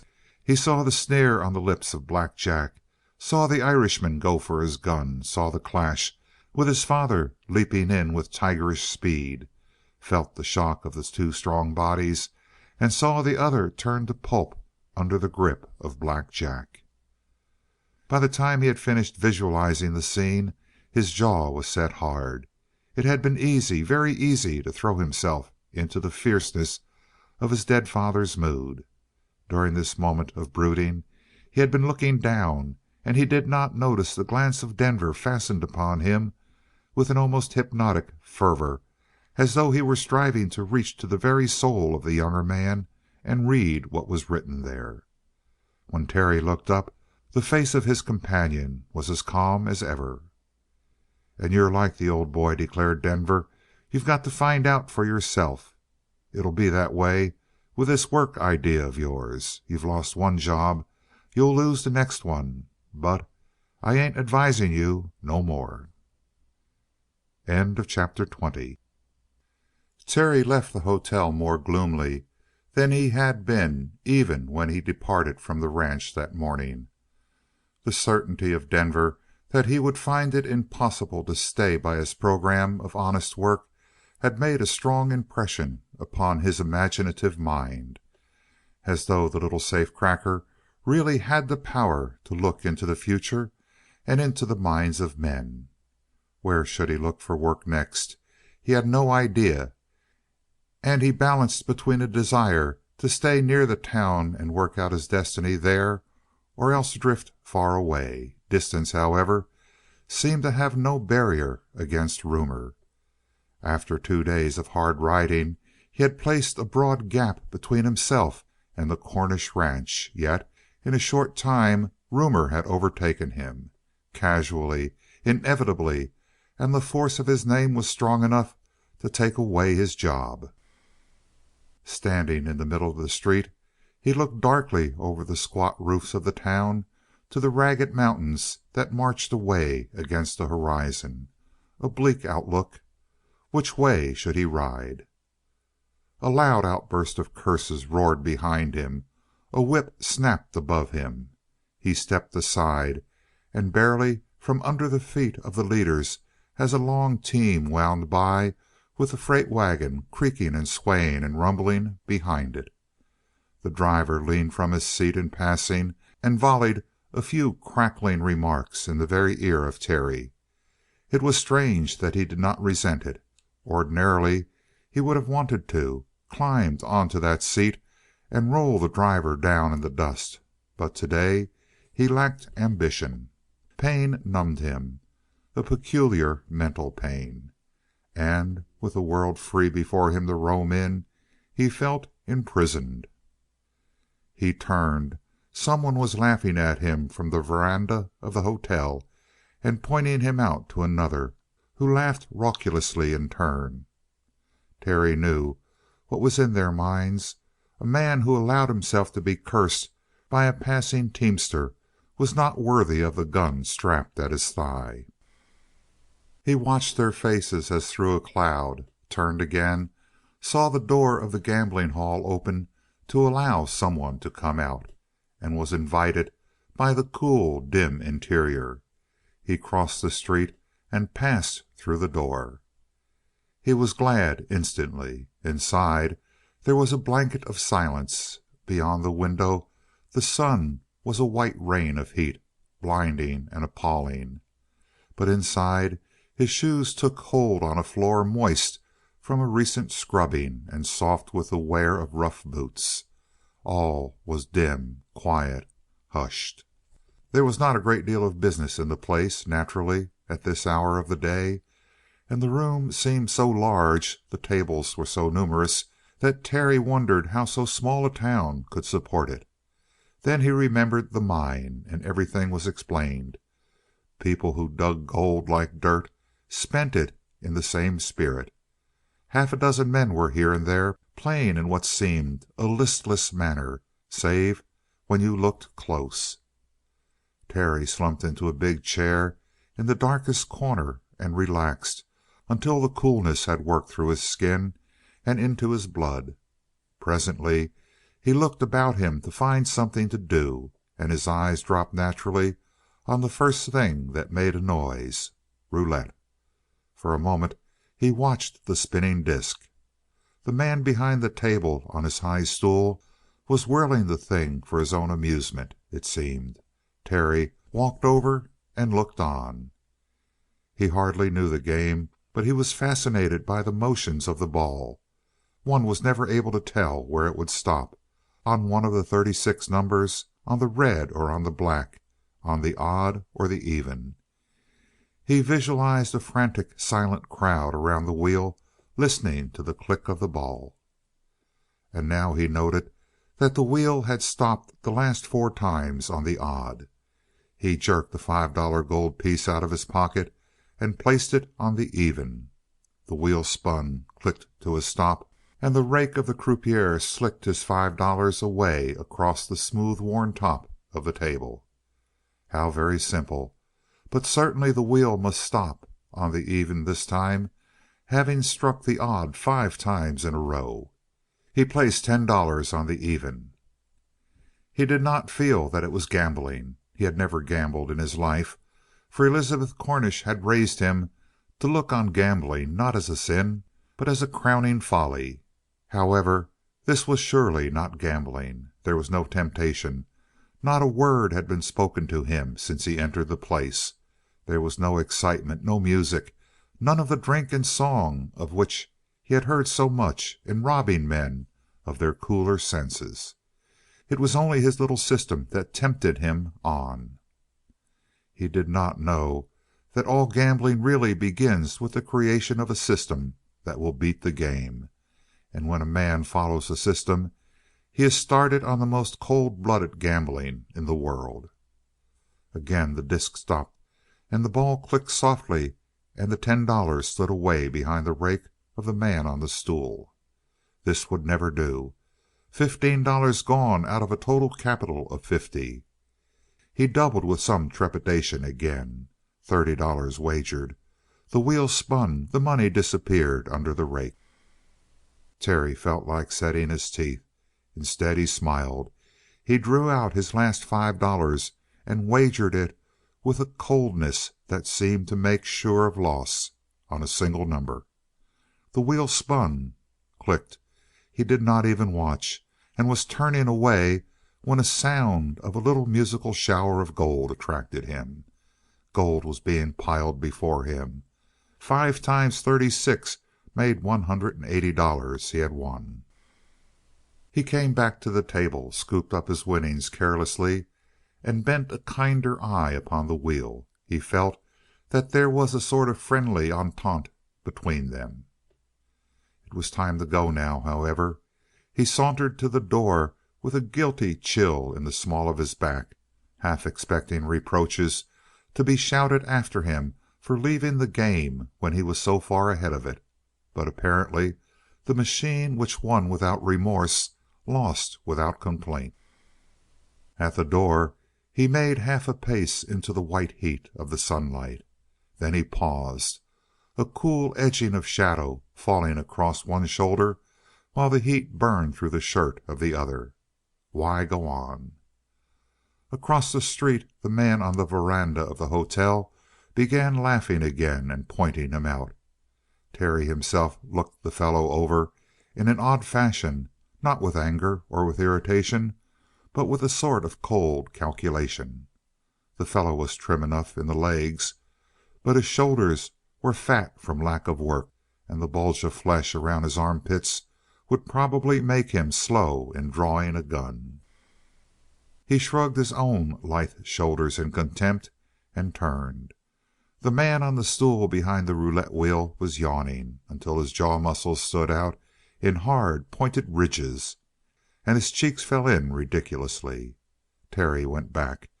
He was not eager to win, but the gleam of colors on the wheel fascinated him. He placed $5, saw the wheel win, took in his winnings without emotion. While he scooped the 2 coins up, he did not see the croupier turn his head and shoot a single glance to a fat, squat man in the corner of the room, a glance to which the fat man responded with the slightest of nods and smiles. He was the owner, and he was not particularly happy at the thought of some $150 being taken out of his treasury by some chance stranger.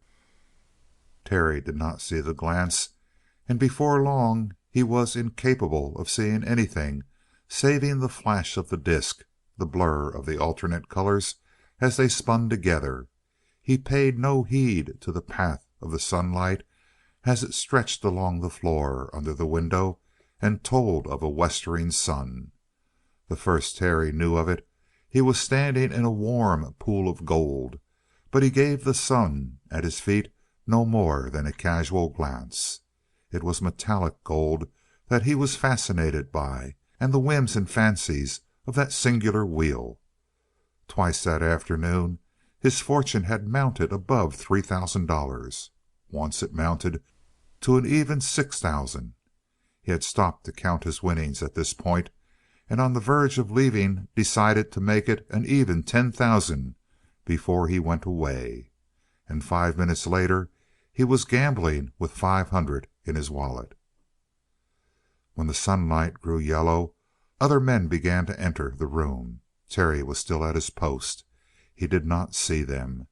There was no human face in the world for him except the colorless face of the croupier and the long, pale eyelashes that lifted now and then over greenish orange eyes. And Terry did not heed when he was shouldered by the growing crowd around the wheel. He only knew that other bets were being placed and that it was a nuisance, for the croupier took much longer in paying debts and collecting winnings, so that the wheel spun less often. Meantime, he was by no means unnoticed. A little whisper had gone the rounds that a real plunger was in town, and when men came into the hall their attention was directed automatically by the turn of other eyes towards 6 feet of muscular manhood, heavy-shouldered and erect, with a flare of a red silk bandana around his throat and a heavy sombrero worn tilted a little to one side and back on his head. "He's playing a system," said someone. "Been standing there all afternoon and making poor Pedro, the thief, sweat and shake in his boots." In fact, the owner of the place had lost his complacence and his smile together. He approached near to the wheel and watched it spin with a face turned sallow and flat of cheek from anxiety. For with the setting of the sun it seemed that luck flooded upon Terry Hollis. He began to bet in chunks of 500, alternating between the red and the odd, and winning with startling regularity. His winnings were now shoved into an awkward canvas bag, $20,000 that had grown from 50. No wonder the crowd had two looks for Terry. His face had lost its color and grown marvelously expressionless. "The real gambler's look," they said. His mouth was pinched at the corners, and otherwise his expression never varied. Once he turned. A broad-faced man, laughing and obviously too self-contented to see what he was doing, trod heavily on the toes of Terry, stepping past the latter to get his winnings. He was caught by the shoulder and whirled around. The crowd saw the tall man draw his right foot back, balance, lift a trifle on his toes, and then a balled fist shot up, caught the broad-faced man under the chin, and dumped him in a crumpled heap half a dozen feet away. They picked him up and took him away, a stunned wreck. Terry had turned back to his game, and in 10 seconds had forgotten what he had done. But the crowd remembered, and particularly he who had twice laughed at Terry from the veranda of the hotel. The heap in the canvas sack diminished, shrank. He dumped the remainder of the contents into his pocket. He had been betting in solid lumps of 1,000 for the past 20 minutes, and the crowd watched in amazement. This was drunken gambling, but the fellow was obviously sober. Then a hand touched the shoulder of Terry. "Just a minute, partner." He looked into the face of a big man, as tall as he and far heavier of build, a magnificent big head, heavily marked features, a short cropped black beard that gave him dignity, a middle-aged man, about 45 and still in the prime of life. "Let me pass a few words with you."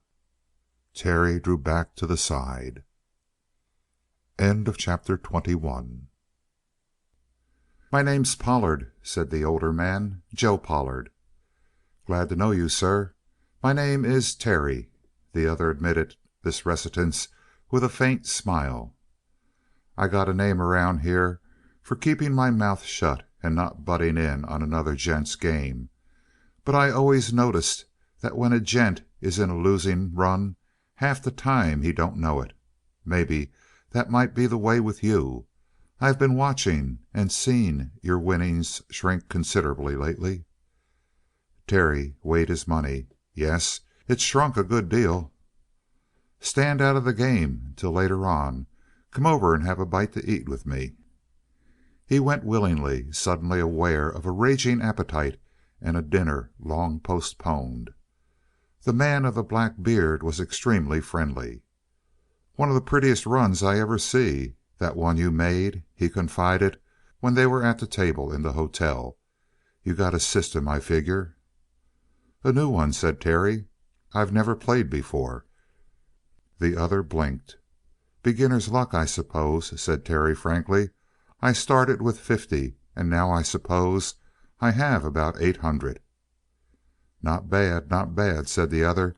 "Too bad you didn't stop half an hour before. Just passing through these parts?" "I'm looking for a job," said Terry. "Can you tell me where to start hunting? Cows are my game." The other paused a moment and surveyed his companion. There seemed just a shade of doubt in his eyes. They were remarkably large and yellowish gray, those eyes of Joe Pollard, and now and again, when he grew thoughtful, they became like clouded agate. They had that color now as he gazed at Terry. Eventually his glance cleared. "I got a little work of my own," he declared. "My range is all clogged up with varmints. Any hand with a gun and traps?" "Pretty fair hand," said Terry modestly. And he was employed on the spot. He felt one reassuring thing about his employer, that no echo out of his past or the past of his father would make the man discharge him. Indeed, taking him all in all, there was under the kindliness of Joe Pollard an indescribable basic firmness. His eyes, for example, in the habit of looking straight at one, reminded him of the eyes of Denver. His voice was steady and deep and mellow, and one felt that it might be expanded to an enormous volume. Such a man would not fly off into snap judgments and become alarmed because an employee had a past or a strange name. They paid a short visit to the gambling hall after dinner, and then got their horses. Pollard was struck dumb with admiration at the sight of the blood bay. "Maybe you been up the Bear Creek way?" he asked Terry. And when the latter admitted that he knew something of the Blue Mountain country, the rancher exclaimed, "By the Lord, partner, I'd say that horse is a ringer for El Sangre." "Pretty close to a ringer," said Terry. "This is El Sangre himself." They were jogging out of town. The rancher turned in the saddle and crossed his companion with one of his searching glances, but returned no reply. Presently, however, he sent his own capable steel dust into a sharp gallop. El Sangre roused to a flowing pace and held the other even without the slightest difficulty. At this Pollard drew rein with an exclamation. "El Sangre as sure as I live," he declared. "Ain't nothing else in these parts that calls itself a horse and slides over the ground the way El Sangre does. Partner, what sort of price would you set on El Sangre, maybe?" "His weight in gold," said Terry. The rancher cursed softly, without seeming altogether pleased, and thereafter, during the ride, his glance continually drifted toward the brilliant bay, brilliant even in the pallor of the clear mountain starlight. He explained this by saying after a time, "I've been my whole life in these parts without running across a horse that could pack me the way a man ought to be packed on a horse. I weigh 230, son, and it busts the back of a horse in the mountains. Now, you ain't a flyweight yourself, and El Sangre takes you along like you was a feather." Steel Dust was already grunting at every sharp rise, and El Sangre had not even broken out in perspiration. A mile or so out of town they left the road and struck onto a mere semblance of a trail, broad enough, but practically as rough as nature chose to make it. This wound at sharp and ever-changing angles into the hills, and presently they were pressing through a dense growth of lodgepole pine. It seemed strange to Terry that a prosperous rancher with an outfit of any size should have a road no more beaten than this one leading to his place, but he was thinking too busily of other things to pay much heed to such surmises and small events. He was brooding over the events of the afternoon. If his exploits in the gaming hall should ever come to the ear of Aunt Elizabeth, he was certain enough that he would be finally damned in her judgment. Too often he had heard her express an opinion of those who lived by chance and their wits, as she phrased it, and the thought of it irked him. He roused himself out of his musing. They had come out from the trees and were in sight of a solidly built house on the hill. There was one thing which struck his mind at once. No attempt had been made to find level for the foundation. The log structure had been built apparently at random on the slope. It conformed, at vast waste of labor, to the angle of the base and the irregularities of the soil. This, perhaps, made it seem smaller than it was. They caught the scent of wood smoke, and then saw a pale drift of the smoke itself. A flurry of music escaped by the opening of a door and was shut out by the closing of it. It was a moment before Terry, startled, had analyzed the sound. Unquestionably it was a piano, but how in the world, and why in the world, had it been carted to the top of this mountain? He glanced at his companion with a new respect, and almost with a suspicion. "Up to some damn doings again," growled the big man. "Never got no peace nor quiet up my way." Another surprise was presently in store for Terry. Behind the house, which grew in proportions as they came closer, they reached a horse shed, and when they dismounted, a servant came out for the horses. Outside of the Cornish ranch, he did not know of many who afforded such luxuries. However, El Sangre could not be handled by another, and Terry put up his horse and found the rancher waiting for him when he came out. Inside the shed he had found ample bins of barley and oats and good grain hay, and in the stalls his practiced eye scanned the forms of a round dozen fine horses with points of blood and bone that startled him. Coming to the open again, he probed the darkness as well as he could to gain some idea of the ranch which furnished and supported all these evidences of prosperity. But so far as he could make out, there was only a jumble of ragged hilltops behind the house, and before it the slope fell away steeply to the valley far below. He had not realized before that they had climbed so high or so far. Joe Pollard was humming. Terry joined him on the way to the house with a deepened sense of awe. He was even beginning to feel that there was a touch or two of mystery in the make-up of the man. Proof of the solidity with which the log house was built was furnished at once. Coming to the house, there was only a murmur of voices and of music. The moment they opened the door, a roar of singing voices and a jangle of piano music rushed into their ears. Terry found himself in a very long room with a big table in the center and a piano at the farther end. The ceiling sloped down from the right to the left. At the left it descended toward the doors of the kitchen and storerooms. At the right it rose to the height of 2 full stories. One of these was occupied by a series of heavy posts on which hung saddles and bridles and riding equipment of all kinds, and the posts supported a balcony onto which opened several doors, of sleeping rooms, no doubt. As for the wall behind the posts, it too was pierced with several openings, but Terry could not guess at the contents of the rooms. But he was amazed by the size of the structure as it was revealed to him from within. The main room was like some baronial hall of the old days of war and plunder, a role indeed into which it was not difficult to fit the burly Pollard and the dignity of his beard. 4 men were around the piano, and a girl sat at the keys, splashing out syncopated music while the men roared the chorus of the song. But at the sound of the closing of the door, all 5 turned toward the newcomers, the girl looking over her shoulder and keeping the soft burden of the song still running. End of chapter 22.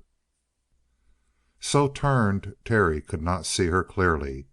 He caught a glimmer of red bronze hair, dark in shadow and brilliant in highlights, and a sheen of greenish eyes. Otherwise he only noted the casual manner in which she acknowledged the introduction, unsmiling, indifferent. As Pollard said, "Here's my daughter, Kate." This is Terry, a new hand." It seemed to Terry that as he said this the rancher made a gesture as of warning, though this no doubt could be attributed to his wish to silently explain away the idiosyncrasy of Terry in using his first name only. He was presented in turn to the four men, and thought them the oddest collection he had ever laid eyes on. Slim Dugan was tall, but not so tall as he looked, owing to his very small head and narrow shoulders. His hair was straw color, excessively silky and thin as the hair of a year-old child. There were other points of interest in Slim Dugan. His feet, for instance, were small as the feet of a girl, accentuated by the long, narrow riding boots, and his hands seemed to be pulled out to a great and unnecessary length. They made up for it by their narrowness. His exact opposite was Marty Cardiff, chunky, fat it seemed, until one noted the roll and bulge of the muscles at the shoulders. His head was settled into his fat shoulders somewhat in the manner of Denver's, Terry thought. Oregon Charlie looked the part of an Indian, with his broad nose and high cheekbones, flat face, slanted dark eyes, but his skin was a dead and peculiar white. He was a down-headed man, and one could rarely imagine him opening his lips to speak. He merely grunted as he shook hands with the stranger. To finish the picture, there was a man as huge as Joe Pollard himself, and as powerful, to judge by appearances. His face was burned to a jovial red. His hair was red also, and there was red hair on the backs of his freckled hands. All these men met Terry with cordial nods, but there was a carelessness about their demeanor which seemed strange to Terry. In his experience the men of the mountains were a timid or a blustering lot before newcomers, uneasy and anxious to establish their place. But these men acted as if meeting unknown men were a part of their common daily experience. They were as much at their ease as social lions. Pollard was explaining the presence of Terry. "He's come to clean out the varmints," he said to the others. "They've been getting pretty thick on the range, you know." "You came in just wrong," complained Kate, while the men turned four pair of grave eyes upon Terry and seemed to be judging him. "I got Oregon singing at last, and he was doing fine. Got a real voice, Charlie has. Regular branded baritone, I'll tell a man." "Strike up again for us, Charlie," said Pollard good-naturedly. "You don't never make much more noise 'n a grizzly." But Charlie looked down at his hands, and a faint spot of red appeared in his cheek. Obviously he was much embarrassed, and when he looked up it was to fix a glance of cold suspicion upon Terry, as though warning him not to take this talk of social acquirements as an index to his real character. "Get us some coffee, Kate," said Pollard. "Turned off cold coming up the hill." She did not rise. She had turned around to her music again, and now she acknowledged the order by lifting her head and sending a shrill whistle through the room. Her father started violently. "Damn it, Kate, don't do that." "The only thing that will bring Johnny on the run," she responded carelessly. And indeed the door on the left of the room flew open a moment later, and a wide-eyed Chinaman appeared with a long pigtail jerking about his head as he halted and looked about in alarm. "Coffee for the boss and the new hand," said Kate, without turning her head, as soon as she heard the door open. "Pronto, Johnny." Johnny snarled an indistinct something and withdrew, muttering. "You'll have Johnny quitting the job," complained Pollard, frowning. "You can't scare the poor devil out of his skin like that every time you want coffee. Besides, why didn't you get up and get it for us yourself?"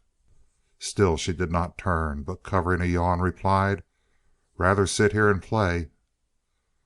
Her father swelled a moment in rage, but he subsided again without audible protest. Only he sent a scowl at Terry, as though daring him to take notice of this insolence. As for the other men, they had scattered to various parts of the room and remained there idly while the boss and the new hand drank the scalding coffee of Johnny. All this time Pollard remained deep in thought. His meditations exploded as he banged the empty cup back on the table.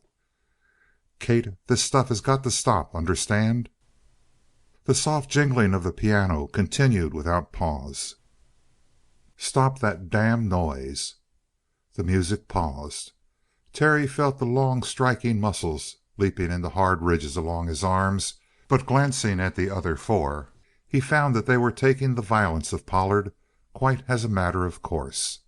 One was whittling, another rolled a cigarette, and all of them, if they took any visible notice of the argument, did so with the calmest of side glances. "Turn around!" roared Pollard. His daughter turned slowly and faced him.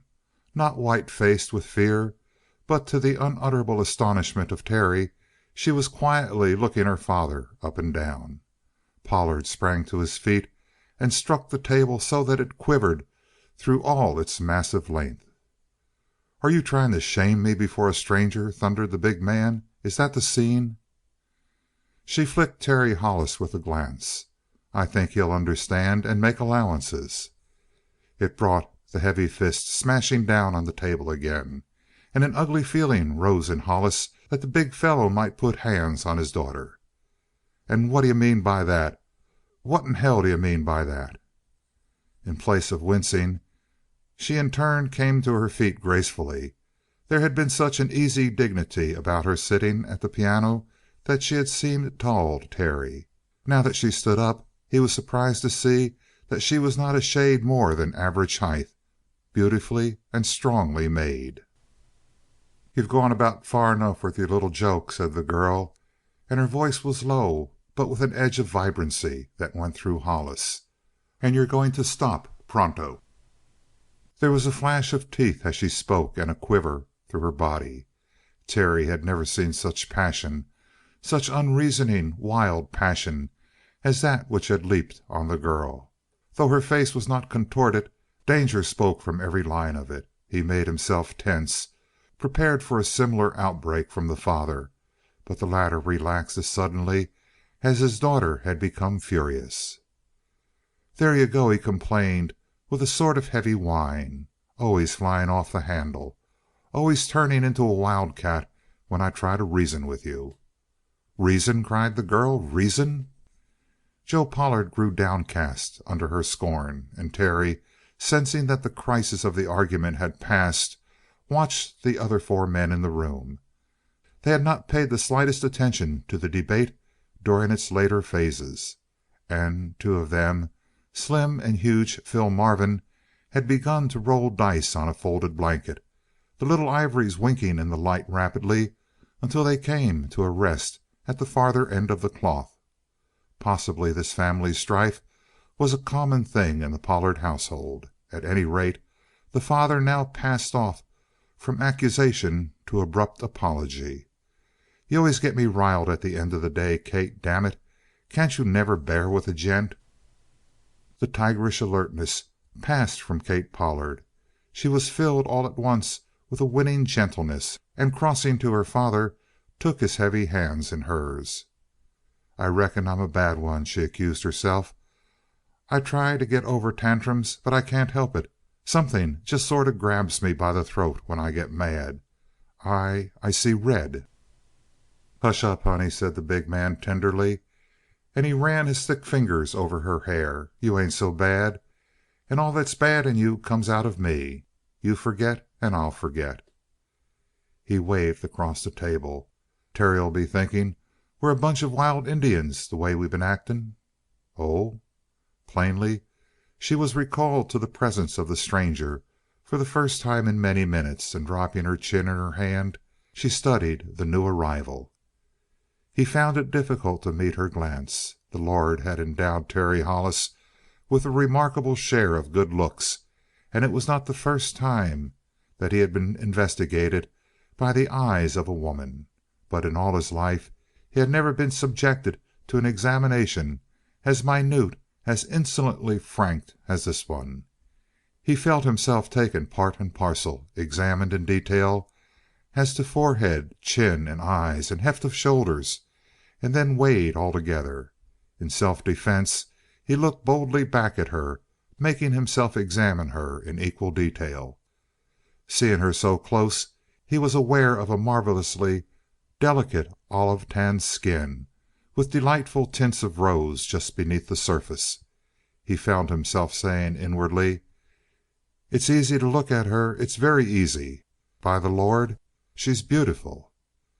As for the girl, it seemed that she was not quite sure in her judgment, for now she turned to her father with a faint frown of wonder, and again it seemed to Terry that Joe Pollard made an imperceptible sign, such as he had made to the four men when he introduced Terry.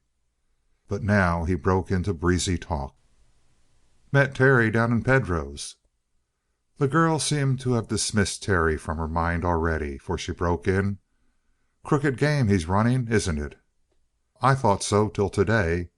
Then I seen Terry here trim Pedro for a flat 20,000. "Oh?" nodded the girl. Again her gaze reverted leisurely to the stranger, and with a not unflattering interest. "And then I seen him lose most of it back again. Roulette." She nodded, keeping her eyes on Terry, and the boy found himself desiring mightily to discover just what was going on behind the changing green of her eyes. He was shocked when he discovered. It came like the break of high dawn in the mountains of the Big Bend. Suddenly she had smiled openly, frankly. "Hard luck, partner." A little shivering sense of pleasure ran through him. He knew that he had been admitted by her, accepted.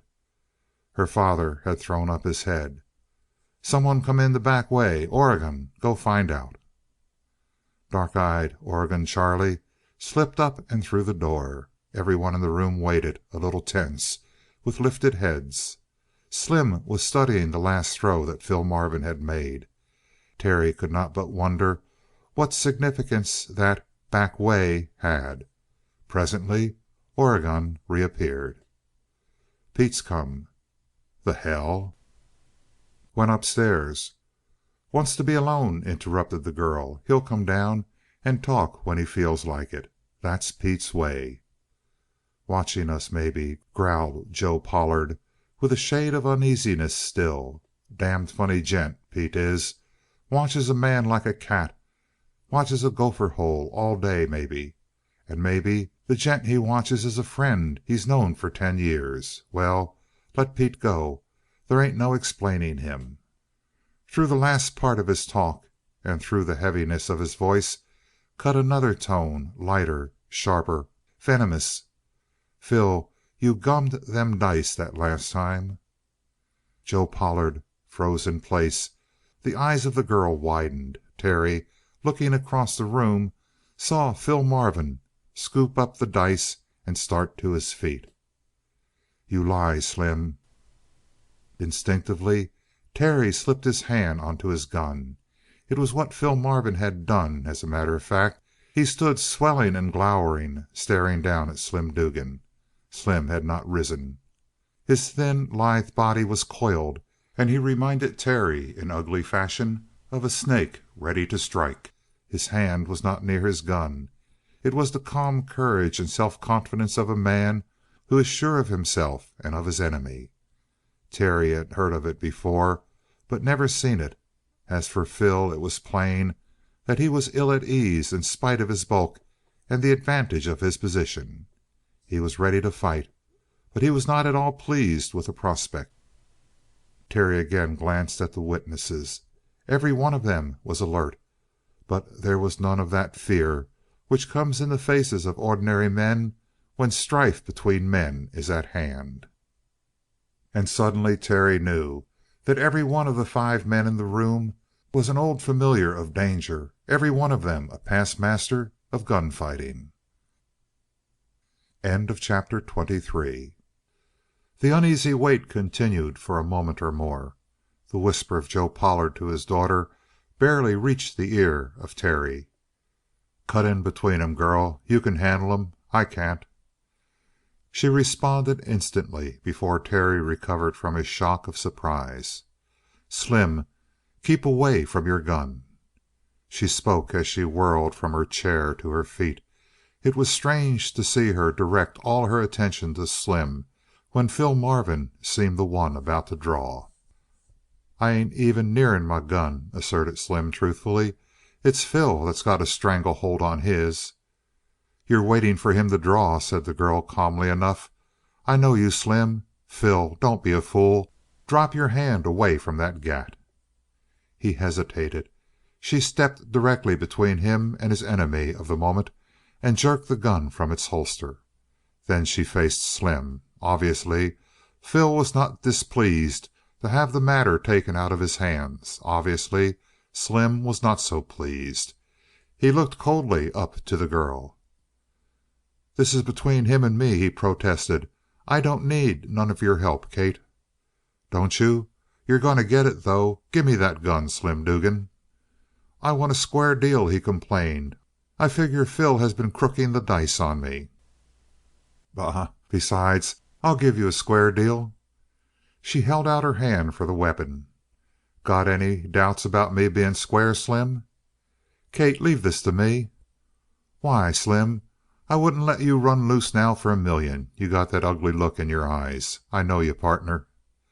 And to the unutterable astonishment of Terry, the man pulled his gun from its holster and passed it up to her, his eyes fighting hers, his hand moving slowly. She stepped back, weighing the heavy weapons in her hands. Then she faced Phil Marvin with glittering eyes. "It ain't the first time you've been accused of queer stunts with the dice. What's the straight of it, Phil? Been doing anything to these dice?"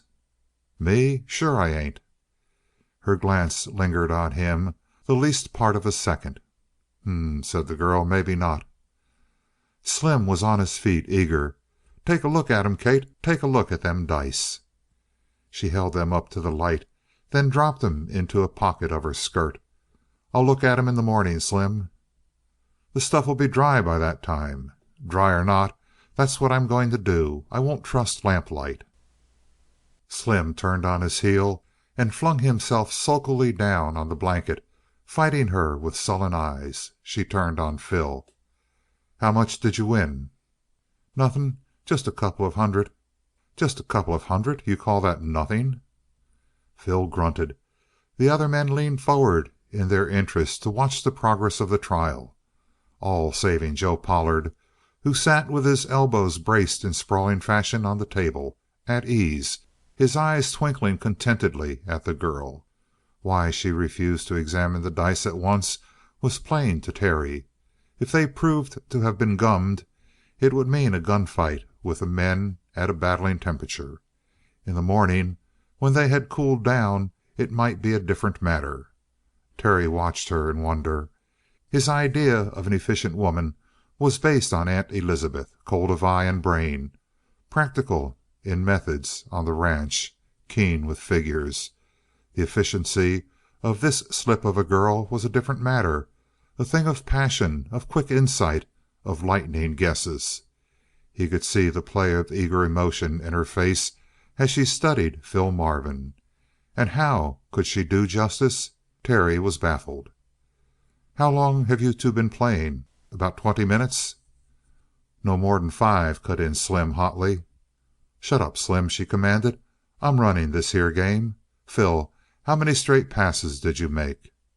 "Me? Oh, I don't know. Maybe 5." "5 straight passes?" said the girl. "5 straight passes?" "You heard me say it," growled big Phil Marvin. All at once she laughed. "Phil, give that 200 back to Slim." It came like a bolt from the blue, this decision. Marvin hesitated, shook his head. "Damned if I do. I don't back down. I want it square." "Listen to me," said the girl. Instead of threatening, as Terry expected, she had suddenly become conciliatory. She stepped close to him and dropped a slim hand on his burly shoulder. "Ain't Slim a pal of yours? You and him, ain't you stuck together through thick and thin? He thinks you didn't win that coin square. Is Slim's friendship worth 200 to you, or ain't it? Beside, you ain't lying down to nobody. Why, you big squarehead, Phil, don't we all know that you'd fight a bull with your bare hands? Who'd call you yellow? We simply say you was square, Phil, and you know it." There was a pause. Phil was biting his lip, scowling at Slim. Slim was sneering in return. It seemed that she had failed. Even if she forced Phil to return the money, he and Slim would hate each other as long as they lived. And Terry gained a keen impression that if the hatred continued, one of them would die very soon indeed. Her solution of the problem was a strange one. She faced them both. "You two big sulky babies!" she exclaimed. "Slim, what did Phil do for you down in Tecomo?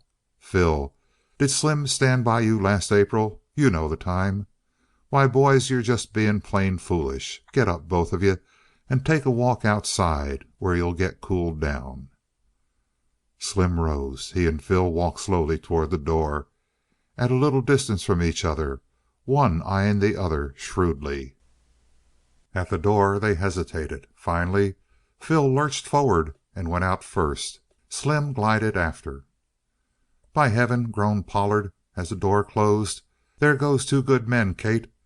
What put this last fool idea into your head?" She did not answer for a moment, but dropped into a chair as though suddenly exhausted. "It'll work out," she said at length. "You wait for it." "Well," grumbled her father, "the mischief is working. Run along to bed, will you?" She rose wearily and started across the room, but she turned before she passed out of their sight and leaned against one of the pillars. "Dad, why are you so anxious to get me out of the way?" "What do you mean by that? I got no reason. Run along and don't bother me." He turned his shoulder on her. As for the girl, she remained a moment looking thoughtfully at the broad back of Pollard. Then her glance shifted and dwelt a moment on Terry, with pity, he wondered. "Good night, boys." When the door closed on her, Joe Pollard turned his attention more fully on his new employee, and when Terry suggested that it was time for him to turn in, his suggestion was hospitably put to one side. Pollard began talking genially of the mountains, of the varmints he expected Terry to clean out. And while he talked, he took out a broad silver dollar and began flicking it in the air and catching it in the calloused palm of his hand. "Call it," he interrupted himself to say to Terry. "Heads," said Terry carelessly. The coin spun up, flickered at the height of its rise, and rang loudly on the table. "You win," said Pollard. "Well, you're a lucky gent, Terry, but I'll go you 10 you can't call it again." But again Terry called heads, and again the coin chimed, steadied, and showed the Grecian goddess. The rancher doubled his bet. He lost, doubled, lost again, doubled again, lost. A pile of money had appeared by magic before Terry. "I came to work for money," laughed Terry, "not take it away." "I always lose at this game," sighed Joe Pollard. The door opened and Phil Marvin and Slim Dugan came back, talking and laughing together. "What do you know about that?" Pollard exclaimed softly. "She guessed right. She always does. Ought to be a man with a brain like she's got. Here we are again." He spun the coin. It winked, fell, a streak of light, and again Terry had won. He began to grow excited.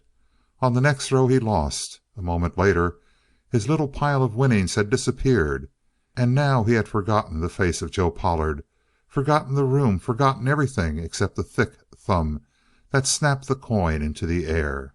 The cold, quiet passion of the gambler grew in him. He was losing steadily. Out of his wallet came in a steady stream the last of his winnings at Pedro's, and still he played. Suddenly the wallet squeezed flat between his fingers. "Pollard," he said regretfully, "I'm broke." The other waved away the idea. "Break up a fine game like this because you're broke?" The cloudy agate eyes dwelt kindly on the face of Terry, and mysteriously as well. "That ain't nothing. Nothing between friends. You don't know the style of man I am, Terry. Your word is as good as your money with me." "I've no security." "Don't talk security. Think I'm a money lender? This is a game. Come on." 5 minutes later Terry was 300 behind. A mysterious providence seemed to send all the luck the way of the heavy, tanned thumb of Pollard. "That's my limit," he announced, abruptly rising.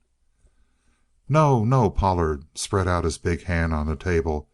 "You got that red horse, son. You can bet to 1,000 he's worth that to me."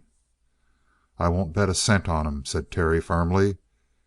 "Every damn cent I've won from you ag'in' the horse, son. That's a lot of cash if you win. If you lose, you're just out that much hossflesh, and I'll give you a good enough cayuse to take El Sangre's place." "A dozen wouldn't take his place," insisted Terry. "That so?" Pollard leaned back in his chair and put a hand behind his neck to support his head. It seemed to Terry that the big man made some odd motion with his hidden fingers. At any rate, the four men who lounged on the farther side of the room now rose and slowly drifted in different directions. Oregon Charlie wandered toward the door. Slim sauntered to the window behind the piano and stood idly looking out into the night.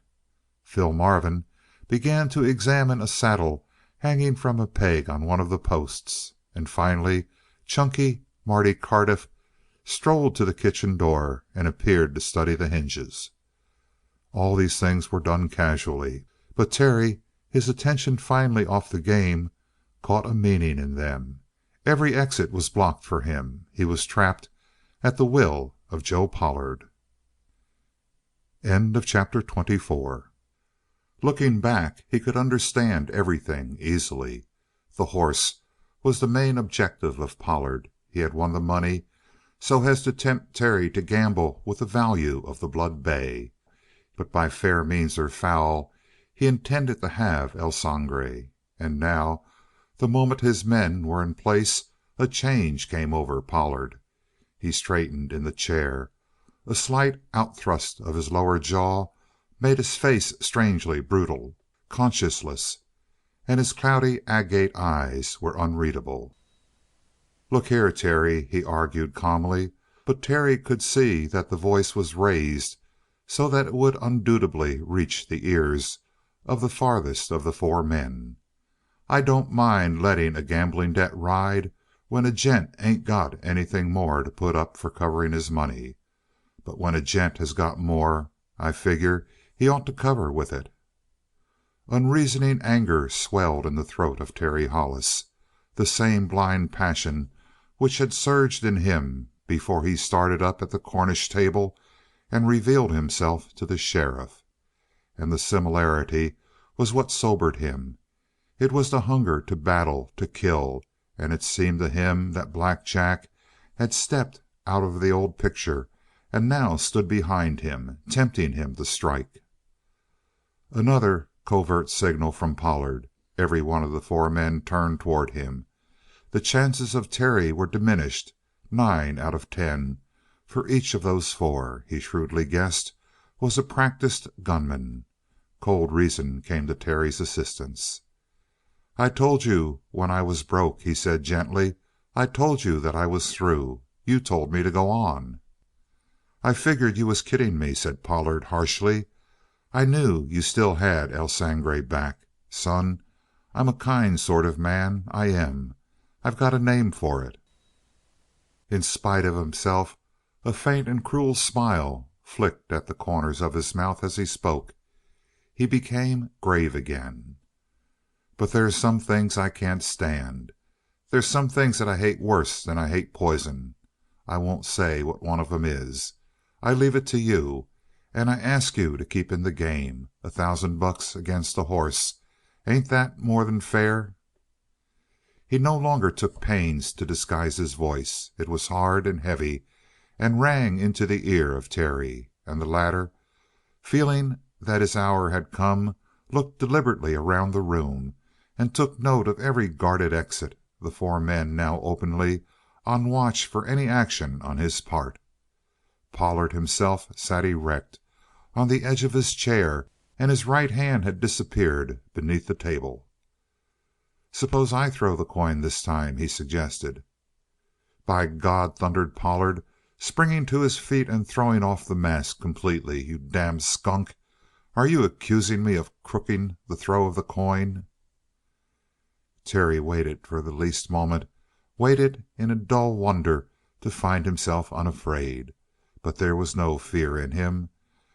There was only a cold, methodical calculation of chances.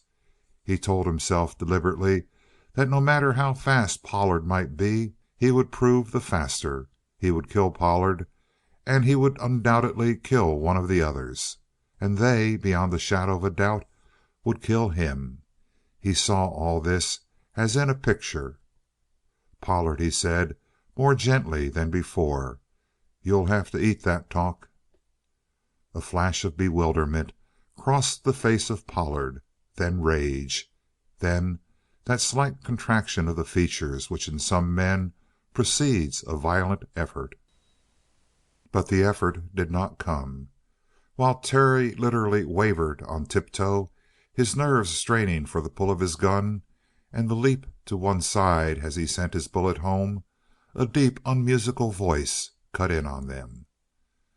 "Just hold yourself up a minute, will you, Joe?" Terry looked up.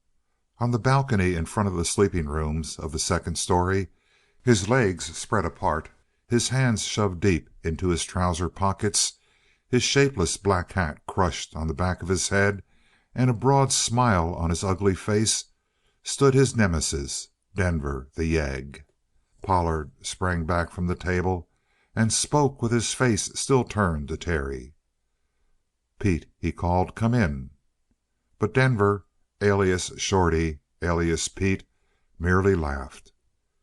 "Come in nothing, you fool. Joe, you're about half a second from hell, and so's a couple more of you. Don't you know who the kid is? Eh? I'll tell you, boys. It's the kid that dropped old Minter. It's the kid that beat foxy Joe Minter to the draw. It's young Hollis. Why, you damned blind men, look at his face. It's the son of Black Jack. It's Black Jack himself come back to us." Joe Pollard let his hand fall away from his gun.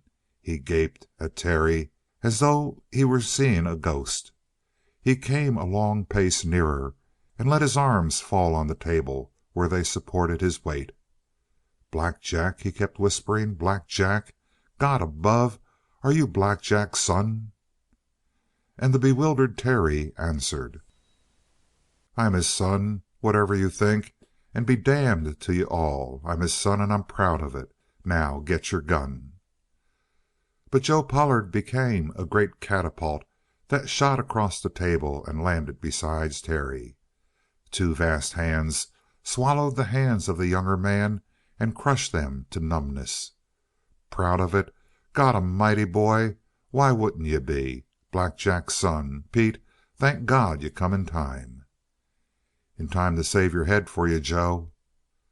"I believe it," said the big man humbly. "I believed he would of cleaned up on me, maybe on all of us. Black Jack would of come close to doing it. But you come in time, Pete, and I'll never forget it." While he spoke he was still wringing the hands of Terry. Now he dragged the stunned Terry around the table and forced him down in his own huge padded armchair, his sign of power. But it was only to drag him up from the chair again. "Let me look at you. Black Jack's boy, eh? As like Black Jack as ever I seen, too. But a shade taller, eh, Pete? A shade taller. And a shade heavier in the shoulders. But you got the look. I might of knowed you by the look in your eyes. Hey, Slim, damn your good for nothing hide, drag Johnny here pronto by the back of his neck." Johnny, the Chinaman, appeared, blinking at the lights. Joe Pollard clamped him on the shoulder with staggering force. "Johnny, you see?" A broad gesture to Terry. "Old friend. Just find out. Very old friend. Like pretty much a whole damn lot. Get down in the cellar, you yaller old sinner, and get out the oldest bourbon I've got there. You savvy? Pretty damn pronto. Hurry up, quick, old keg. Get out." Johnny was literally hurled out of the room toward the kitchen, trailing a crackle of strange sounding but unmistakable profanity behind him. And Joe Pollard, perching his bulk on the edge of the table, introduced Terry to the boys again. For Oregon had come back with word that Kate would be out soon. "Here's Denver Pete. You know him already, and he's worth his weight in any man's company. Here's Slim Dugan that could scent a big coin shipment 1,000 miles away. Phil Marvin ain't any slouch at stalling a gent with a fat wallet and leading him up to be plucked. Marty Cardiff ain't half so tame as he looks, and he's the best trailer that ever squinted at a buzzard in the sky. He knows this whole country like a book. And Oregon Charlie is the best all-around man you ever seen, from railroads to stages. And me, I'm sort of a handyman.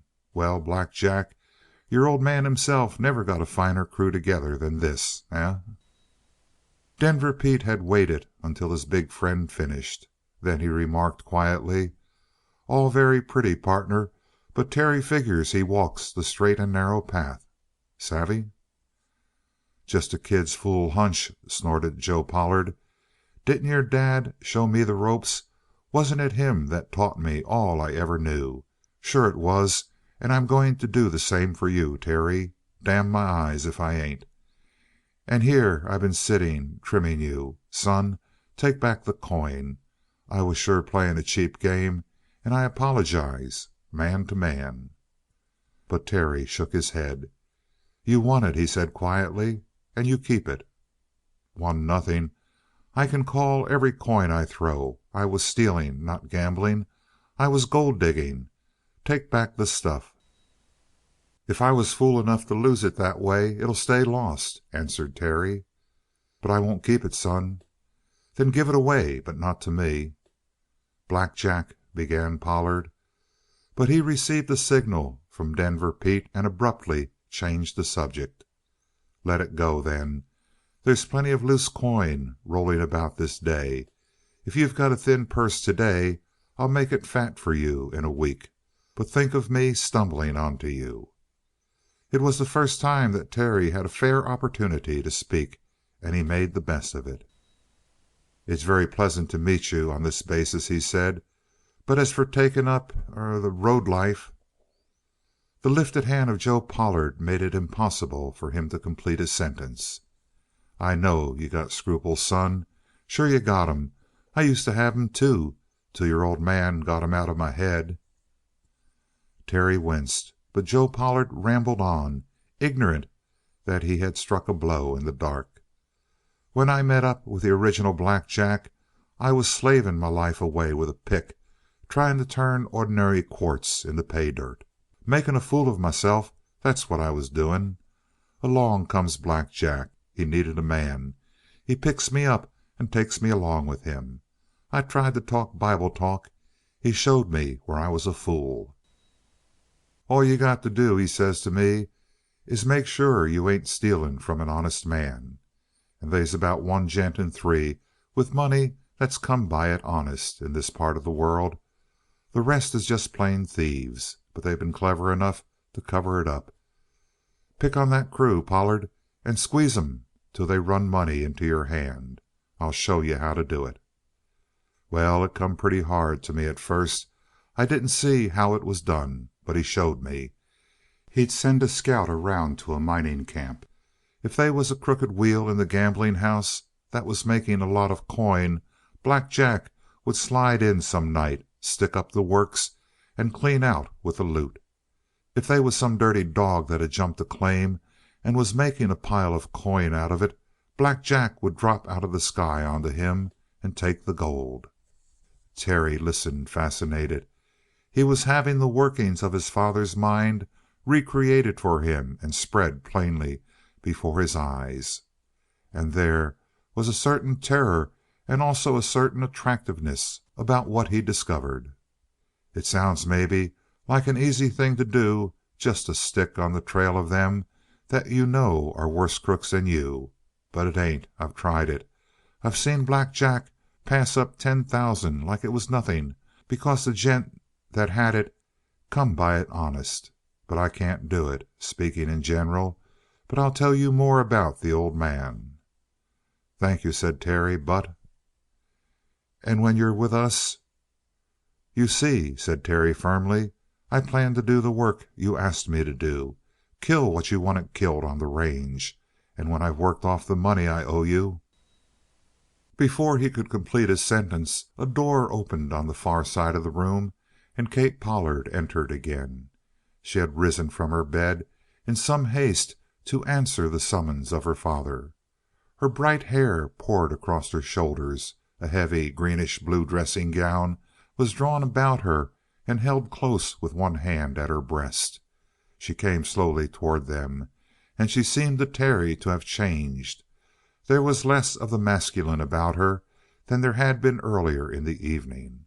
Her walk was slow. Her eyes were wide as though she had no idea what might await her, and the light glinted white on the untanned portion of her throat and on her arm where the loose sleeve of the dressing gown fell back from it. "Kate," said her father, "I had to get you up to tell you the big news. Biggest news you ever heard of. Girl, who have I always told you was the greatest gent that ever come into my life?" "Jack Hollis, Black Jack," she said without hesitation. "According to your way of thinking, Dad."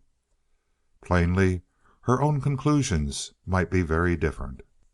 "According to anybody's way of thinking, as long as they was thinking right. And do you know who we've got here with us now? Could you guess in 1,000 years? Why, the kid that come tonight.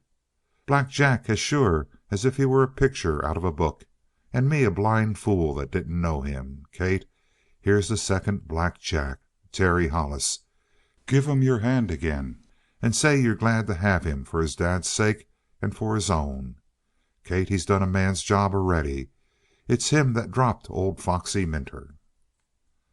The last of these words faded out of the hearing of Terry. He felt the lowered eyes of the girl rise and fall gravely on his face, and her glance rested there a long moment with a new and solemn questioning. Then her hand went slowly out to him, a cold hand that barely touched his with its fingertips and then dropped away. But what Terry felt was that it was the same glance she had turned to him when she stood leaning against the post earlier that evening. There was pity in it and a sort of despair which he could not understand. And without saying a word, she turned her back on them and went out of the room as slowly as she had come into it. End of chapter 25. "It don't mean nothing," Pollard hastened to assure Terry. "It don't mean a thing in the world except that she's a fool girl. The queerest, orneriest, kindest, strangest, wildest thing in the shape of calico that ever come into these parts since her mother died before her. But the more you see of her, the more you'll value her. She can ride like a man, no wear out to her, and she's got the courage of a man. Besides which, she can sling a gun like it would do your heart good to see her. Don't take nothing she does to heart. She don't mean no harm, but she sure does tangle up a gent's ideas. Here I been living with her nigh on 20 years, and I don't savvy her none yet. Eh, boys?" "I'm not offended in the least," said Terry quietly. And he was not. But he was more interested than he had ever been before by man, woman, or child. And for the past few seconds his mind had been following her through the door behind which she had disappeared. "And if I were to see more of her, no doubt," he broke off with, "but I'm not apt to see much more of any of you, Mr. Pollard. If I can't stay here and work off that $300 debt—" "Work, hell! No son of Black Jack Hollis can work for me. But he can live with me as a partner, son, and he can have everything I got, half and half, and the bigger half to him if he asks for it. That's straight."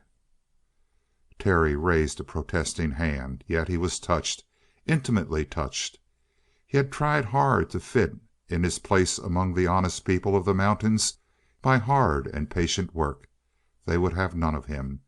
His own kind turned him out.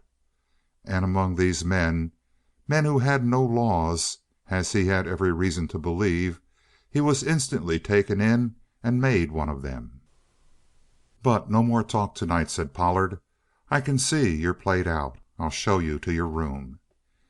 He caught a lantern from the wall as he spoke and began to lead the way up the stairs to the balcony. He pointed out the advantages of the house as he spoke. "Not half bad, this house, eh?" he said proudly. "And who'd you think planned it? Your old man, kid. It was Black Jack Hollis himself that done it. He was took off sudden before he had a chance to work it out and build it. But I've used his idea in this the same as I've done in other things. His idea was a house like a ship. They build a ship in compartments, eh? Ship hits a rock, water comes in, but it only fills one compartment and the old ship still floats. Same with this house. You see them walls? And the walls on the outside ain't the only thing. Every partition is the same thing, pretty near, and a gent could stand behind these doors safe as if he was a mile away from a gun. Why? Because they's a nice little lining of the best steel you ever seen in the middle of 'em. Cost a lot? Sure. But look at us now. Suppose a posse was to rush the house. They burst into the kitchen side. Where are they? Just the same as if they hadn't gotten in at all. I bolt the doors from the inside of the big room and they're shut out again. Or suppose they take the big room. Then a couple of us slide out onto this balcony and spray 'em with lead. This house ain't going to be took till the last room is filled full of sheriff's men." He paused on the balcony and looked proudly over the big baronial room below them. It seemed huger than ever from this viewpoint, and the men below them were dwarfed. The light of the lanterns did not extend all the way across it, but fell in pools here and there, gleaming faintly on the men below. "But doesn't it make people suspicious to have a fort like this built on the hill?" asked Terry. "Of course, if they knew. But they don't know, son. And they ain't going to find out the lining of this house till they try it out with lead." He brought Terry into one of the bedrooms and lighted a lamp. As the flare steadied in the big circular oil burner and the light spread, Terry made out a surprisingly comfortable apartment. There was not a bunk but a civilized bed, beside which was a huge, tawny mountain lion skin softening the floor. The window was curtained in some pleasant blue stuff, and there were a few spots of color on the wall, only calendars, some of them, but helping to give a livable impression for the place. "Kate's work," grinned Pollard proudly. "She's been fixing these rooms up all out of her own head. Never got no ideas out of me. Anything you might lack, son?"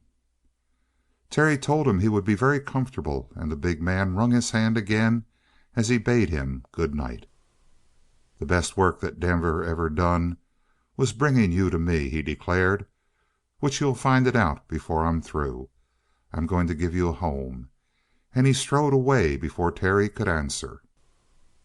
The rather rare consciousness of having done a good deed swelled in the heart of Joe Pollard on his way down from the balcony.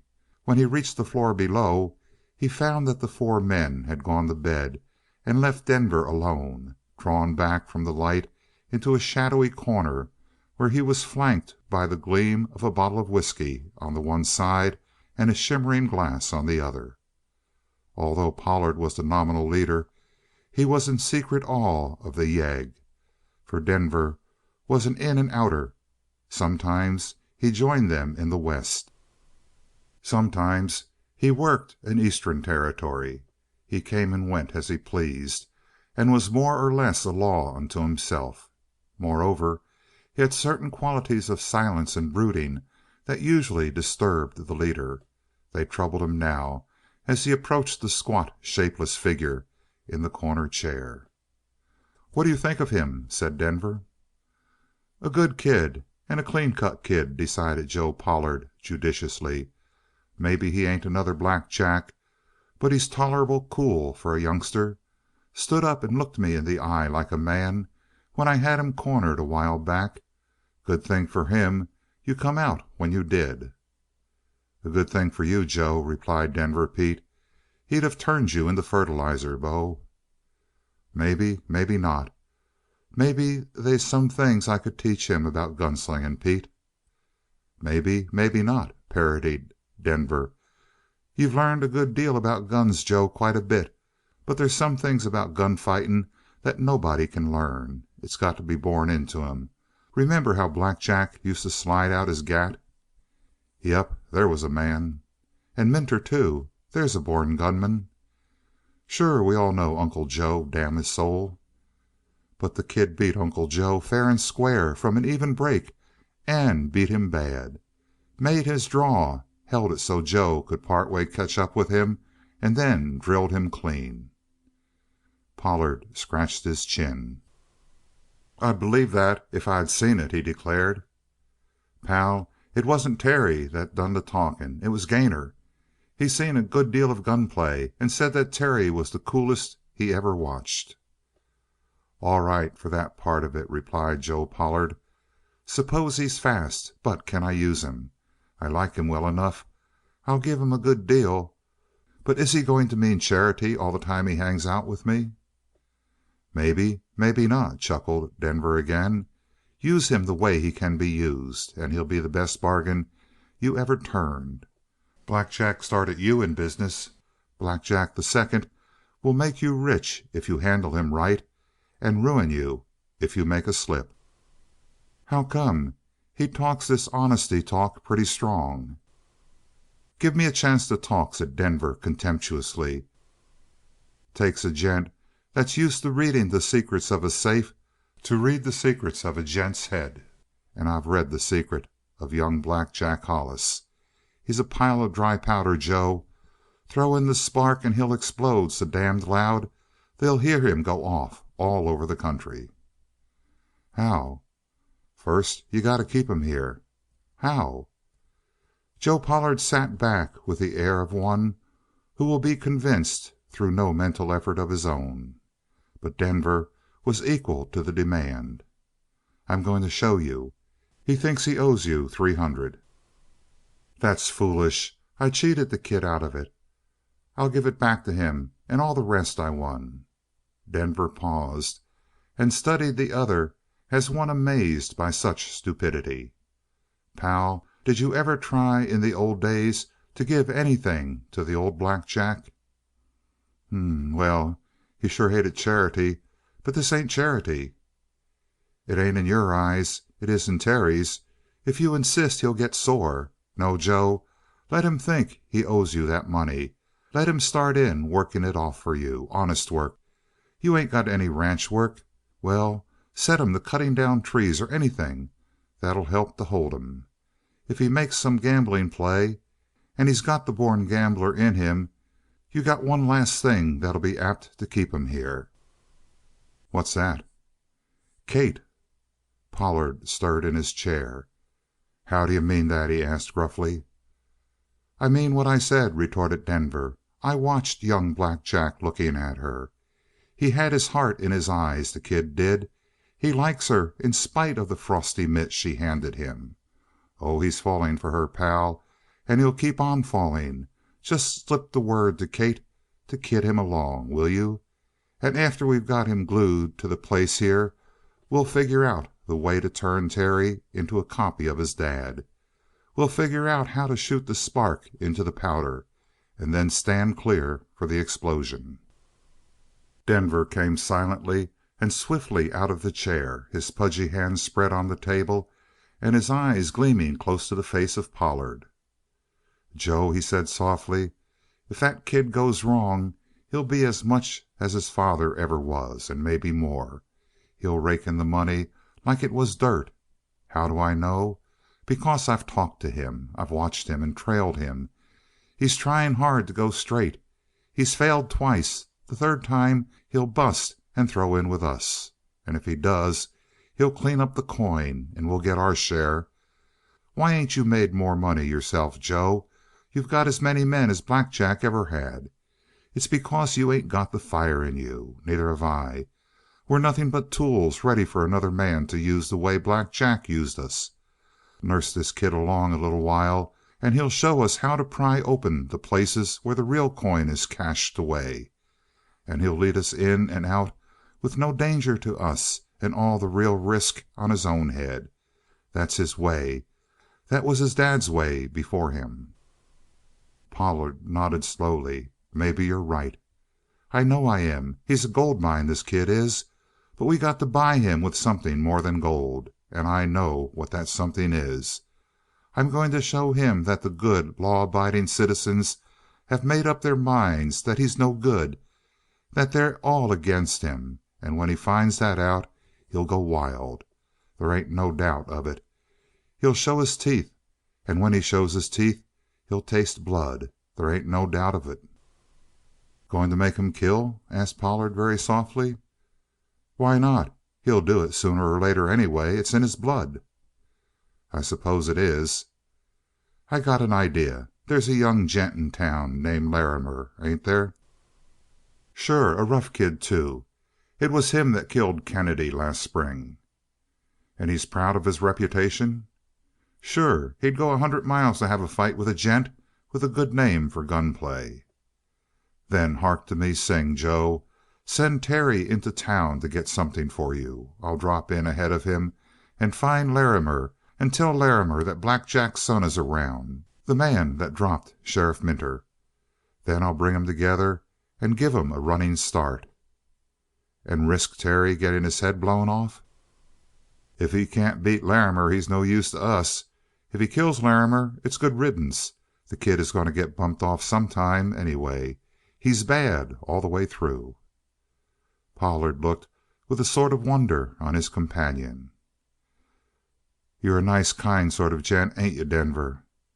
"I'm a money maker," asserted Denver coldly. "And just now Terry Hollis is my gold mine. Watch me work him." Chapter 26. It was some time before Terry could sleep, though it was now very late. When he put out the light and slipped into the bed, the darkness brought a bright flood of memories of the day before him. It seemed to him that half a lifetime had been crowded into the brief hours since he was fired on the ranch that morning. Behind everything stirred the ugly face of Denver as a sort of controlling nemesis. It seemed to him that the chunky little man had been pulling the wires all the time while he, Terry Hollis, danced in response. Not a flattering thought. Nervously, Terry got out of bed and went to the window. The night was cool, cut crisp rather than chilling. His eyes went over the velvet blackness of the mountain slope above him to the ragged line of the crest, then a dizzying plunge to the brightness of the stars beyond. The very sense of distance was soothing. It washed the gloom and the troubles away from him. He breathed deep of the fragrance of the pines and then went back to his bed. He had hardly taken his place in it when the sleep began to well up over his brain, waves of shadows running out of corners of his mind, and then suddenly he was wide awake, alert. Someone had opened the door. There had been no sound, merely a change in the air currents of the room. But there was also the sense of another presence, so clearly that Terry almost imagined he could hear the breathing. He was beginning to shrug the thought away and smile at his own nervousness when he heard that unmistakable sound of a foot pressing the floor. And then he remembered that he had left his gun belt far from the bed. In a burning moment that lesson was printed in his mind and would never be forgotten.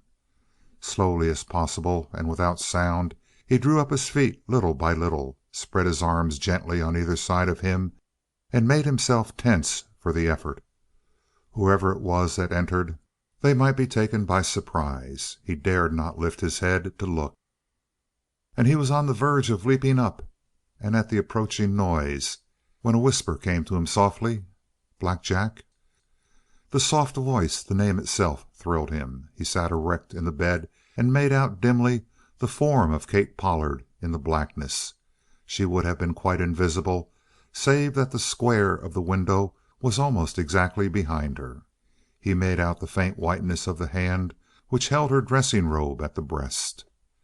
She did not start back, though she showed that she was startled by the suddenness of his movement, by growing the faintest shade taller and lifting her head a little.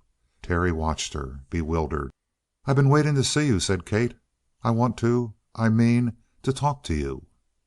He could think of nothing except to blurt with sublime stupidity, It's good of you. Won't you sit down?" The girl brought him to his senses with a sharp, "Easy. Don't talk out. Do you know what would happen if Dad found me here?" "I—" began Terry. But she helped him smoothly to the logical conclusion. "He'd blow your head off, Black Jack, and he'd do it pronto. If you are going to talk, talk soft like me." She sat down on the side of the bed so gently that there was no creaking. They peered at each other through the darkness for a time. She was not whispering, but her voice was pitched almost as low, and he wondered at the variety of expression she was able to pack in the small range of that murmur. "I suppose I'm a fool for coming, but I was born to love chances. Born for it." She lifted her head and laughed. It amazed Terry to hear the shaken flow of her breath and catch the glinting outline of her face. He found himself leaning forward a little, and he began to wish for a light, though perhaps it was an unconscious wish. "First," she said, "what do you know about Dad and Denver Pete?" "Practically nothing." She was silent for a moment, and he saw her hand go up and prop her chin while she considered what she could say next. "There's so much to tell," she confessed, "that I can't put it short. I'll tell you this much, Black Jack." "That isn't my name, if you please." "It'll be your name if you stay around these parts with Dad very long," she replied, with an odd emphasis. "But where you been raised, Terry, and what you been doing with yourself?" He felt that this giving of the first name was a tribute, in some subtle manner. It enabled him, for instance, to call her Kate, and he decided with a thrill that he would do so at the first opportunity. He reverted to her question. "I suppose," he admitted gloomily, "that I've been raised to do pretty much as I please, and the money I've spent has been given to me." The girl shook her head with conviction. "It ain't possible," she declared. "Why not?" "No son of Black Jack would live off somebody's charity." He felt the blood tingle in his cheeks, and a real anger against her rose. Yet he found himself explaining humbly: "You see, I was taken when I wasn't old enough to decide for myself. I was only a baby, and I was raised to depend upon Elizabeth Cornish. I didn't even know the name of my father until a few days ago." The girl gasped. "You didn't know your father? Not your own father?" She laughed again scornfully. "Terry, I ain't green enough to believe that." He fell into a dignified silence, and presently the girl leaned closer as though she were peering to make out his face. Indeed, it was now possible to dimly make out objects in the room. The window was filled with an increasing brightness, and presently a shaft of pale light began to slide across the floor, little by little. The moon had pushed up above the crest of the mountain. "Did that make you mad?" queried the girl. "Why?" "You seemed to doubt what I said," he remarked stiffly. "Why not? You ain't under oath or anything, are you?" Then she laughed again. "You're a queer one all the way through. This Elizabeth Cornish got anything to do with the Cornish ranch?" "I presume she owns it very largely." The girl nodded. "You talk like a book. You must have studied a terrible pile." "Not so much, really." "H'm," said the girl, and seemed to reserve judgment. Then she asked with a return of her former sharpness: "How come you gambled today at Pedro's?" "I don't know. It seemed the thing to do to kill time, you know." "Kill time? At Pedro's? Well, you are green, Terry." "I suppose I am, Kate." He made a little pause before her name, and when he spoke it, in spite of himself, his voice changed, became softer. The girl straightened somewhat, and the light was now increased to such a point that he could make out that she was frowning at him through the dimness. "First you been adopted, then you been raised on a great big place with everything you want, mostly, and now you're out, playing at Pedro's. How come, Terry?" "I was sent away," said Terry faintly, as all the pain of that farewell came flooding back over him. "Why?"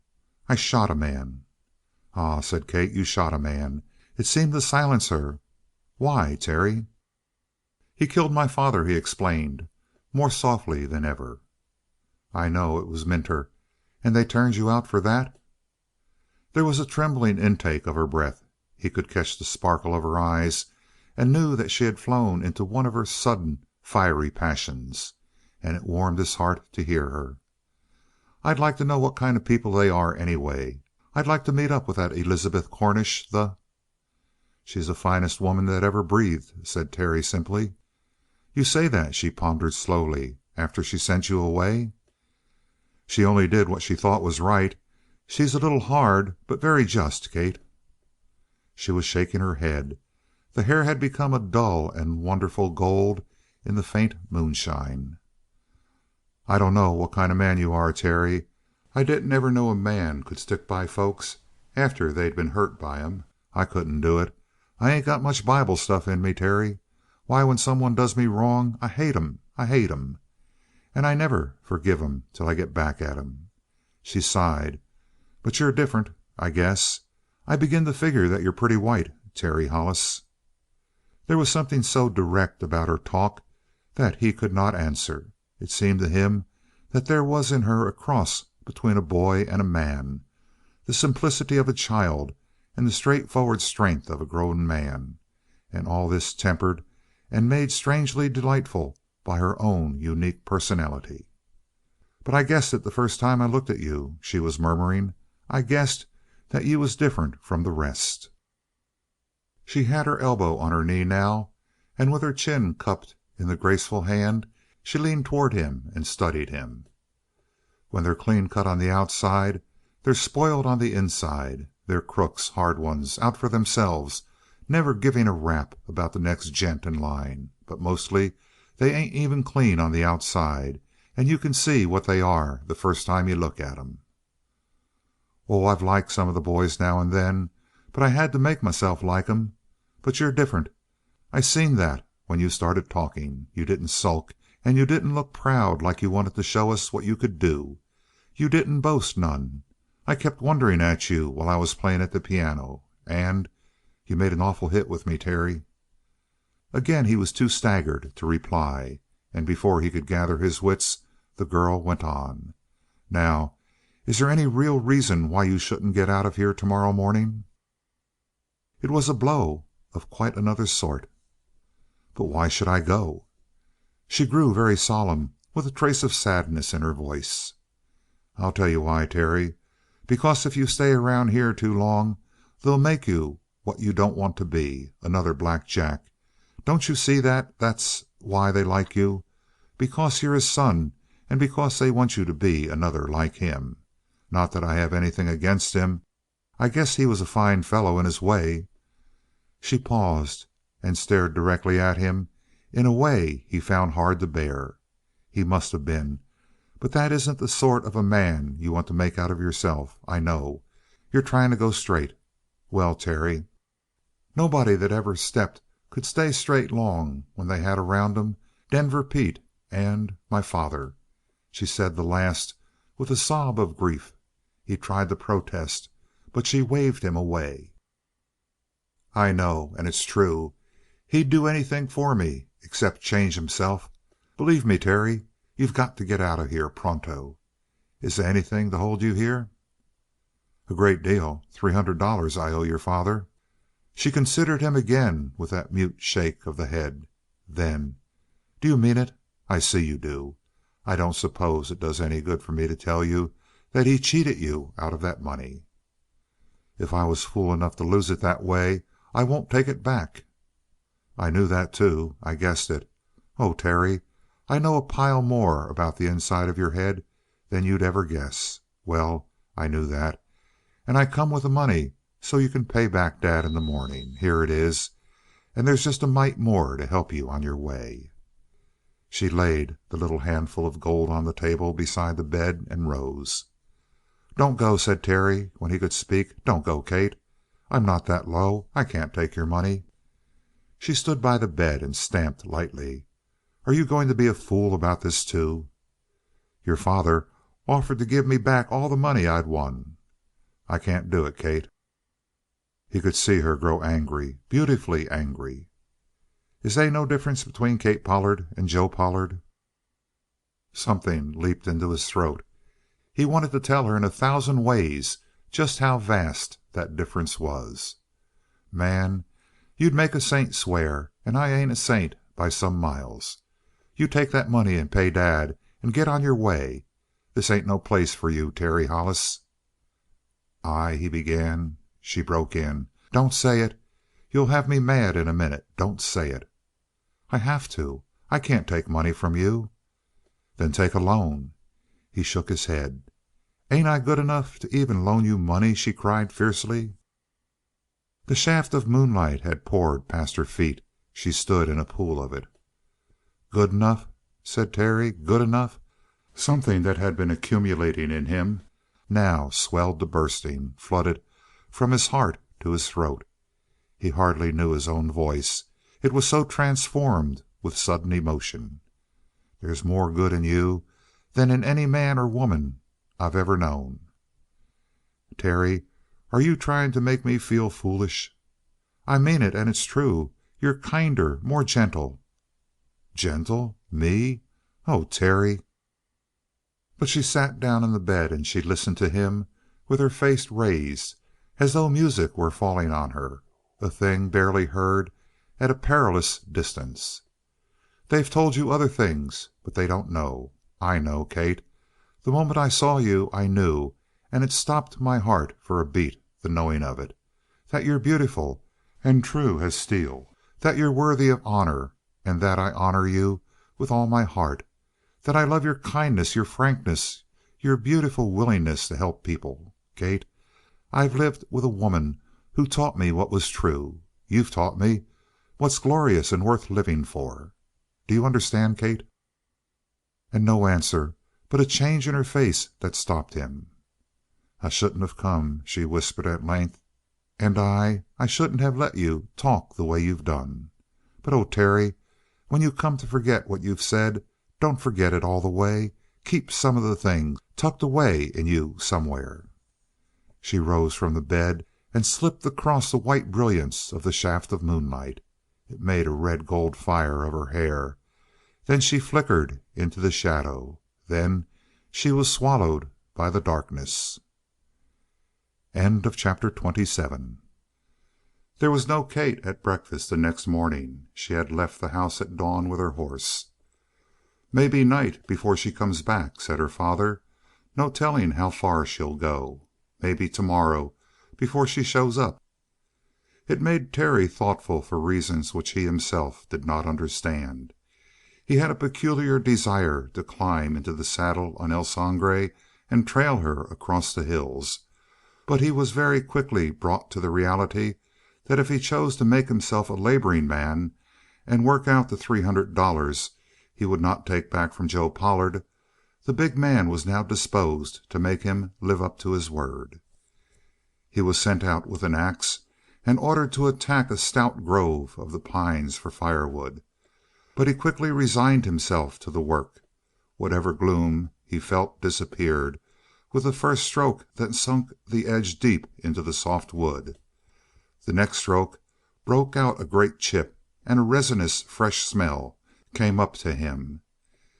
He made quick work of the first tree, working the morning chill out of his body, and as he warmed to his labors, the long muscles of arms and shoulders limbering, the blows fell in a shower. The sturdy pines fell one by one, and he stripped them of branches with long, sweeping blows of the axe, shearing off several at a stroke. He was not an expert axman, but he knew enough about that cunning craft to make his blows tell, and a continual desire to sing welled up in him. Once, to breathe after the heavy labor, he stepped to the edge of the little grove. The sun was sparkling in the tops of the trees. The valley dropped far away below him. He felt as one who stands on the top of the world. There was a flash and gleam of red. There stood El Sangre in the corral below him. The stallion raised his head and whinnied in reply to the master's whistle. A great sweet peace dropped on the heart of Terry Hollis. Now he felt he was at home. He went back to his work. But in the mid-morning Joe Pollard came to him and grunted at the swath Terry had driven into the heart of the lodgepole pines. "I wanted junk for fire," he protested. "Not enough to build a house. But I got a little errand for you in town, Terry. You can give El Sangre a stretching down the road?" "Of course." It gave Terry a little prickling feeling of resentment to be ordered about, but he swallowed the resentment. After all, this was labor of his own choosing, though he could not but wonder a little because Joe Pollard no longer pressed him to take back the money he had lost. And he reverted to the talk of Kate the night before. The $300 was now an anchor holding him to the service of her father, and he remembered, with a touch of dismay, that it might take a year of ordinary wages to save $300, or more than a year. It was impossible to be downhearted long, however. The morning was as fresh as a rose, and the four men came out of the house with Pollard to see El Sangre dancing under the saddle. Terry received the commission for a box of shotgun cartridges and the money to pay for them. "And the change," said Pollard liberally, "don't worry me none. Step around and make yourself at home in town. About coming back, well, when I send a man into town, I figure on him making a day of it. So long, Terry." "Hey," called Slim, "is El Sangre gun shy?" "I suppose so." The stallion quivered with eagerness to be off. "Here's to try him."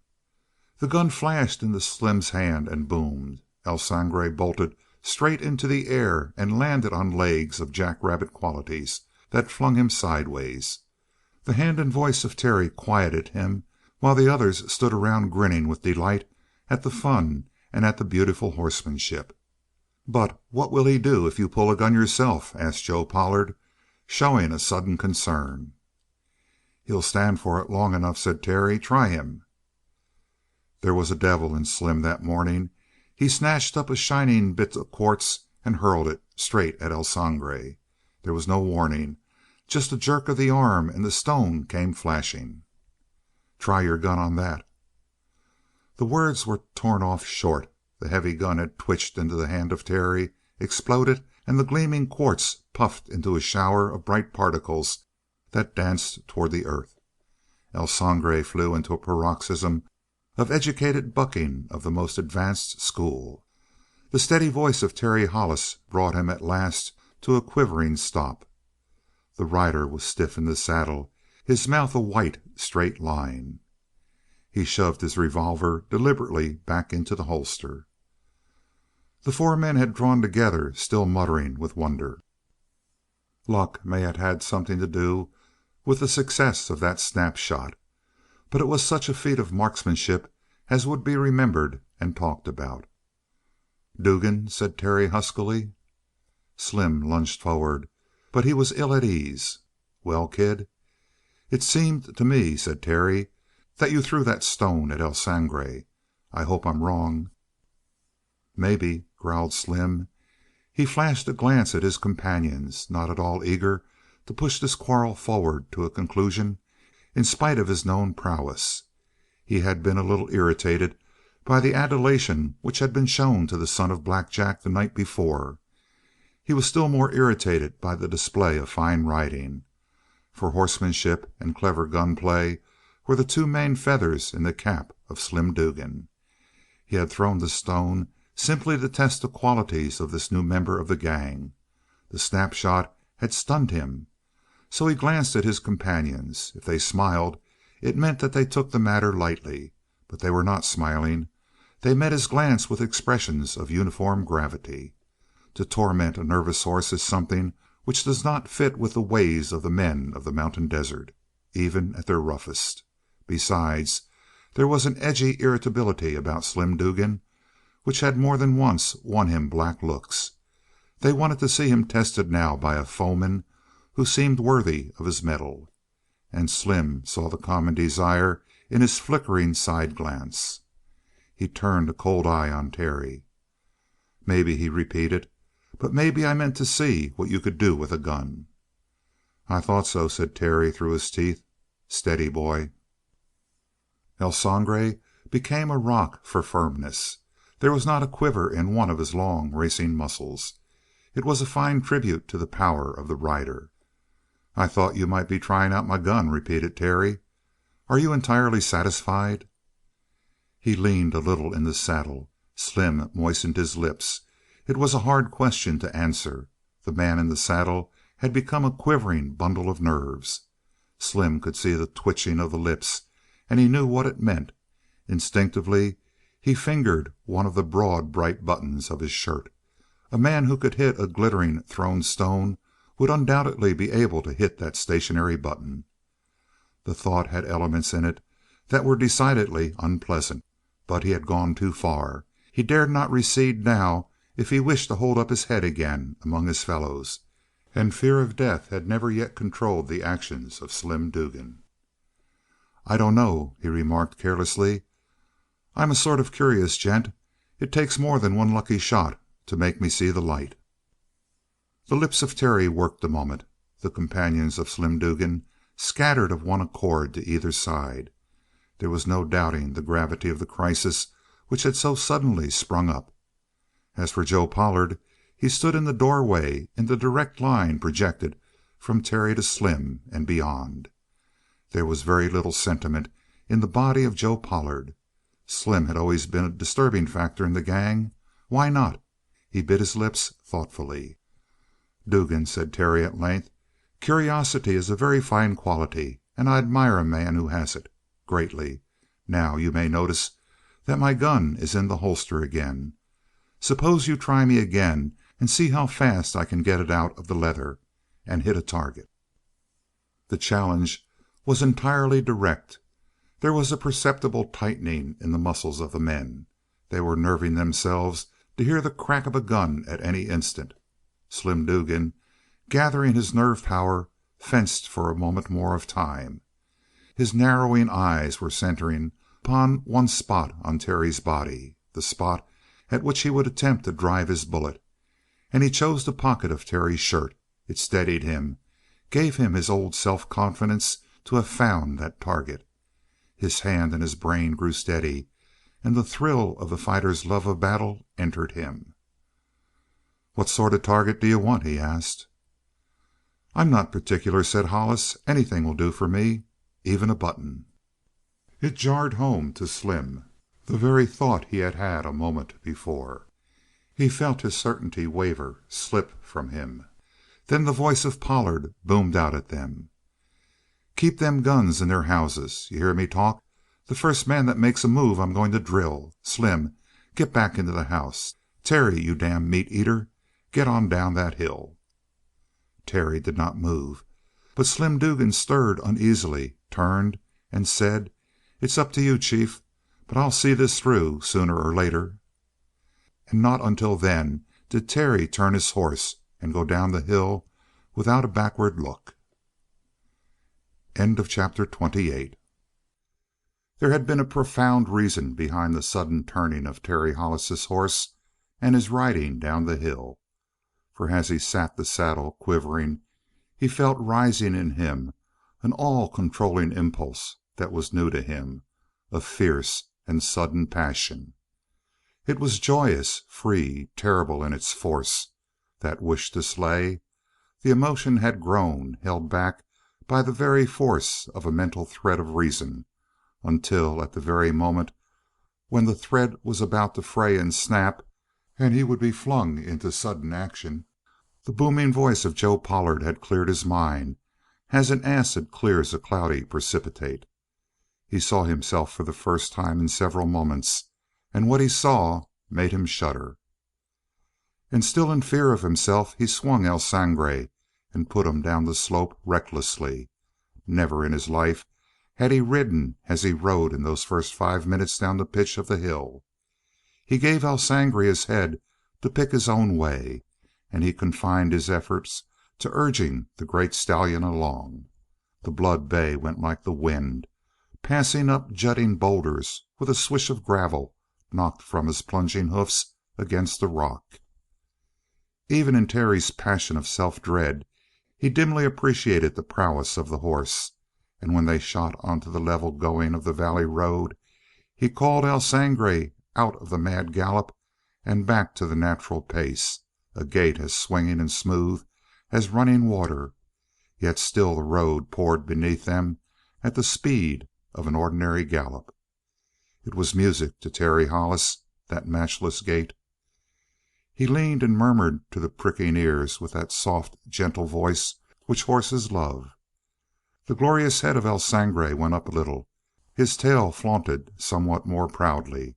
From the quiver of his nostrils to the ringing beat of his black hoofs, he bespoke his confidence that he bore the king of men on his back. And the pride of the great horse brought back some of Terry's own waning self-confidence. His father had been up in him as he faced Slim Dugan, he knew. Once more he had escaped from the commission of a crime, but how long would he succeed in dodging that imp of the perverse which haunted him? It was like the temptation of a drug, to strike just once and thereafter to be raised above himself, to take to himself the power of evil which is greater than the power of good. The blow he struck at the sheriff had merely served to launch him on his way. To strike down was now what he wanted, but to kill? To feel that once he had accomplished the destiny of some strong man, to turn a creature of mind and soul, ambition and hope, at a single stroke into so many pounds of flesh, useless, done for. What could be more glorious? What could be more terrible? And the desire to strike, as he looked into the sneering face of Slim Dugan, had been almost overmastering. Sooner or later he would strike that blow. Sooner or later he would commit the great and controlling crime, and the rest of his life would be a continual evasion of the law. If they would only take him into their midst, the good and the law-abiding men of the mountains, if they would only accept him by word or deed and give him a chance to prove that he was honest. Even then the battle would be hard against temptation, but they were too smugly sure that his downfall was certain. Twice they had rejected him without cause. How long would it be before they actually raised their hands against him? How long would it be before they violently put him in the class of his father? Grinding his teeth, he swore that if that time ever came when they took his destiny into their own hands, he would make it a day to be marked in red all through the mountains. The cool, fresh wind against his face blew the sullen anger away, and when he came close to the town he was his old self.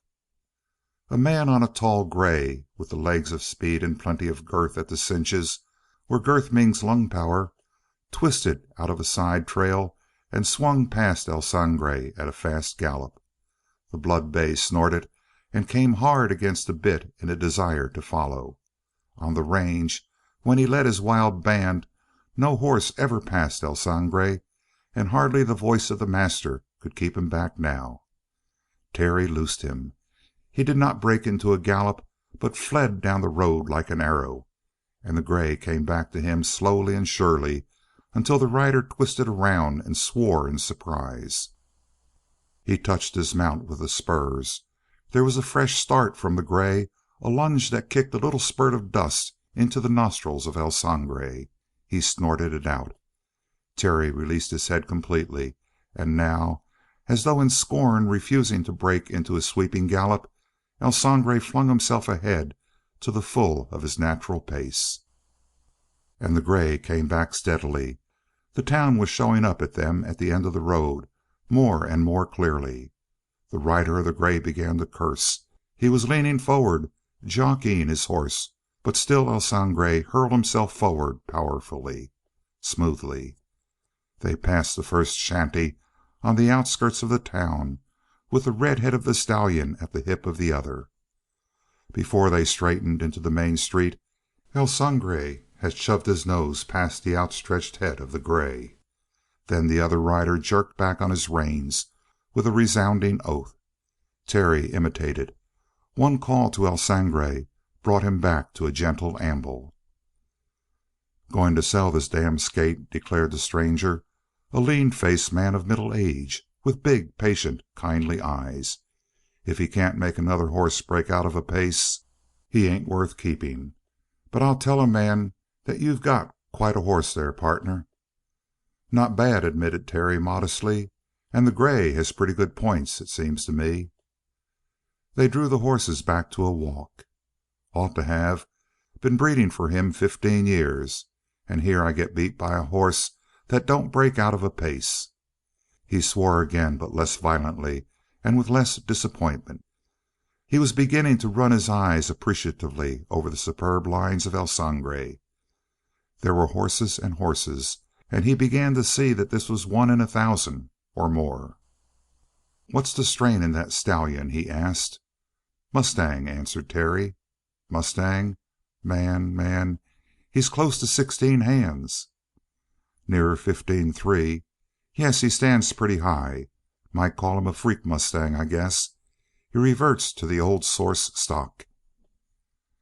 "I've heard something about that," nodded the other. "Once in a generation they say a mustang turns up somewhere on the range that breeds back to the old Arab. And that red horse is sure one of 'em."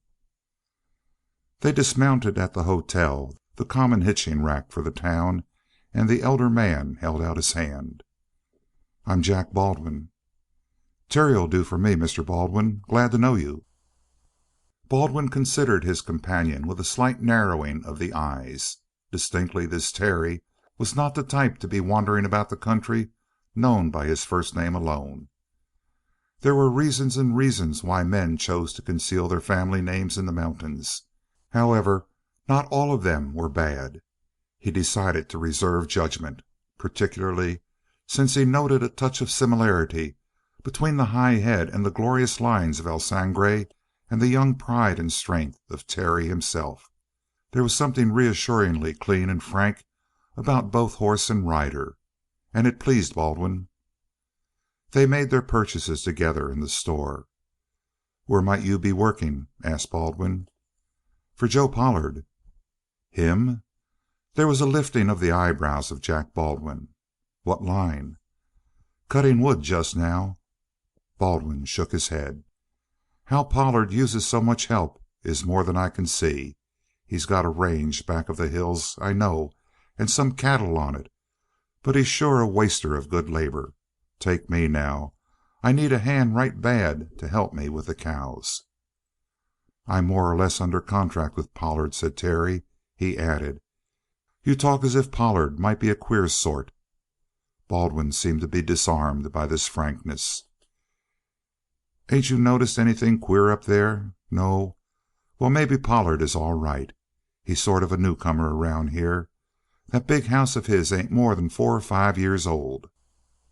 But usually a man buys land and cattle around here before he builds 'em a big house. Well, Pollard is an open-handed cuss, I'll say that for him, and maybe they ain't anything in the talk that goes around." What that talk was Terry attempted to discover, but he could not. Jack Baldwin was a cautious gossip. Since they had finished buying, the storekeeper perched on the edge of his selling counter and began to pass the time of day. It began with the usual preliminaries invariable in the mountains. "What's the news out your way?" "Nothing much to talk about. How's things with you and your family?" "Fair to middlin' and better. Patty had the croup, and we sat up 2 nights firing up the croup kettle. Now he's better, but he still coughs terrible bad." And so on until all family affairs had been exhausted. This is a formality. One must not rush to the heart of his news, or he will mortally offend the sensitive Westerner. This is the approved method. The storekeeper exemplified it, and having talked about nothing for 10 minutes, quietly remarked that young Larrimer was out hunting a scalp, had been drinking most of the morning, and was now about the town boasting of what he intended to do. "And what's more, he's apt to do it." "Larrimer is a no good young skunk," said Baldwin, with deliberate heat. "It's sure a crime when a boy that ain't got enough brains to fill a peanut shell can run over men just because he's spent his life learning how to handle firearms. He'll meet up with his finish one of these days." "Maybe he will and maybe he won't," said the storekeeper, and spat with precision and remarkable power through the window beside him. "That's what they've been saying for the last 2 years. Dawson come right down here to get him, but it was Dawson that was got. And Kennedy was called a good man with a gun, but Larrimer beat him to the draw and filled him plumb full of lead." "I know," growled Baldwin. "Kept on shooting after Kennedy was down and had the gun shot out of his hand and was helpless. And yet they call that self-defense." "We can't afford to be too particular about shootings," said the storekeeper. "Speaking personal, I figure that a shooting now and then lets the blood of the youngsters and gives 'em a new start. Kind of like to see it. But who's Larrimer after now?" "A wild goose chase, most likely. He says that he's heard that the son of old Black Jack is around these parts, and that he's going to bury the outlaw's son after he's salted him away with lead." "Black Jack's son? Is he around town?" The tone sent a chill through Terry. It contained a breathless horror from which there was no appeal. In the eyes of Jack Baldwin, fair-minded man though he was, Black Jack's son was judged and condemned as worthless before his case had been heard. "I don't know," said the storekeeper, "but if Larrimer puts one of Black Jack's breed under the ground, I'll call him some use to the town." Jack Baldwin was agreeing fervently when the storekeeper made a violent signal. "There's Larrimer now, and he looks all fired up." Terry turned and saw a tall fellow standing in the doorway. He had been prepared for a youth. He saw before him a hardened man of 30 or more, gaunt-faced, bristling with the rough beard of some 5 or 6 days' growth, a thin, cruel, hawk-like face. End of chapter 29.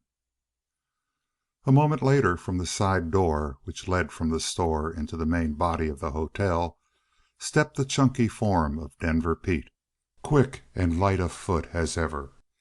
He went straight to the counter and asked for matches, and as the storekeeper, still keeping half an eye upon the formidable figure of Larrimer, turned for the matches, Denver spoke softly from the side of his mouth to Terry. Only in the lockstep line of the prison do they learn to talk in this manner, gauging the carrying power of the whisper with nice accuracy. "That bird's after you. Crazy with booze in the head, but steady in hand. One of two things. Clear out right now, or else say the word, and I'll stay and help you get rid of him." For the first time in his life, fear swept over Terry. Fear of himself compared with which the qualm he had felt after turning from Slim Dugan that morning had been nothing. For the second time in one day he was being tempted, and the certainty came to him that he would kill Larrimer. And what made that certainty more sure was the appearance of his nemesis, Denver Pete, in this crisis. As though with a sure scent for evil, Denver had come to be present and watch the launching of Terry into a career of crime. But it was not the public that Terry feared. It was himself. His moral determination was a dam which blocked fierce currents in him that were struggling to get free. And a bullet fired at Larrimer would be the thing that burst the dam and let the floodwaters of self-will free. Thereafter, what stood in his path would be crushed and swept aside. He said to Denver, "This is my affair, not yours. Stand away, Denver, and pray for me." A strange request. It shattered even the indomitable self-control of Denver and left him gaping. Larrimer, having completed his survey of the dim interior of the store, stalked down upon them. He saw Terry for the first time, paused, and his bloodshot little eyes ran up and down the body of the stranger. He turned to the storekeeper, but still half of his attention was fixed upon Terry. "Bill," he said, "you seen anything of a spavined, long-horned, no-good skunk named Hollis around town today?" And Terry could see him wait, quivering, half in hopes that the stranger would show some anger at this denunciation. "Ain't seen nobody by that name," said Bill mildly. "Maybe you're chasing a wild goose. Who told you there was a gent named Hollis around?" "Black Jack's son," insisted Larrimer. "Wild goose chase? Hell! I was told he was around by a gent named—" "These ain't the kind of matches I want," cried Denver Pete, with a strangely loud-voiced wrath. I don't want painted wood. How can a gent whittle one of these damn matches down to toothpick size? Give me plain wood, will you?" The storekeeper, wondering, made the exchange. Drunken Larrimer had roved on, forgetful of his unfinished sentence. For the very purpose of keeping that sentence unfinished, Denver Pete remained on the scene, edging toward the outskirts. Now was to come in a single moment both the temptation and test of Terry Hollis. And well Denver knew that if Larrimer fell with a bullet in his body, there would be the end of Terry Hollis in the world and the birth of a new soul, the true son of Black Jack. "It's him that plugged Sheriff Minter," went on Larrimer. "I hear tell how he got the sheriff from behind and plugged him. This town ain't a place for a man killing hound dog like young Black Jack, and I'm here to let him know it." The torrent of abuse died out in a crackle of curses. Terry Hollis stood as one stunned, yet his hand stayed free of his gun. "Suppose we go on to the hotel and eat?" he asked Jack Baldwin softly. "No use in staying and letting that fellow deafen us with his oaths, is there?" "Better than a circus," declared Baldwin. "Wouldn't miss it. Since old man Harkness died I ain't heard cursing to match up with Larrimer's. Didn't know that he had that much brains." It seemed that the fates were surely against Terry this day, yet still he determined to dodge the issue. He started toward the door, taking care not to walk hastily enough to draw suspicion on him because of his withdrawal. But to the heated brain of Larrimer all things were suspicious. His long arm darted out as Terry passed him. He jerked the smaller man violently back. "Wait a minute. I don't know you, kid. Maybe you got the information I want." "I'm afraid not." Terry blinked.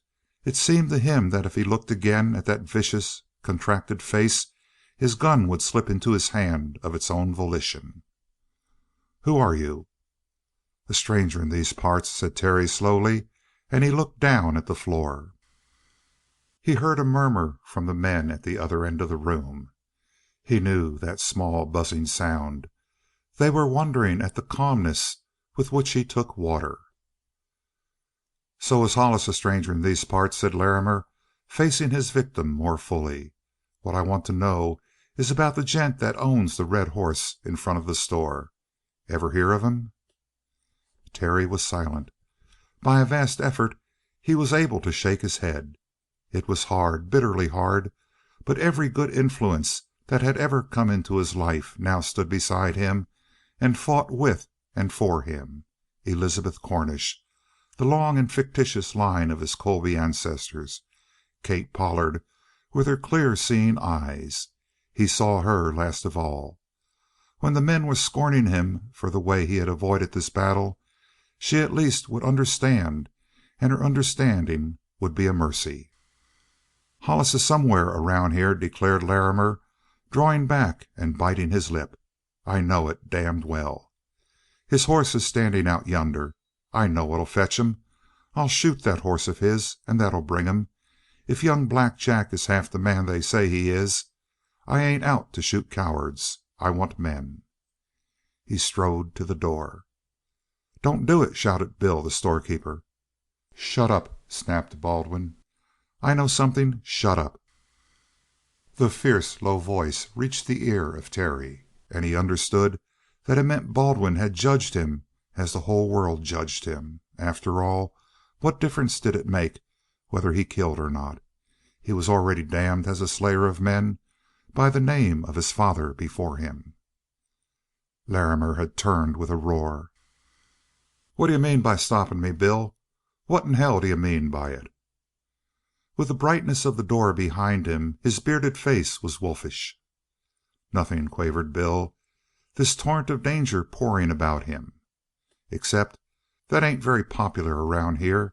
Shooting horses, Larrimer." "Damn you and your ideas," said Larrimer. "I'm going to go my own way. I know what's best." He reached the door. His hand went back to the butt of his revolver. And then it snapped in Terry, that last restraint which had been at the breaking point all this time. He felt a warmth run through him, the warmth of strength and the cold of mysterious and evil happiness. "Wait, Larrimer." The big man whirled as though he had heard a gun. There was a ring in the voice of Terry, like the ring down the barrel of a shotgun after it has been cocked. "You again?" barked Larrimer. "Me again, Larrimer. Don't shoot that horse." "Why not?" "For the sake of your soul, my friend." "Boys, ain't this funny? This gent is a sky pilot, maybe." He made a long stride back. "Stop where you are!" cried Terry. He stood like a soldier with his heels together, straight, trembling. And Larrimer stopped as though a blow had checked him. "I may be your sky pilot, Larrimer, but listen to sense. Do you really mean you'd shoot that red horse in front of the hotel?" "Ain't you heard me say it?" "Then the Lord pity you, Larrimer." Ordinarily Larrimer's gun would have been out long before.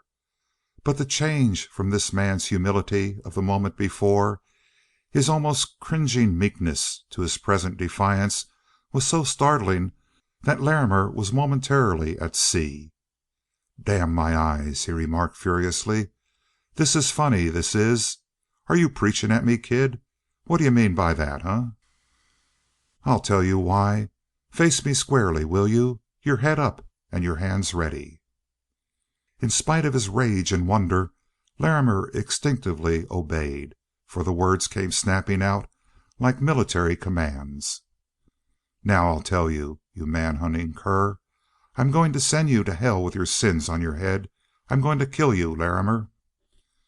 It was so unexpected, so totally startling, that Larrimer blinked, raised his head, and laughed. But the son of Black Jack tore away all thought of laughter. "Larrimer, I'm Terry Hollis. Get your gun."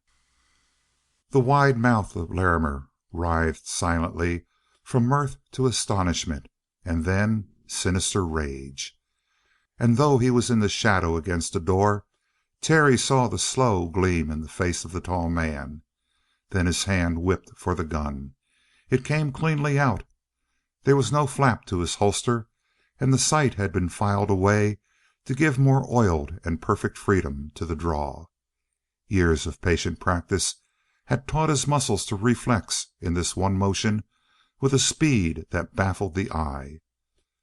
Fast as light that draw seemed to those who watched, and the draw of Terry Hollis appeared to hang in midair.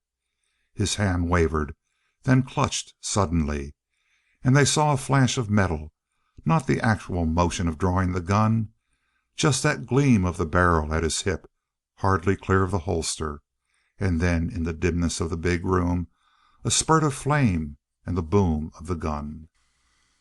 There was a clangor of metal at the farthest end of the room. Larrimer's gun had rattled on the boards, unfired. He tossed up his great gaunt arms as though he were appealing for help, leaped into the air, and fell heavily with a force that vibrated the floor where Terry stood. There was one heartbeat of silence. Then Terry shoved the gun slowly back into his holster and walked to the body of Larrimer.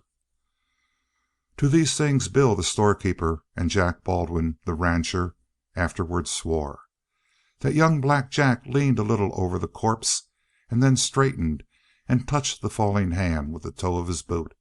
Then he turned upon them a perfectly calm, unemotional look. "I seem to have been elected to do the scavenger work in this town," he said. "But I'm going to leave it to you gentlemen to take the carrion away. Shorty, I'm going back to the house. Are you ready to ride that way?" When they went to the body of Larrimer afterward, they found a neat, circular splotch of purple exactly placed between the eyes. End of chapter 30. The first thing the people in Pollard's big house knew of the return of the two was a voice singing faintly and far off in the stable. They could hear it because the door to the big living room was open, and Kate Pollard, who had been sitting idly at the piano, stood up suddenly and looked around her. It did not interrupt the crap game of the four at one side of the room, where they kneeled in a close circle.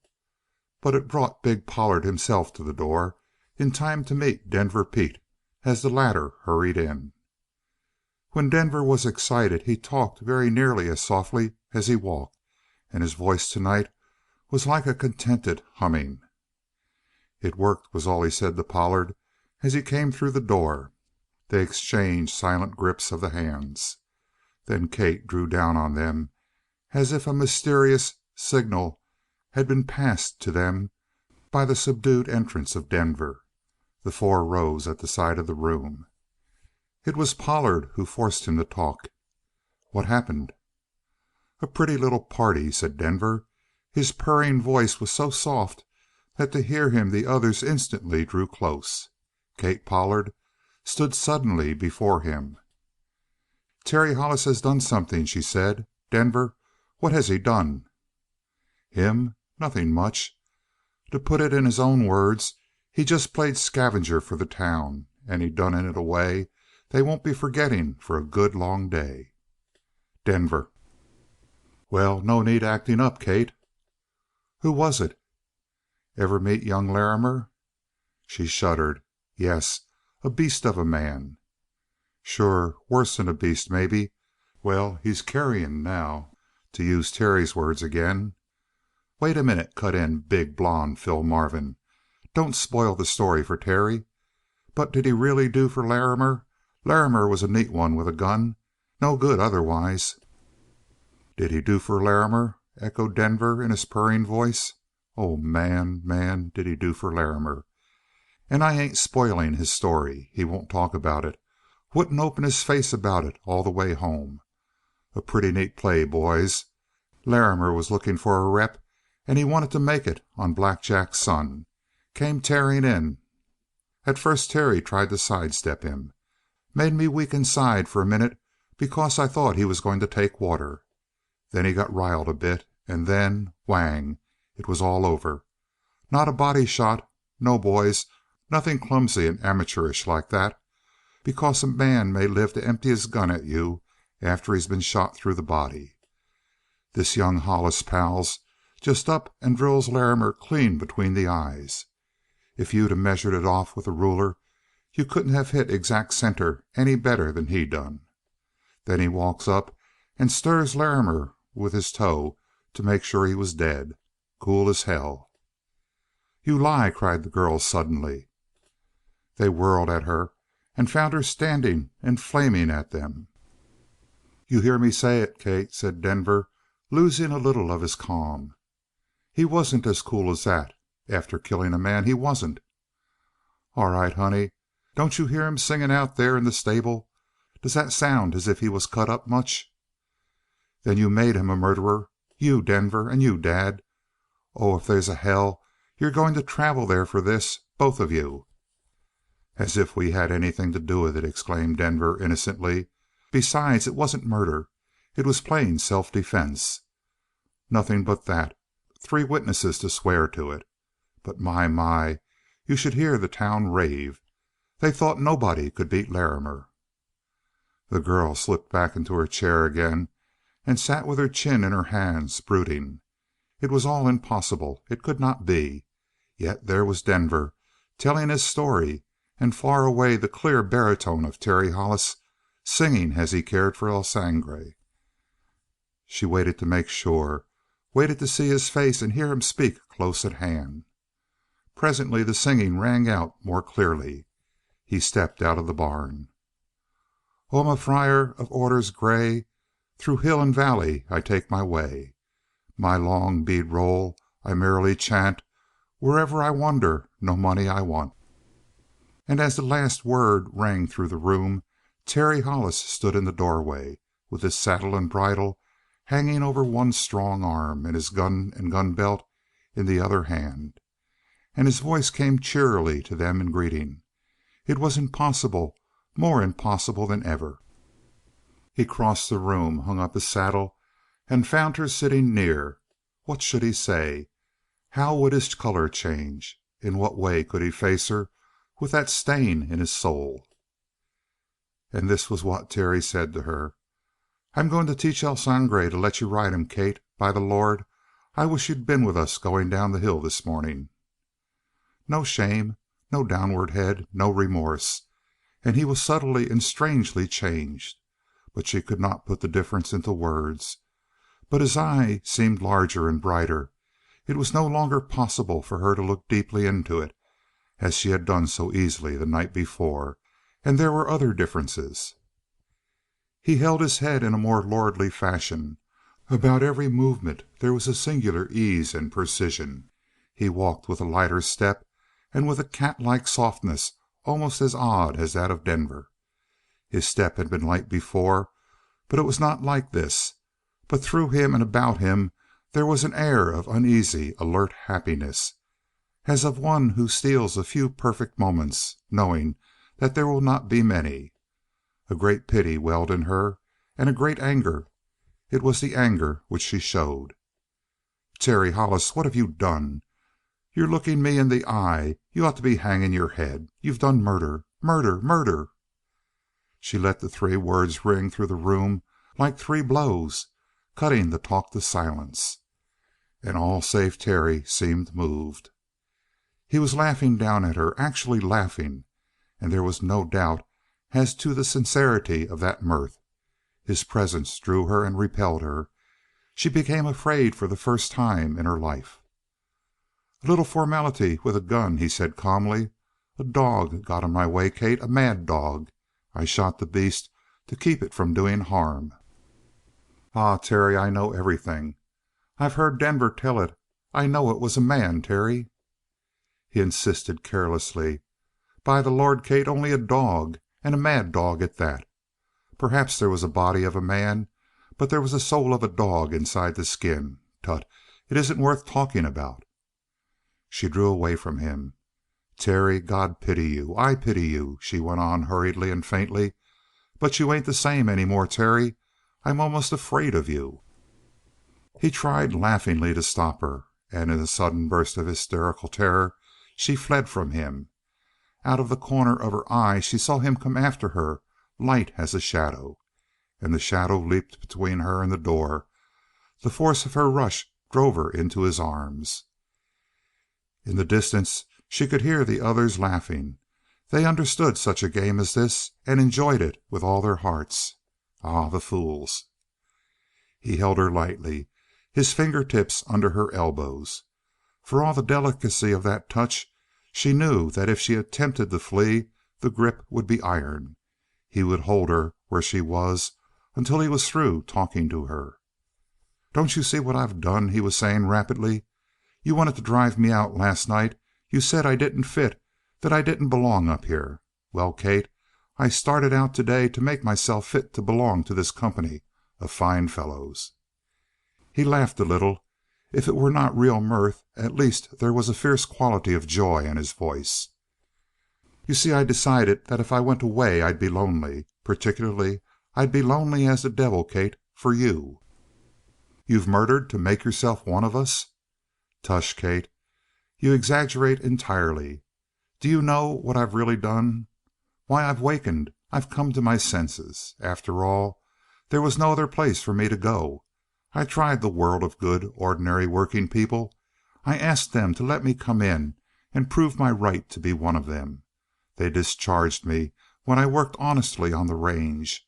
They sent their professional gunmen and bullies after me. And then I reached the limit of my endurance, Kate, and I've struck back. And the mockery of it all is this, that though they have struck me repeatedly and I have endured it, I, having struck back a single time, am barred from among them forever. Let it be so." "Hush, Terry. I'm going to think of ways." "You couldn't. Last night, yes. Today I'm a man, and I'm free, and freedom is the sweetest thing in the world. There's no place else for me to go. This is my world. You're my queen. I've won my spurs.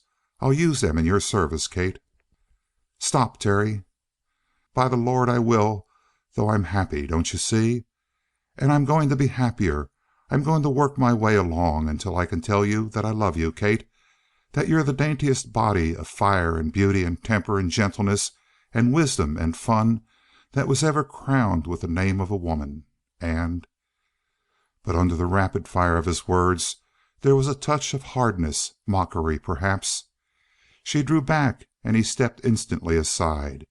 She went by him through the door with bowed head, and Terry, closing it after her, heard the first sob. Chapter 31. It was as if a gate which had hitherto been closed against him in the Pollard house were now open. They no longer held back from Terry, but admitted him freely to their counsels. But the first person to whom he spoke was Slim Dugan.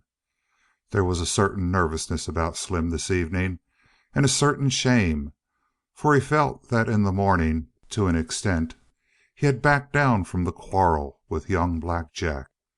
The killing of Larrimer now made that reticence of the morning even more pointed than it had been before. With all these things taken into consideration, Slim Dugan was in the mood to fight and die, for he felt that his honor was concerned. A single slighting remark to Terry, a single sneering side glance would have been a signal for gunplay, and everyone knew it. The moment there was silence, the son of Black Jack went straight to Slim Dugan. "Slim," he said, just loud enough for everyone to hear, "a fellow isn't himself before noon. I've been thinking over that little trouble we had this morning, and I've made up my mind that if there were any fault it was mine for taking a joke too seriously. At any rate, if it's agreeable to you, Slim, I'd like to shake hands and call everything square. But if there's going to be any ill will, let's have it out right now." Slim Dugan wrung the hand of Terry without hesitation. "If you put it that way," he said cordially, "I don't mind saying that I was damned wrong to heave that stone at the horse. And I apologize, Terry." And so everything was forgotten. Indeed, where there had been enmity before, there was now friendship, and there was a breath of relief drawn by every member of the gang. The peacemaking tendency of Hollis had more effect on the others than a dozen killings. They already granted that he was formidable. They now saw that he was highly desirable also. Dinner that night was a friendly affair, except that Kate stayed in her room with a headache. Johnny the Chinaman smuggled a tray to her. Oregon Charlie went to the heart of matters with one of his rare speeches. "You hear me talk, Hollis. She's mad because you've stepped off. She'll get over it all right." Oregon Charlie had a right to talk. It was an open secret that he had loved Kate faithfully ever since he joined the gang. But apparently Terry Hollis cared little about the moods of the girl. He was the center of festivities that evening until an interruption from the outside formed a diversion. It came in the form of a hard rider.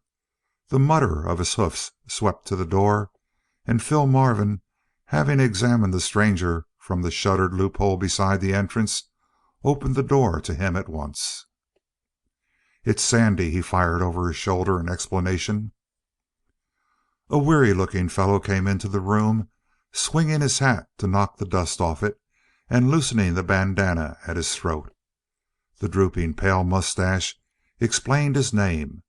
2 words were spoken, and no more. "News?" said Pollard. "News," grunted Sandy, and took a place at the table. Terry had noted before that there were always 1 or 2 extra places laid. He had always liked the suggestion of hospitality. But he was rather in doubt about this guest. He ate with marvelous expedition, keeping his lean face close to the table and bolting his food like a hungry dog. Presently he drained his coffee cup, arranged his mustache with painful care, and seemed prepared to talk. "First thing," he said now, and utter silence spread around the table as he began to talk. "First thing is that McGuire is coming. I seen him on the trail, cut to the left and took the short way. He ought to be loping in almost any minute." Terry saw the others look straight at Pollard. The leader was thoughtful for a moment. "Is he coming with a gang, Sandy?" "Nope. Alone." "He was always a nervy cuss. Some day." He left the sentence unfinished. Denver had risen noiselessly. "I'm going to beat it for my bunk," he announced. "Let me know when the sheriff is gone." "Sit where you are, Denver. McGuire ain't going to lay hands on you." "Shore he ain't," agreed Denver. "But I ain't partial to having guys lay eyes on me, neither. Some of you can go out and beat up trouble. I like to stay put." And he glided out of the room with no more noise than a sliding shadow. He had hardly disappeared when a heavy hand beat at the door. "That's McGuire," announced Pollard. "Let him in, Phil." So saying, he twitched his gun out of the holster, spun the cylinder, and dropped it back. "Don't try nothing till you see me put my hand into my beard, boys. He don't mean much so long as he's come alone." Marvin drew back the door. Terry saw a man with shoulders of martial squareness enter, and there was a touch of the military in his brisk step and the curt nod he sent at Marvin as he passed the latter. He had not taken off his sombrero. It cast a heavy shadow across the upper part of his worn, sad face. "Evening, sheriff," came from Pollard, and a muttered chorus from the others repeated the greeting. The sheriff cast his glance over them like a schoolteacher about to deliver a lecture. "Evening, boys." "Sit down, McGuire." "I'm only staying a minute. I'll talk standing." It was a declaration of war. "I guess this is the first time I've been up here, Pollard." "The very first, sheriff." "Well, if I've been kind of neglectful, it ain't that I'm not interested in you all a heap." He brought it out with a faint smile. There was no response to that mirth. "Matter of fact, I've been keeping my eye on you fellows right along. Now, I ain't up here to do no accusing. I'm up here to talk to you man to man. There's been a good many queer things happen. None of 'em in my county, mind you, or I might have done some talking to you before now. But they's been a lot of queer things happen right around in the mountains, and some of 'em has traced back kind of close to Joe Pollard's house as a starting point. I ain't going to go any further. If I'm wrong, there ain't any harm done. If I'm right, you know what I mean. But I tell you this, boys, we're a long-suffering lot around these parts, but they's some things that we don't stand for, and one of 'em that riles us particular much is when a gent that lays out to be a regular hard-working rancher, even if he ain't got much of a ranch to talk about and work about, takes man-killers under their wings. It ain't regular, and it ain't popular around these parts. I guess you know what I mean." Terry expected Pollard to jump to his feet, but there was no such response. The other men stared down at the table, their lips working. Pollard alone met the eye of the sheriff. The sheriff changed the direction of his glance. Instantly it fell on Terry and stayed there. "You're the man I mean. You're Terry Hollis, Black Jack's son." Terry imitated the others and did not reply. "Oh, there ain't any use beating about the bush. You've got Black Jack's blood in you. That's plain. I remember your old man well enough." Terry rose slowly from his chair. "I think I'm not disputing that, sheriff. As a matter of fact, I'm very proud of my father." "I think you are," said the sheriff gravely. "I think you are damned proud of him. So proud you might even figure on imitating what he done in the old days." "Perhaps," said Terry. The imp of the perverse was up in him now, urging him on. "Step soft, sheriff," cried Pollard suddenly, as though he sensed a crisis of which the others were unaware. "Terry, keep hold on yourself." The sheriff waved the cautionary advice away. "My nerves are tolerable good, Pollard," he said coldly. "The kid ain't scaring me none. And now hark to me, Black Jack. You've got away with two gents already. Two that's known, I mean. Minter was one and Larrimer was two. Both times it was a square break. But I know your kind like a book. You're going to step over the line pretty damn pronto, and when you do, I'm going to get you, friend, as sure as the sky is blue. You ain't going to do what your dad done before you. I'll tell you why. In the old days the law was a joke, but it's tolerable strong now. You hear me talk. Get out of these parts and stay out. We don't want none of your kind." There was a flinching of the men about the table. They had seen the tigerish suddenness with which Terry's temper could flare. They had received an object lesson that morning, but to their amazement he remained perfectly cool under fire. He sauntered a little closer to the sheriff. "I'll tell you, McGuire," he said gently.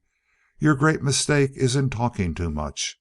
You've had a good deal of success, my friend. So much that your head is turned.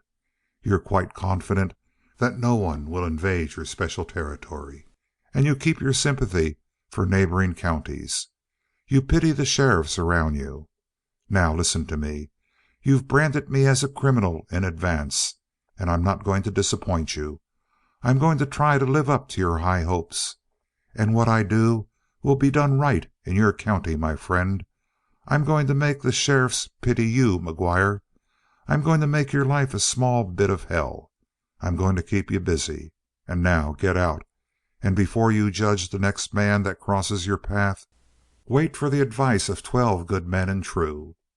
You need advice, McGuire. You need it to beat hell. Start on your way." His calmness was shaken a little toward the end of this speech, and his voice, at the close, rang sharply at McGuire. The latter considered him from beneath frowning brows for a moment, and then, without another word, without a glance to the others and a syllable of adieu, turned and walked slowly, thoughtfully out of the room. Terry walked back to his place. As he sat down, he noticed that every eye was upon him, worried. "I'm sorry that I had to do so much talking," he said. "And I particularly apologize to you, Pollard. But I'm tired of being hounded. As a matter of fact, I'm now going to try to play the part of the hound myself. Action, boys. Action is what we must have. And action right in this county under the nose of the complacent McGuire." End of chapter 32. There was no exuberant joy to meet this suggestion. McGuire had, as a matter of fact, made his territory practically crime-proof for so long that men had lost interest in planning adventures within the sphere of his authority. It seemed to the 4 men of Pollard's gang a peculiar folly to cast a challenge in the teeth of the formidable sheriff himself. Even Pollard was shaken and looked to Denver. But that worthy, who had returned from the door where he was stationed during the presence of the sheriff, remained in his place, smiling down at his hands. He, for one, seemed oddly pleased. In the meantime, Sandy was setting forth his second and particularly interesting news item. "You all know Lewison?" he asked. "The sour old grouch," affirmed Phil Marvin. "Sure, we know him." "I know him, too," said Sandy. "I worked for the tenderfoot that he skinned out of the ranch. And then I worked for Lewison. If there's anything good about Lewison, you'd need a spyglass to find it. And then it wouldn't be fit to see. His wife couldn't live with him. He drove his son off and turned him into a drunk, and he lived his life for his coin." "Which he ain't got much to show for it," remarked Marvin. "He lives like a starved dog." "And that's just why he's got the coin," said Sandy. "He lives on what would make a dog sick, and his whole life he's been saving every cent he's made. He gives his wife one dress every 3 years till she died. That's how tight he is. But he's sure got the money. Told everybody his kid run off with all his savings. That's a lie. His kid didn't have the guts or the sense to steal even what was coming to him for the work he had done for the old miser. Matter of fact, he's got enough coin saved, all gold, to break the back of a mule. That's a fact. Never did no investing, but turned everything he made into gold and put it away."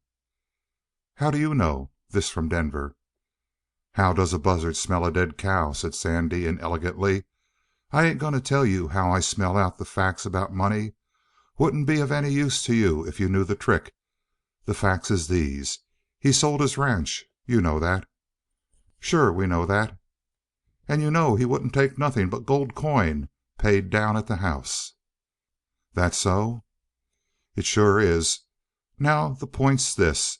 He's got all his gold in his own private safe at home." Denver groaned. "I know, Denver," nodded Sandy. "Easy pickings for you.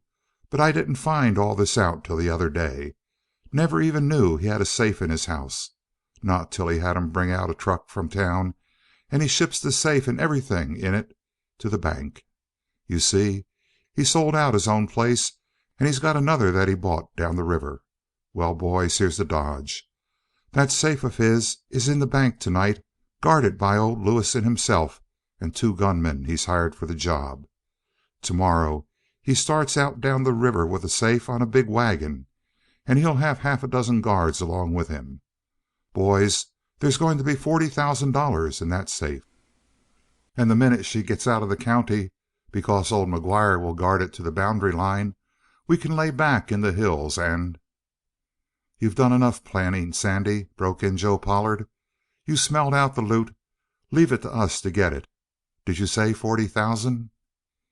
And on every face around the table Terry saw the same hunger and the same yellow glint of the eyes. It would be a big haul, one of the biggest, if not the very biggest, Pollard had ever attempted. Of the talk that followed Terry heard little, because he was paying scant attention. He saw Joe Pollard lie back in his chair with squinted eyes and run over a swift description of the country through which the trail of the money would lead. The leader knew every inch of the mountains, it seemed. His memory was better than a map. In it was jotted down every fallen log, every boulder, it seemed. And when his mind was fixed on the best spot for the holdup, he sketched his plan briefly. To this man and to that, parts were assigned in brief.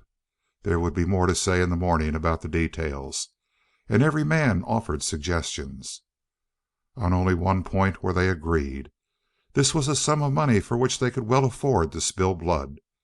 For such a prize as this, they could well risk making the countryside so hot for themselves that they would have to leave Pollard's house and establish headquarters elsewhere. 2 shares to Pollard and 1 to each of his men, including Sandy, would make the total loot some $4,000 and more per man. And in the event that someone fell in the attempt, which was more than probable, the share for the rest would be raised to $10,000 for Pollard and $5,000 for each of the rest. Terry saw cold glances pass the rounds, and more than one dwelt upon him. He was the last to join, and if there were to be death in this affair, he would be the least missed of all. A sharp order from Pollard terminated the conference and sent his men to bed, with Pollard setting the example. But Terry lingered behind, and he called back Denver. "There is one point," he said, when they were alone, "that it seems to me the chief has overlooked." "Talk up, kid," grinned Denver Pete. "I seen you was thinking. It sure does me good to hear you talk. What's on your mind? Where was Joe wrong?" "Not wrong, perhaps, but he overlooked this fact. Tonight the safe is guarded by 3 men only. Tomorrow it will be guarded by 6."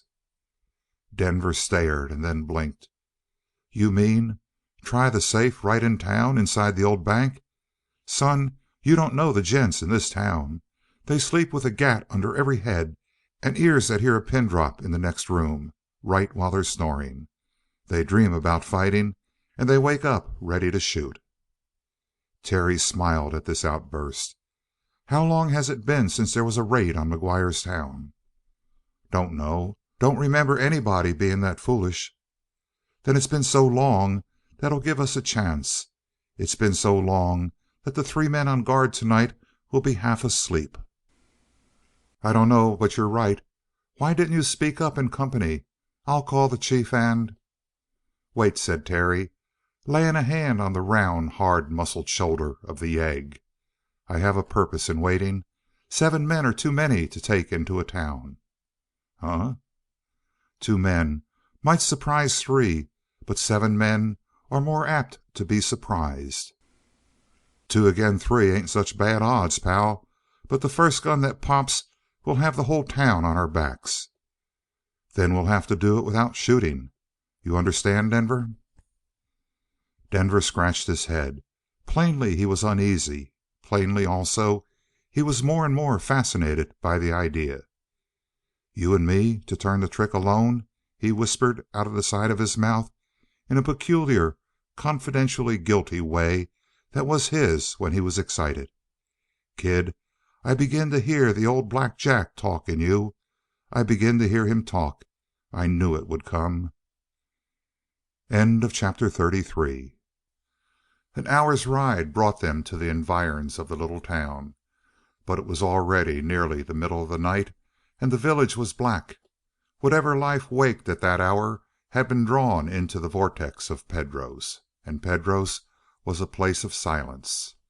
Terry and Denver skirted down the back of the town and saw the broad windows of Pedro's, against which passed a moving silhouette now and again, but never a voice floated out to them.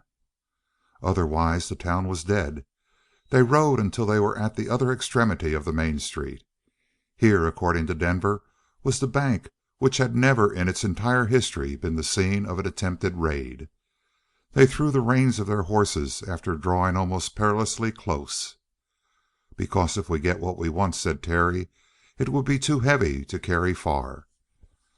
And Denver agreed, though they had come so close that from the back of the bank it must have been possible to make out the outlines of the horses.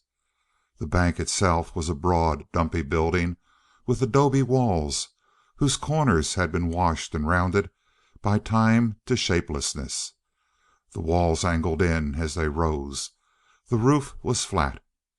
As for the position, it could not have been worse. A dwelling abutted on either side of the bank. The second stories of those dwellings commanded the roof of the bank, and the front and back porches commanded the front and back entrances of the building. The moment they had dismounted, Terry and Denver stood a while motionless. There was no doubt, even before they approached nearer, about the activity and watchfulness of the guards who took care of the new deposit in the bank. Across the back wall of the building drifted a shadowy outline, a guard marching steadily back and forth and keeping sentry watch. "A stiff job, son," muttered Denver. "I told you these birds wouldn't sleep with more'n one eye, and they's a few that got 'em both open." But there was no wavering in Terry. The black stillness of the night, the soundless, slowly moving figure across the wall of the building, the hush, the stars, and the sense of something to be done stimulated him, filled him with a giddy happiness such as he had never known before. Crime? It was no crime to Terry Hollis, but a great and delightful game. Suddenly he regretted the very presence of Denver Pete. He wanted to be alone with this adventure, match his cunning and his strength against whoever guarded the money of old Lewison, the miser. "Stay here," he whispered in the ear of Denver. "Keep quiet. I'm going to slip over there and see what's what. Be patient. It may take a long time." Denver nodded. "Better let me come along in case." "Your job is opening the safe. My job is to get you in it safely, and get you away again with the stuff." Denver shrugged his shoulders. It was much in the method of famous old Black Jack himself. There were so many features of similarity between the methods of the boy and his father that it seemed to Denver that the ghost of the former man had stepped into the body of his son. In the meantime, Terry faded into the dark. His plan of approach was perfectly simple. The house to the right of the bank was painted blue. Against that dark background no figure stood out clearly.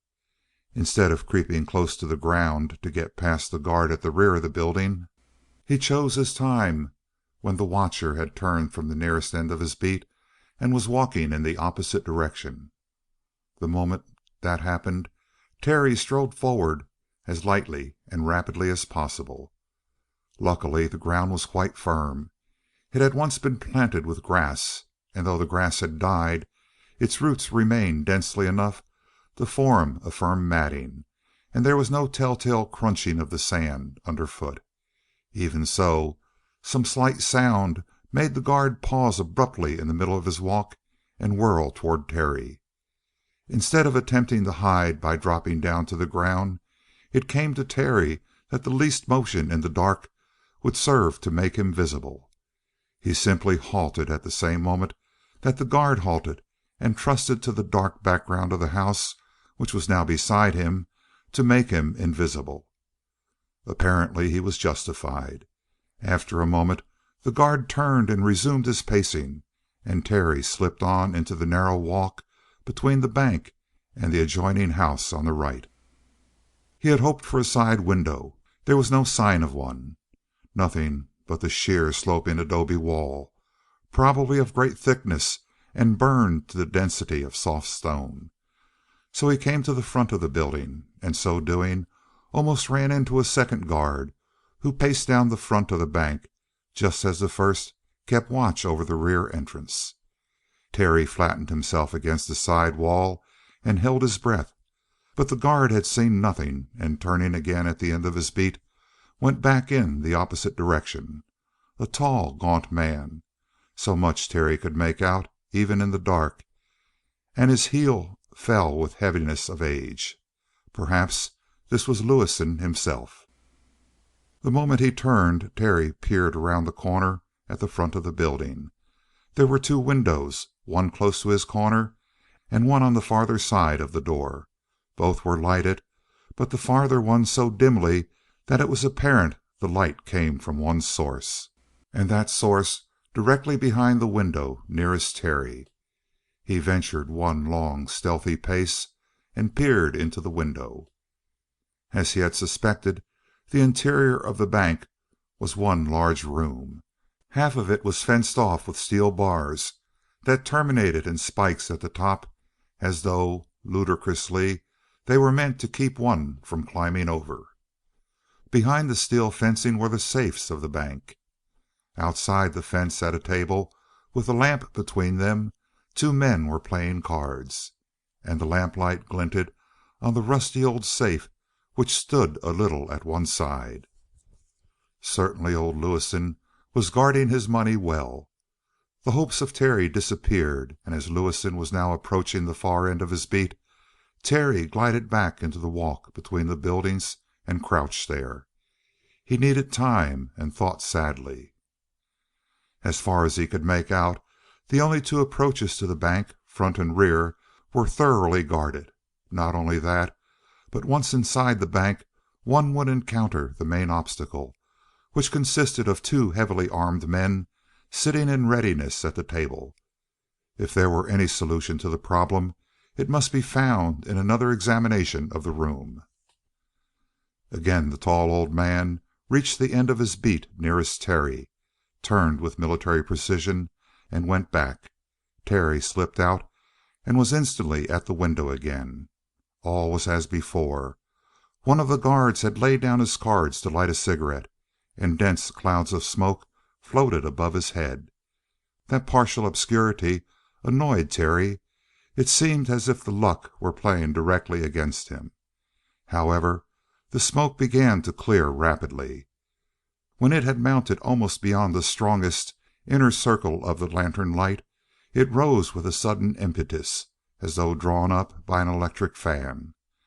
Terry wondered at it and squinted toward the ceiling, but the ceiling was lost in shadow. He returned to his harborage between the two buildings for a fresh session of thought, and then his idea came to him. Only one thing could have sucked that straight upward so rapidly, and that was either a fan, which was ridiculous, or else a draft of air passing through an opening in the ceiling. Unquestionably, that was the case. Two windows, small as they were, would never serve adequately to ventilate the big single room of the bank. No doubt there was a skylight in the roof of the building and another aperture in the floor of the loft. At least, that was the supposition upon which he must act, or else not act at all. He went back as he had come, passed the rear guard easily, and found Denver unmoved beside the heads of the horses. "Denver," he said, "we've got to get to the roof of that bank, and the only way we can reach it is through the skylight." "Skylight?" echoed Denver. "Didn't know there was one." "There has to be," said Terry with surety. "Can you force a door in one of those houses so we can get to the second story of one of 'em and drop to the roof?" "Force nothing," whispered Denver. "They don't know what locks on doors mean around here." And he was right. They circled in a broad detour and slipped onto the back porch of the blue house. The guard at the rear of the bank was whistling softly as he walked. "Instead of watchdogs, they keep doors with rusty hinges," said Denver as he turned the knob and the door gave an inch inward. "And I don't know which is worse. But watch this, Bo." And he began to push the door slowly inward. There was never a slackening or an increase in the speed which his hand traveled. It took him a full 5 minutes to open the door a foot and a half. They slipped inside, but Denver called Terry back as the latter began to feel his way across the kitchen. "Wait till I close this door." "But why?" whispered Terry. "Might make a draft. Might wake up one of these birds. And there you are. That's the one rule of politeness for a burglar, Terry. Close the doors after you." And the door was closed with fully as much caution and slowness as had been used when it was opened. Then Denver took the lead again. He went across the kitchen as though he could see in the dark, and then among the tangle of chairs in the dining room beyond. Terry followed in his wake, taking care to step, as nearly as possible, in the same places. But for all that, Denver continually turned in an agony of anger and whispered curses at the noisy clumsiness of his companion. Yet to Terry it seemed as though both of them were not making a sound. The stairs to the second story presented a difficult climb. Denver showed him how to walk close to the wall, for there the weight of their bodies would act with less leverage on the boards and there would be far less chance of causing squeaks. Even then the ascent was not noiseless. The dry air had warped the timber sadly, and there was a continual procession of murmurs underfoot as they stole to the top of the stairs. To Terry, his senses growing superhumanly acute as they entered more and more into the heart of their danger, it seemed that those whispers of the stairs might serve to waken 100 men out of sound sleep. In reality, they were barely audible. In the hall a fresh danger met them. A lamp hung from the ceiling, the flame turned down for the night, and by that uneasy light Terry made out the face of Denver, white, strained, eager, and the little bright eyes forever glinting back and forth. He passed a side mirror, and his own face was dimly visible. It brought him erect with a squeak of the flooring that made Denver whirl and shake his fist. For what Terry had seen was the same expression that had been on the face of his companion, the same animal alertness, the same hungry eagerness. But the fierce gesture of Denver brought him back to the work at hand. There were 3 rooms on the side of the hall nearest the bank, and every door was closed. Denver tried the nearest door first, and the opening was done with the same caution and slowness which had marked the opening of the back door of the house. He did not even put his head through the opening, but presently the door was closed and Denver returned. "Two," he whispered. He could have only told by hearing the sounds of 2 breathing. Terry wondered quietly. The man seemed possessed of abnormal senses. It was strange to see that bulky, burly, awkward body become now a sensitive organism, possessed of a dangerous grace in the darkness. The second door was opened in the same manner. Then the third, and in the midst of the last operation a man coughed. Instinctively Terry reached for the handle of his gun, but Denver went on gradually, closing the door as if nothing had happened. He came back to Terry. "Every room's got sleepers in it," he said, "and the middle room has got a man who's awake. We'll have to beat it." "We'll stay where we are," said Terry calmly, "for 30 minutes, by guess. That'll give him time to go to sleep. Then we'll get through one of these rooms and drop to the roof of the bank." The yegg cursed softly. "Are you trying to hang me?" he gasped. "Sit down," said Terry. "It's easier to wait that way." and they sat cross-legged on the floor of the hall. Once the springs of a bed creaked as someone turned in it heavily. Once there was a voice. One of the sleepers must have spoken without waking. Those two noises and no more, and yet they remained for what seemed 2 hours to Terry, but what he knew could not be more than 20 minutes. "Now," he said to Denver, "we start." "Through one of them rooms and out the windows without waking anybody up?" "You can do it, and I'll do it because I have to. Go on." He heard the teeth of Denver grit, as though the yegg were being driven on into this madcap venture merely by a pride which would not allow him to show less courage, even rash courage, than his companion. The door opened. Denver went inside and was soaked up, a shadow among shadows. Terry followed and stepped instantly into the presence of the sleeper. He could tell it plainly. There was no sound of breathing, though no doubt that was plain to the keen ear of Denver. But it was something more than the sound or the sight. It was like feeling a soul, that impalpable presence in the night, a ghostly and a thrilling thing to Terry Hollis. Now against the window on the farther side of the room he made out the dim outline of Denver's chunky shoulders and shapeless hat. Luckily the window was open to its full height.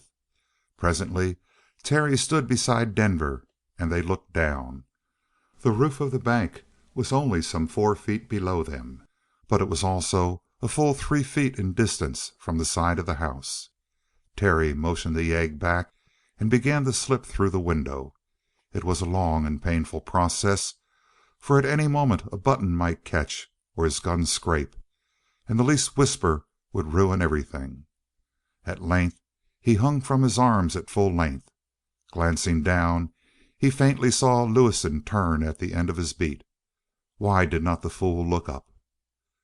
With that thought he drew up his feet, secured a firm purchase against the side of the house, raised himself by the ledge, and then flung himself out into the air with the united effort of arms and legs. He let himself go loose and relaxed in the air, shot down, and felt the roof take his weight lightly, landing on his toes. He had not only made that leap, but he had landed a full 1.5 feet in from the edge of the roof. Compared with the darkness of the interior of the house, everything on the outside was remarkably light now. He could see Denver at the window shaking his head. Then the professional slipped over the sill with practiced ease, dangled at arm's length, and flung himself out with a quick thrust of his feet against the wall. The result was that while his feet were flung away far enough and to spare, the body of Denver inclined forward. He seemed bound to strike the roof with his feet and then drop head first into the alley below. Terry set his teeth with a groan, but as he did so Denver whirled in the air like a cat. His body straightened, his feet barely secured a toehold on the edge of the roof. The strong arm of Terry jerked him in to safety. For a moment they stood close together, Denver panting. He was saying over and over again, "Never again. I ain't any acrobat, Black Jack." The name came easily on his lips now. Once on the roof, it was simple enough to find what they wanted. There was a broad skylight of dark green glass propped up a foot or more above the level of the rest of the flat roof. Beside it Terry dropped upon his knees and pushed his head under the glass. All below was pitchy black, but he distinctly caught the odor of Durham tobacco smoke. End of chapter 34. That scent of smoke was a clear proof that there was an open way through the loft to the room of the bank below them. But would the opening be large enough to admit the body of a man? Only exploring could show that. He sat back on the roof and put on the mask which the all-thoughtful Denver had provided him. A door banged somewhere far down the street, loudly. Someone might be making a hurried and disgusted exit from Pedro's. He looked quietly around him. After his immersion in the thick darkness of the house, the outer night seemed clear and the stars burned low through the thin mountain air. Denver's face was black under the shadow of his hat. "How are you, kid? Shaky?" he whispered. Shaky? It surprised Terry to feel that he had forgotten about fear. He had been wrapped in a happiness keener than anything he had known before. Yet the scheme was far from accomplished. The real danger was hardly beginning. Listening keenly, he could hear the sand crunch underfoot of the watcher who paced in front of the building. One of the card players laughed from the room below, a faint, distant sound. "Don't worry about me," he told Denver, and securing a strong finger hold on the edge of the ledge, he dropped his full length into the darkness under the skylight. His tiptoes grazed the floor beneath, and letting his fingers slide off their purchase, he lowered himself with painful care so that his heels might not jar on the flooring. Then he held his breath, but there was no creaking of the loft floor. That made the adventure more possible. An ill-laid floor would have set up a ruinous screeching as he moved, however, carefully across it. "Now," he whispered up to Denver. The latter instantly slid down, and Terry caught the solid bulk of the man under the armpits and lowered him carefully. "A rotten rat hole," snarled Denver to his companion in that inimitable, guarded whisper. "How we ever coming back this way in a hurry?" It thrilled Terry to hear that appeal, an indirect surrendering of the leadership to him. Again he led the way, stealing toward a ghost of light that issued upward from the center of the floor. Presently he could look down through it. It was an ample square, a full 3 feet across. Below, and a little more than a pace to the side, was the table of the card players. As nearly as he could measure, through the misleading wisps and drifts of cigarette smoke, the distance to the floor was not more than 10 feet, an easy drop for a man hanging by his fingers. Denver came to his side, silent as a snake. "Listen," whispered Terry, cupping a hand around his lips and leaning close to the ear of Denver so that the least thread of sound would be sufficient. "I'm going to cover those two from this place. When I have them covered, you slip through the opening and drop to the floor. Don't stand still, but soft-foot it over to the wall. Then cover them with your gun while I come down. The idea is this. Outside the window there's a second guard walking up and down. He can look through and see the table where they're playing, but he can't see the safe against the wall. As long as he sees those two sitting there playing their cards, he'll be sure that everything is all right.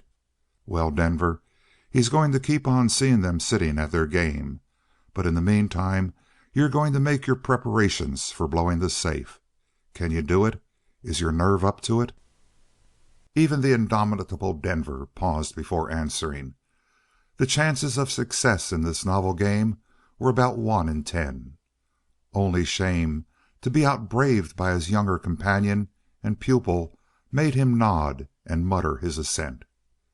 That mutter, strangely, was loud enough to reach the room below. Terry saw one of the men look sharply up, and at the same moment he pulled his gun and shoved it far enough through the gap for the light to catch on its barrel. "Sit tight," he ordered them in a cutting whisper. "Not a move, my friends." There was a convulsive movement toward a gun on the part of the first man, but the gesture was frozen midway. The second man looked up, gaping, ludicrous in astonishment. But Terry was in no mood to see the ridiculous. "Look down again," he ordered brusquely. "Keep on with that game. And the moment one of you goes for a gun, the minute one of you makes a sign or a sound to reach the man in front of the house, I'll drill you both. Is that clear?" The neck of the man who was nearest to him swelled, as though he were lifting a great weight with his head. No doubt he was battling with shrewd temptations to spring to one side and drive a bullet at the robbers above him. But prudence conquered.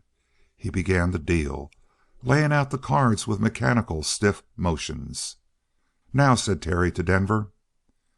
Denver was through the opening in a flash and dropped to the floor below with a thud. Then he leaped away toward the wall out of sight of Terry. Suddenly a loud nasal voice spoke through one of the front windows. "What was that, boys?" Terry caught his breath. He dared not whisper advice to those men at the table for fear his voice might carry to the guard who was apparently leaning at the window outside. But the dealer jerked his head for an instant toward the direction in which Denver had disappeared. Evidently the yegg was silently communicating imperious instructions, for presently the dealer said in a voice natural enough: "Nothing happened, Lewison. I just moved my chair, that was all, I figure." "I dunno," growled Lewison. "I've been waiting for something to happen for so long that I begin to hear things and suspect things when there ain't nothing at all." And still mumbling, his voice passed away. Terry followed Denver's example, dropping through the opening, but more cautious.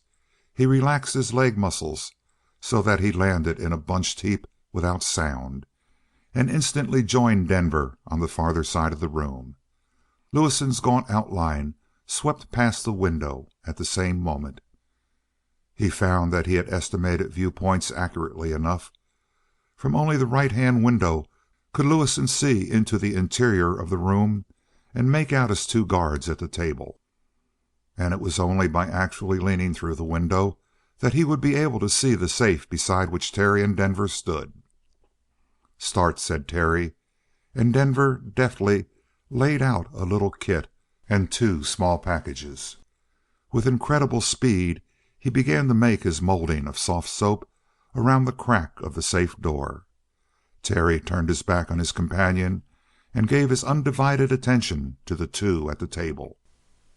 Their faces were odd studies in suppressed shame and rage. The muscles were taut, their hands shook with the cards. "You seem kind of glum, boys," broke in the voice of Lewison at the window. Terry flattened himself against the wall and jerked up his gun. A warning flash which seemed to be reflected by the glint in the eyes of the red-headed man facing him. The latter turned slowly to the window.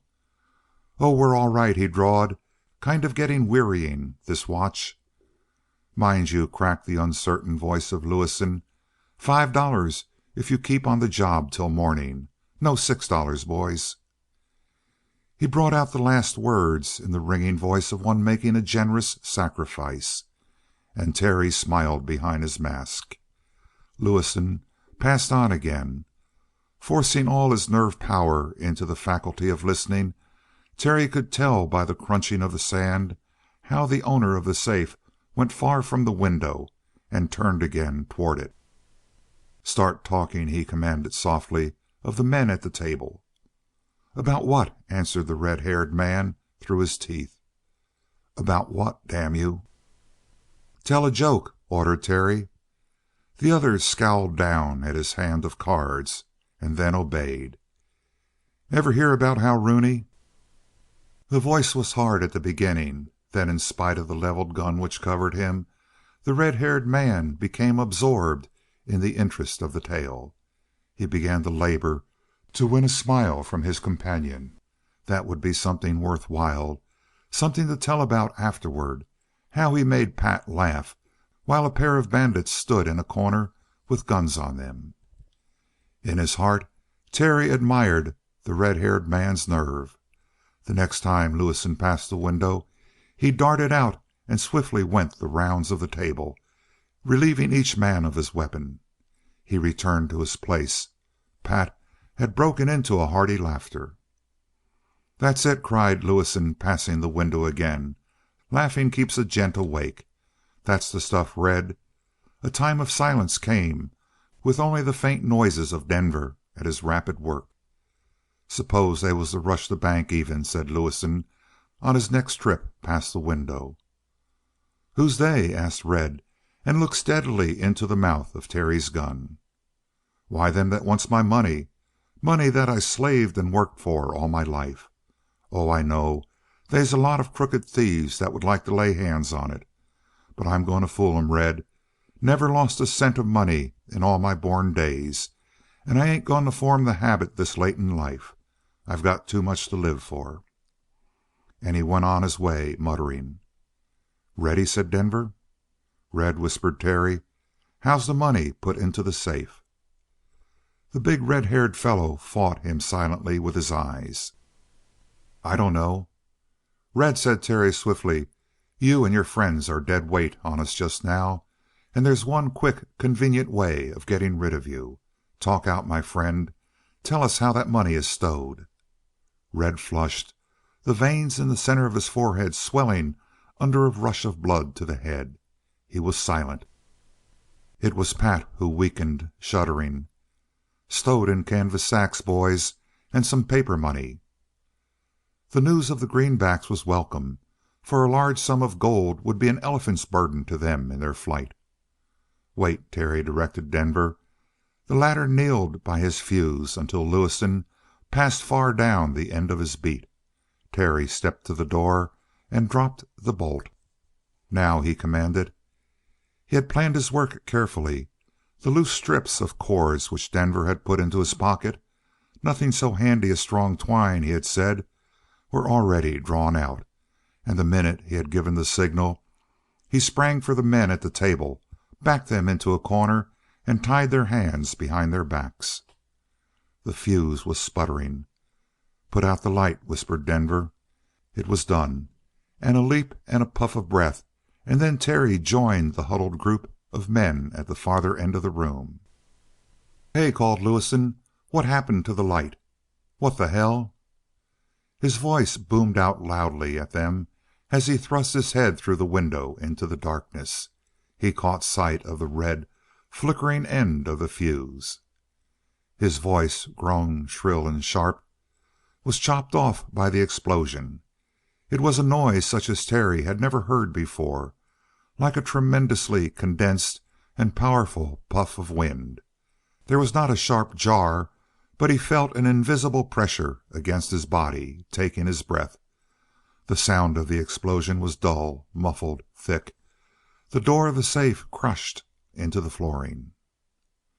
Terry had nerved himself for 2 points of attack, Lewison from the front of the building and the guard at the rear. But Lewison did not yell for help. He had been dangerously close to the explosion, and the shock to his nerves, perhaps some dislodged missile, had flung him senseless on the sand outside the bank. But from the rear of the building came a dull shout. Then the door beside which Terry stood was dragged open.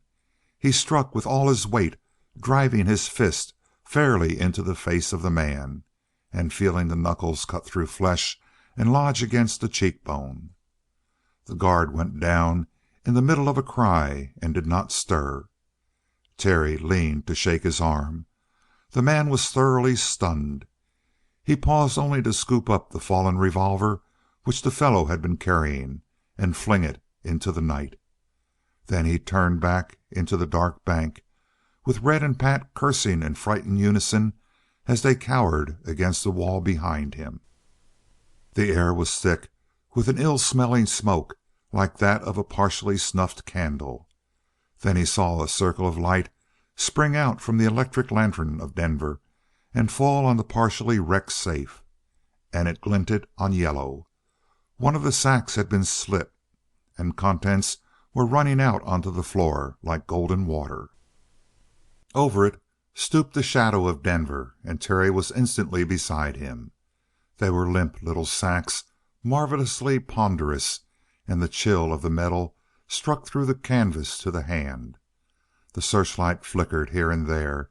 It found the little drawer which was wrenched open, and Denver's stubby hand came out, choked with greenbacks. "Now away!" snarled Denver, and his voice shook and quaked. It reminded Terry of the whine of a dog half starved and come upon meat, a savage, subdued sound. There was another sound from the streets where old Lewison was coming to his senses, a gasping sound, and then a choked cry, "Help!" His senses and his voice seemed to return to him with a rush. His shriek split through the darkness of the room like a ray of light probing to find the guilty. "Thieves! Help!" The yell gave strength to Terry.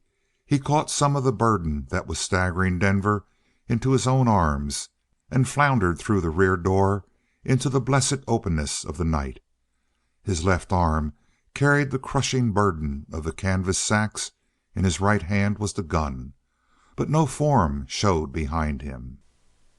But there were voices beginning. The yells of Lewison had struck out echoes up and down the street.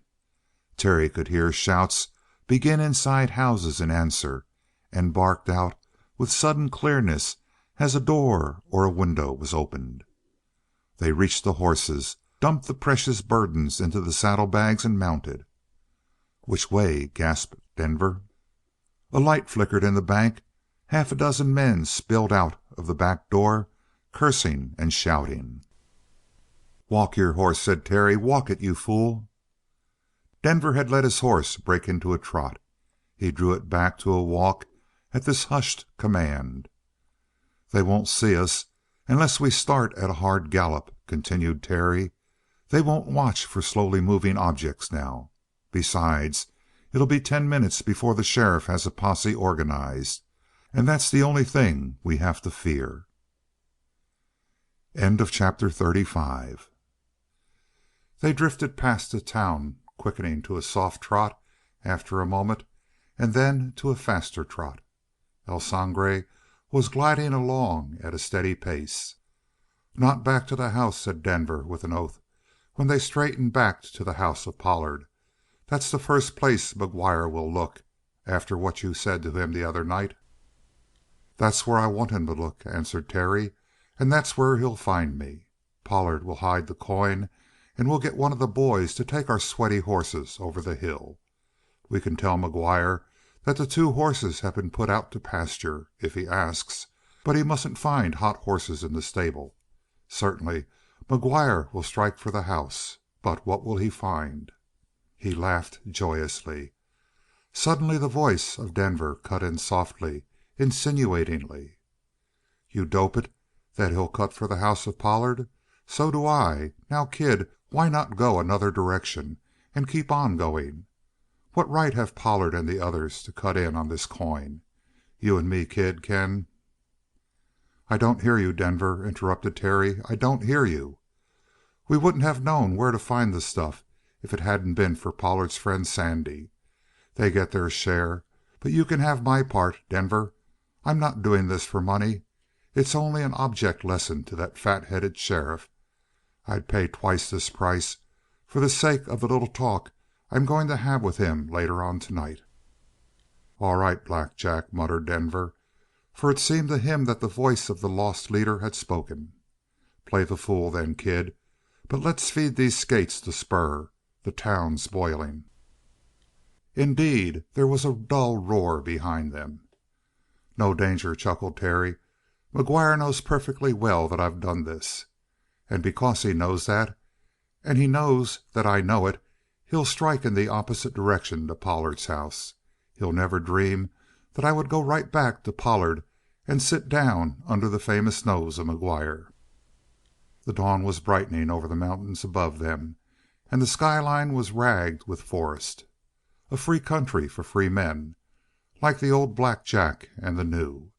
A short life, perhaps, but a full one. The coming of the day showed Denver's face weary and drawn. Those moments in the bank, surrounded by danger, had been nerve-racking even to his experience. But to him it was a business, and to Terry it was a game. He felt a qualm of pity for Lewison, but after all the man was a wolf, selfish, accumulating money to no purpose, useless to the world. He shrugged the thought of Lewison away. It was close to sunrise when they reached the house, and having put up the horses, staggered in and called to Johnny to bring them coffee. He was already rattling at the kitchen stove. Then, with a shout, they brought Pollard himself stumbling down from the balcony, rubbing the sleep out of his eyes. They threw the money down before him. He was stupefied, and then his big lion's voice went booming with the call for his men. Terry did not wait. He stretched himself with a great yawn and made for his bed, and passed Phil Marvin and the others hurrying downstairs to answer the summons. Kate Pollard came also. She paused as he went by her, and he saw her eyes go down to his dusty boots, with the leather polished where the stirrup had chafed, then flashed back to his face. "You, Terry?" she whispered. But he went by her with a wave of the hand. The girl went on down to the big room.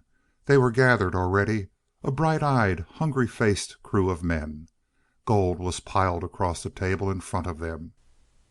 Slim Dugan had been ordered to go to the highest window of the house and keep watch for the coming of the expected posse. In the meantime the others counted the money, ranging it in bright little stacks, and Denver told the tale. He took a little more credit to himself than was his due. But it was his part to pay a tribute to Terry, for was it not he who had brought the son of Black Jack among them? "And of all the close squeezes I've ever been in," concluded Denver, "that was the closest. And of all the nervy, cold-eyed guys I ever seen, Black Jack's kid takes the cake. Never a quiver all the time. And when he whispered, them two guys at the table jumped. He meant business, and they knew it." The girl listened. Her eye alone was not upon the money, but fixed far off at thin distance. "$35,000 gold," announced Pollard, with a break of excitement in his voice, "and 17,382 in paper. Boys, the richest haul we've ever made. And the coolest deal all the way through. Which I say Denver and Terry particular, gets extra shares for what they done." And there was a chorus of hearty approval. The voice of Denver cut it short. "Terry don't want none. No, boys, knock me dead if he does. Can you beat it? I did it to keep my word, he says, with the sheriff. You can have my share, Denver. And he sticks on it. It's a game with him, boys. He plays at it like a big kid." In the hush of astonishment the eyes of Kate misted. Something in that last speech had stung her cruelly. Something had to be done, and quickly, to save young Terry Hollis. But what power could influence him? It was that thought which brought her to the hope for a solution. A very vague and far-away hope to which she clung, and which unraveled slowly in her imagination. Before she left the kitchen her plan was made, and immediately after breakfast she went to her room and dressed for a long journey. "I'm going over the hills to visit the Stockton girls," she told her father. "Be gone a few days." His mind was too filled with hope for the future to understand her. He nodded idly, and she was gone.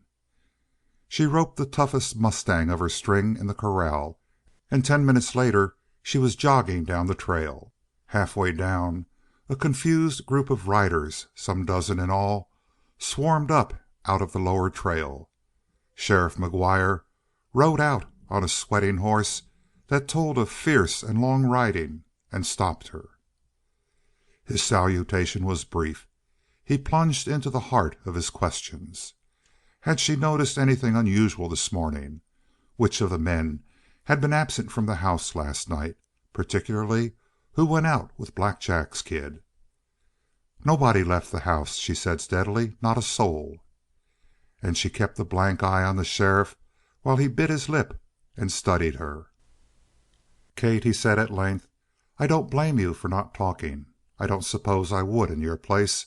But your dad has about reached the end of the rope with us. If you got any influence, try to change him, because if he don't do it by his own will, he's going to be changed by force."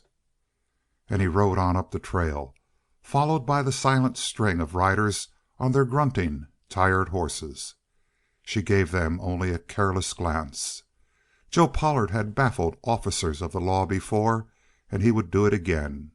That was not her great concern on this day. Down the trail she sent her mustang again, and broke him out into a stiff gallop on the level ground below.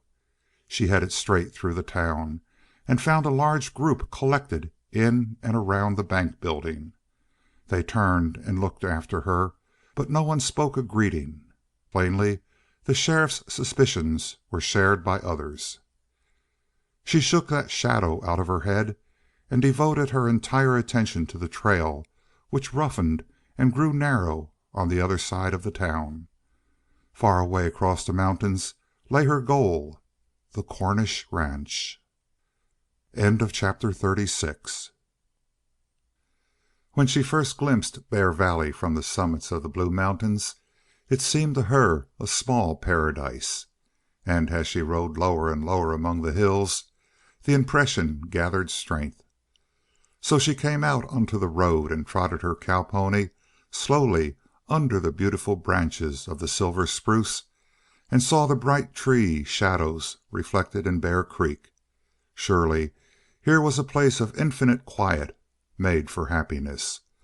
A peculiar ache and a sense of emptiness entered her heart, and the ghost of Terry Hollis galloped soundlessly beside her on flaming El Sangre through the shadow. It seemed to her that she could understand him more easily. His had been a sheltered and pleasant life here, half dreamy, and when he wakened into the world of stern reality and stern men, he was still playing at the game like a boy, as Denver Pete had said. She came out into view of the house, and again she paused. It was like a palace to Kate, that great white facade and the Doric columns of the veranda. She had always thought that the house of her father was a big and stable house. Compared with this, it was a shack, a lean-to, a veritable hovel.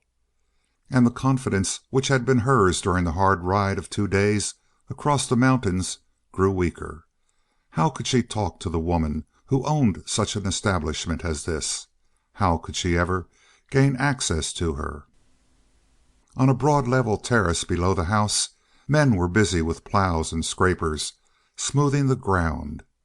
She circled around them and brought her horse to a stop before the veranda. 2 men sat on it, one white-haired, hawk-faced, spreading a broad blueprint before the other, and this man was middle-aged, with a sleek young face. A very good-looking fellow, she thought. "Maybe you all could tell me," said Kate Pollard, lounging in the saddle, "where I'll find the lady that owns this here place." It seemed to her that the sleek-faced man flushed a little. "If you wish to talk to the owner," he said crisply, and barely touching his hat to her, "I'll do your business. What is it? Cattle lost over the Blue Mountain again? No strays have come down into the valley?" "I'm not here about cattle," she answered curtly enough. "I'm here about a man." Said the other. "A man?" His attention quickened. "What man?" "Terry Hollis." She could see him start. She could also see that he endeavored to conceal it, and she did not know whether she liked or disliked that quick start and flush. There was something either of guilt or of surprise remarkably strong in it. He rose from his chair, leaving the blueprint fluttering in the hands of his companion alone. "I am Vance Cornish," he told her. She could feel his eyes prying at her as though he were trying to get at her more accurately. "What's Hollis been up to now?" He turned and explained carelessly to his companion. "That's the young scapegrace I told you about. Waters been raising Cain again, I suppose?" He faced the girl again. "A good deal of it," she answered. "Yes, he's been making quite a bit of trouble." "I'm sorry for that, really," said Vance. "But we are not responsible for him." "I suppose you ain't," said Kate Pollard slowly. "But I'd like to talk to the lady of the house." "Very sorry." And again he looked in his sharp way, like a fox, she thought, and then glanced away as though there were no interest in her or her topic. "Very sorry, but my sister is in critically declining health. I'm afraid she cannot see you." This repulse made Kate thoughtful. She was not used to such bluff talk from men, however smooth or rough the exterior might be, and under the quiet of Vance she sensed an opposition like a stone wall. "I guess you ain't a friend of Terry's." "I'd hardly like to put it strongly, one way or the other." "I know the boy, if that's what you mean." "It ain't." She considered him again, and again she was secretly pleased to see him stir under the cool probe of her eyes. How long did you live with Terry?" "He was with us 24 years." He turned and explained casually to Waters. "He was taken in as a foundling, you know, quite against my advice. And then at the end of 24 years the bad blood of his father came out and he showed himself in his true colors. Fearful waste of time to us all. Of course, we had to turn him out." "Of course," nodded Waters sympathetically, and he looked wistfully down at his blueprint. "24 years you lived with Terry," said the girl softly. "And you don't like him, I see." Instantly and forever he was damned in her eyes. Anyone who could live 24 years with Terry Hollis and not discover his fineness was beneath contempt. "I'll tell you," she said. "I've got to see Miss Elizabeth Cornish." Said Vance. "I'm afraid not. But just what have you to tell her?" The girl smiled. "If I could tell you that, I wouldn't have to see her." He rubbed his chin with his knuckles, staring at the floor of the veranda, and now and then raising quick glances at her. Plainly he was suspicious. Plainly, also, he was tempted in some manner. "Something he's done, eh? Some yarn about Terry?"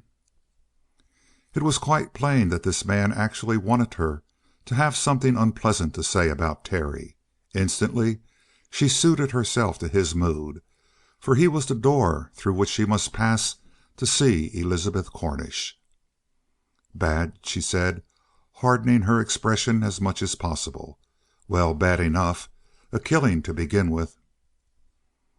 There was a gleam in his eye, a gleam of positive joy, she was sure, though he banished it at once and shook his head in deprecation. "Well, well, as bad as that. I suppose you may see my sister for a moment, just a moment. She is not well. I wish I could understand your purpose." The last was more to himself than to her, but she was already off her horse. The man with the blueprint glared at her, and she passed across the veranda and into the house, where Vance showed her up the big stairs. At the door of his sister's room he paused again and scrutinized. "A killing, by Jove!" he murmured to himself, and then knocked. A dull voice called from within, and he opened. Kate found herself in a big, solemn room, in one corner of which sat an old woman wrapped to the chin in a shawl. The face was thin and bleak, and the eyes that looked at Kate were dull. "This girl," said Vance. "By Jove, I haven't asked your name, I'm afraid." "Kate Pollard." "Miss Pollard has some news of Terry. I thought it might interest you, Elizabeth." Kate saw the brief struggle on the face of the old woman.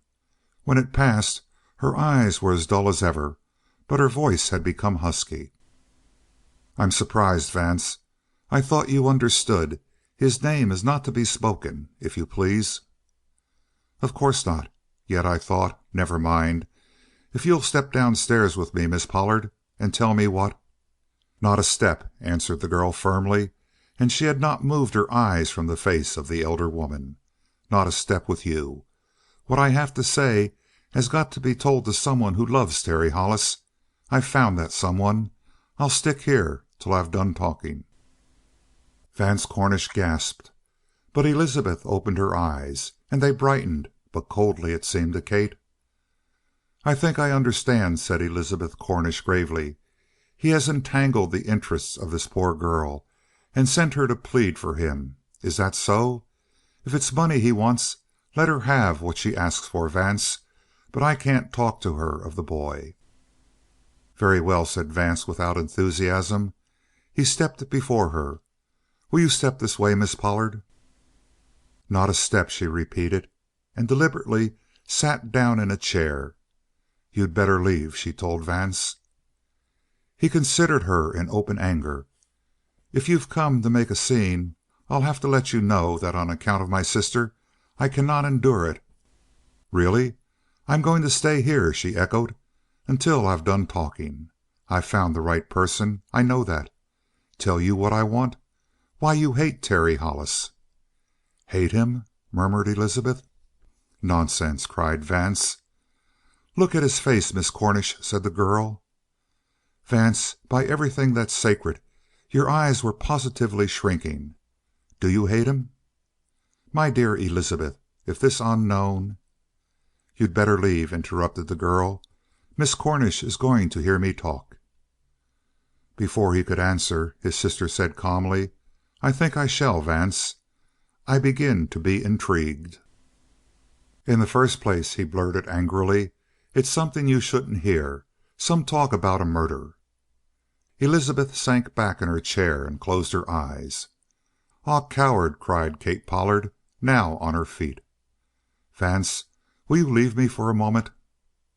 For a moment he was white with malice, staring at the girl, then suddenly submitting to the inevitable, turned on his heel and left the room. "Now," said Elizabeth, sitting erect again, "what is it? Why do you insist on talking to me of him? And what has he done?" In spite of her calm, a quiver of emotion was behind the last words, and nothing of it escaped Kate Pollard. "I knew," she said gently, "that two people couldn't live with Terry for 24 years and both hate him, as your brother does. I can tell you very quickly why I'm here, Miss Cornish." "But first, what has he done?" Kate hesitated. Under the iron self control of the older woman she saw the hungry heart, and it stirred her. Yet she was by no means sure of a triumph. She recognized the most formidable of all foes, pride. After all, she wanted to humble that pride. She felt that all the danger in which Terry Hollis now stood, both moral and physical, was indirectly the result of this woman's attitude. And she struck her deliberately, cruelly. "He has taken up with a gang of hard ones, Miss Cornish. That's one thing." The face of Elizabeth was like stone. "Professional thieves, robbers." And still Elizabeth refused to wince. She forced a cold, polite smile of attention. "He went into a town and killed the best fighter they had." And even this blow did not tell. "And then he defied the sheriff, went back to the town, and broke into a bank and stole $50,000. The smile wavered and went out, but still the dull eyes of Elizabeth were steady enough, though perhaps that dullness was from pain. And Kate, waiting eagerly, was chagrined to see that she had not broken through to any softness of emotion. One sign of grief and trembling was all she wanted before she made her appeal. But there was no weakness in Elizabeth Cornish, it seemed. "You see, I'm listening," she said gravely and almost gently, "although I am really not well, and I hardly see the point of this long recital of crimes. It was because I foresaw what he would become that I sent him away." "Miss Cornish, why'd you take him in the first place?" "It's a long story," said Elizabeth. "I'm a pretty good listener," said Kate. Elizabeth Cornish looked away, as though she hesitated to touch on the subject, or thought it was too unimportant to be referred to at length. "In brief, I saw from a hotel window Black Jack, his father, shot down in the street, heard about the infant son he left, and adopted the child on a bet with my brother, to see if blood would tell or if I could make him a fine man." She paused. "My brother won the bet." And her smile was a wonderful thing, so perfectly did it mask her pain. "And of course I sent Terry away. I have forgotten him, really. Just a bad experiment." Kate Pollard flushed. "You'll never forget him," she said firmly. "You think of him every day." The elder woman started and looked sharply at her visitor. Then she dismissed the idea with a shrug. "That's absurd. Why should I think of him?" "There is a spirit of prophecy in most women, old or young, and especially they have a way of looking through the flesh of their kind and seeing the heart." Kate Pollard came a little closer to her hostess. "You saw Black Jack die in the street?" she queried. "Fighting for his life?" Elizabeth dreamed into the vague distance. "Riding down the street with his hair blowing, Long black hair, you know," she reminisced, "and holding the crowd back as one would hold back a crowd of curs. Then he was shot from the side by a man in concealment. That was how he fell." "I knew," murmured the girl, nodding. "Miss Cornish, I know now why you took Terry in." "Ah?" "Not because of a bet, but because you loved Black Jack Hollis." It brought an indrawn gasp from Elizabeth, rather of horror than surprise. But the girl went on steadily. "I know. You saw him with his hair blowing, fighting his way. He rode into your heart. I know, I tell you. Maybe you've never guessed it all these years, but has a single day gone by when you haven't thought of the picture?" The scornful, indignant denial died on the lips of Elizabeth Cornish. She stared at Kate as though she were seeing a ghost. "Not one day!" cried Kate. "And so you took in Terry and you raised him and loved him, not for a bet, but because he was Black Jack's son." Elizabeth Cornish had grown paler than before. "I mustn't listen to such talk," she said. "Ah," cried the girl, "don't you see that I have a right to talk? Because I love him also, and I know that you love him too." Elizabeth Cornish came to her feet, and there was a faint flush in her cheeks. "You love Terry? Ah, I see. And he has sent you?" "He'd die sooner than send me to you." "And yet you came?" "Don't you see?" pleaded Kate. "He's in a corner. He's about to go bad." "Miss Pollard, how do you know these things?" "Because I'm the daughter of the leader of the gang." She said it without shame, proudly. "I've tried to keep him from the life he intends leading," said Kate. "I can't turn him. He laughs at me. I'm nothing to him, you see. And he loves the new life. He loves the freedom. Besides, he thinks there's no hope, that he has to be what his father was before him. Do you know why he thinks that? Because you turned him out. You thought he would turn bad, and he respects you. He still turns to you. Ah, if you could hear him speak of you! He loves you still."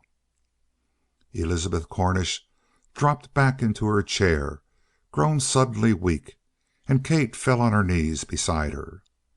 "Don't you see," she said softly, "that no strength can turn Terry back now? He's done nothing wrong. He shot down the man who killed his father. He has killed another man who was a professional bully and man killer. And he's broken into a bank and taken money from a man who deserved to lose it, a wolf of a man everybody hates. He's done nothing really wrong yet, but he will before long, just because he's stronger than other men. And he doesn't know his strength. And he's fine, Miss Cornish. Isn't he always gentle and—" "Hush," said Elizabeth Cornish. "He's just a boy. You can't bend him with strength, but you can win him with love." "What?" gasped Elizabeth. "Do you want me to do?" "Bring him back. Bring him back, Miss Cornish." Elizabeth Cornish was trembling. "But I if you can't influence him, how can I? You with your beautiful you are very beautiful, dear child. Ah, very lovely." She barely touched the bright hair. "He doesn't even think of me," said the girl sadly. "But I have no shame. I have let you know everything. It isn't for me. It's for Terry, Miss Cornish. And you'll come? You'll come as quickly as you can? You'll come to my father's house? You'll ask Terry to come back? One word will do it, and I'll hurry back and keep him there till you come. God give me strength. I'll keep him till you come."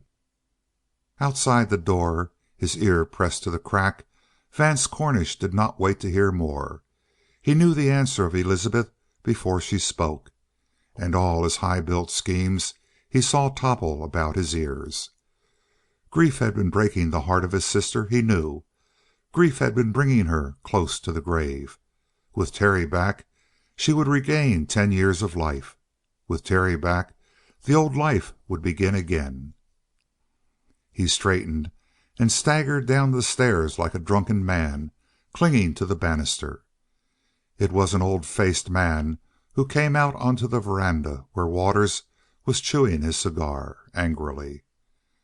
At sight of his host he started up. He was a keen man, was Waters. He could sense money 1,000 miles away, and it was this buzzard keenness which had brought him to the Cornish ranch and made him Vance's right-hand man. There was much money to be spent. Waters would direct and plan the spending, and his commission would not be small. In the face of Vance he saw his own doom. "Waters," said Vance Cornish, "everything is going up in smoke. That damned girl Waters, we're ruined." "Tush," said Waters, smiling, though he had grown gray. "No one girl can ruin two middle-aged men with our senses developed. Sit down, man, and we'll figure a way out of this." Chapter 37. The fine gray head, the hawk-like, aristocratic face, and the superior manner of Waters procured him admission to many places where the ordinary man was barred. It secured him admission on this day to the office of Sheriff McGuire, though McGuire had refused to see his best friends. A proof of the perturbed state of his mind was that he accepted the proffered fresh cigar of Waters without comment or thanks. His mental troubles made him crisp to the point of rudeness. "I'm a tolerably busy man, Mr. Waters. I think they said your name was. Tell me what you want, and make it short, if you don't mind." "Not a bit, sir. I rarely waste many words. But I think on this occasion we have a subject in common that will interest you." Waters had come on what he felt was more or less a wild goose chase. The great object was to keep young Hollis from coming in contact with Elizabeth Cornish again. One such interview, as Vance Cornish had assured him, would restore the boy to the ranch, make him the heir to the estate, and turn Vance and his high ambitions out of doors. Also, the high commission of Mr. Waters would cease. With no plan in mind, he had rushed to the point of contact and hoped to find some scheme after he arrived there. As for Vance, the latter would promise money, otherwise he was a shaken wreck of a man and of no use. But with money, Mr. Waters felt that he had the key to this world, and he was not without hope. 3 hours in the hotel of the town gave him many clues. 3 hours of casual gossip on the veranda of the same hotel had placed him in possession of about every fact, true or presumably true, that could be learned, and with the knowledge a plan sprang into his fertile brain. The worn, worried face of the sheriff had been like water on a dry field. He felt that the seed of his plan would immediately spring up and bear fruit. "And that thing we got in common," said the sheriff tersely. "It's this: young Terry Hollis." He let that shot go home without a follow-up, and was pleased to see the sheriff's forehead wrinkle with pain. "He's like a ghost haunting me," declared McGuire, with an attempted laugh that failed flatly. "Every time I turn around someone throws this Hollis in my face. What is it now?" "Do you mind if I run over the situation briefly as I understand it?" "Fire away." The sheriff settled back. He had forgotten his rush of business.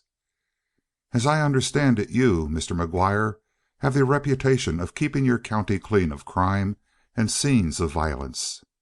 "Huh," grunted the sheriff. "Everyone says," went on Waters, "that no one except a man named Minter has done such work in meeting the criminal element on their own ground. You have kept your county peaceful. I believe that is true." "Huh," repeated McGuire. "Kind of soft soapy, but it ain't all wrong. There ain't been much going on in these parts since I started to clean things up." "Until recently," suggested Waters. The face of the sheriff darkened. "Well?" he asked aggressively. "And then 2 crimes in a row. First a gun brawl in broad daylight. Young Hollis shot a fellow named of Larrimer," snapped the sheriff viciously. "It was a square fight. Larrimer forced the scrap." "I suppose so. Nevertheless, it was a gunfight.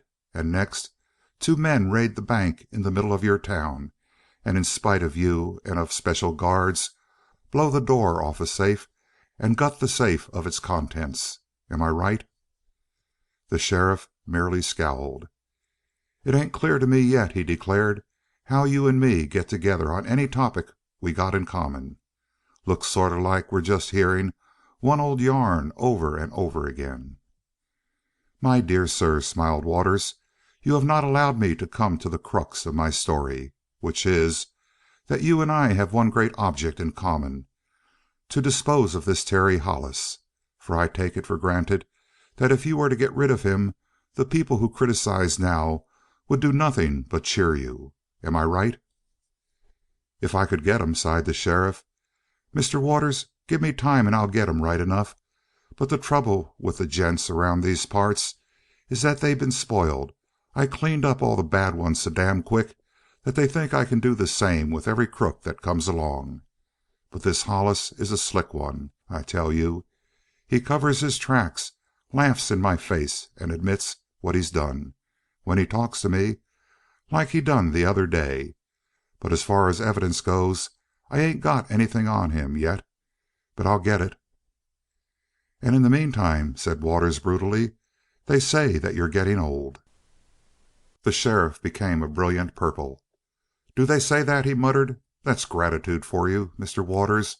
After what I've done for 'em, they say I'm getting old just because I can't get anything on this slippery kid right off." He changed from purple to gray. To fail now and lose his position meant a ruined life, and Waters knew what was in his mind. "But if you got Terry Hollis, they'd be stronger behind you than ever." "Ah, wouldn't they, though? Tell me what a great gent I was, quick as a flash." He sneered at the thought of public opinion. "And you see," said Waters, "where I come in is that I have a plan for getting this Hollis you desire so much." "You do?" He rose and grasped the arm of Waters. "You do?" Waters nodded. "It's this way. I understand that he killed Larrimer, and Larrimer's older brother is the one who is rousing public opinion against you. Am I right?" "The dog! Yes, you're right."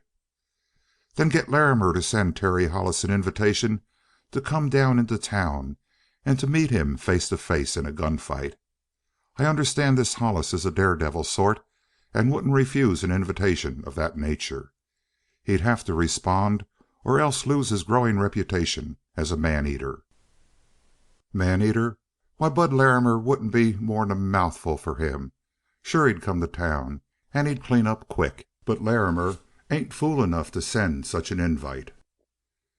"You don't understand me," persisted Waters patiently. "What I mean is this. Larrimer sends the challenge, if you wish to call it that. He takes up a certain position, say in a public place. You and your men, if you wish, are posted near by, but out of view, when young Hollis comes. When Terry Hollis arrives, the moment he touches a gun butt, you'll fill him full of lead and accuse him of using unfair play against Larrimer. Any excuse will do. The public want an end to young Hollis. They won't be particular with their questions."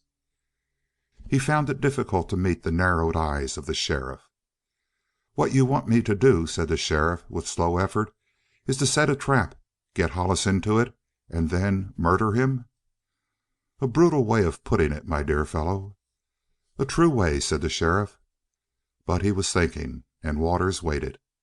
When he spoke, his voice was soft enough to blend with the sheriff's thoughts without actually interrupting them. "You're not a youngster any more, sheriff, and if you lose out here your reputation is gone for good. You'll not have the time to rebuild it. Here is a chance for you not only to stop the evil rumors, but to fortify your past record with a new bit of work that will make people talk of you. They don't really care how you do it. They won't split hairs about the method. They want Hollis put out of the way. I say cash yourself away. Let Hollis come to meet Larrimer in a private room. You can arrange it with Larrimer yourself later on. You shoot from concealment the moment Hollis shows his face. It can be said that Larrimer did the shooting and beat Hollis to the draw. The glory of it will bribe Larrimer." The sheriff shook his head. Waters leaned forward. "My friend," he said, "I represent in this matter a wealthy man to whom the removal of Terry Hollis will be worth money. $5,000 cash, sheriff." The sheriff moistened his lips and his eyes grew wide.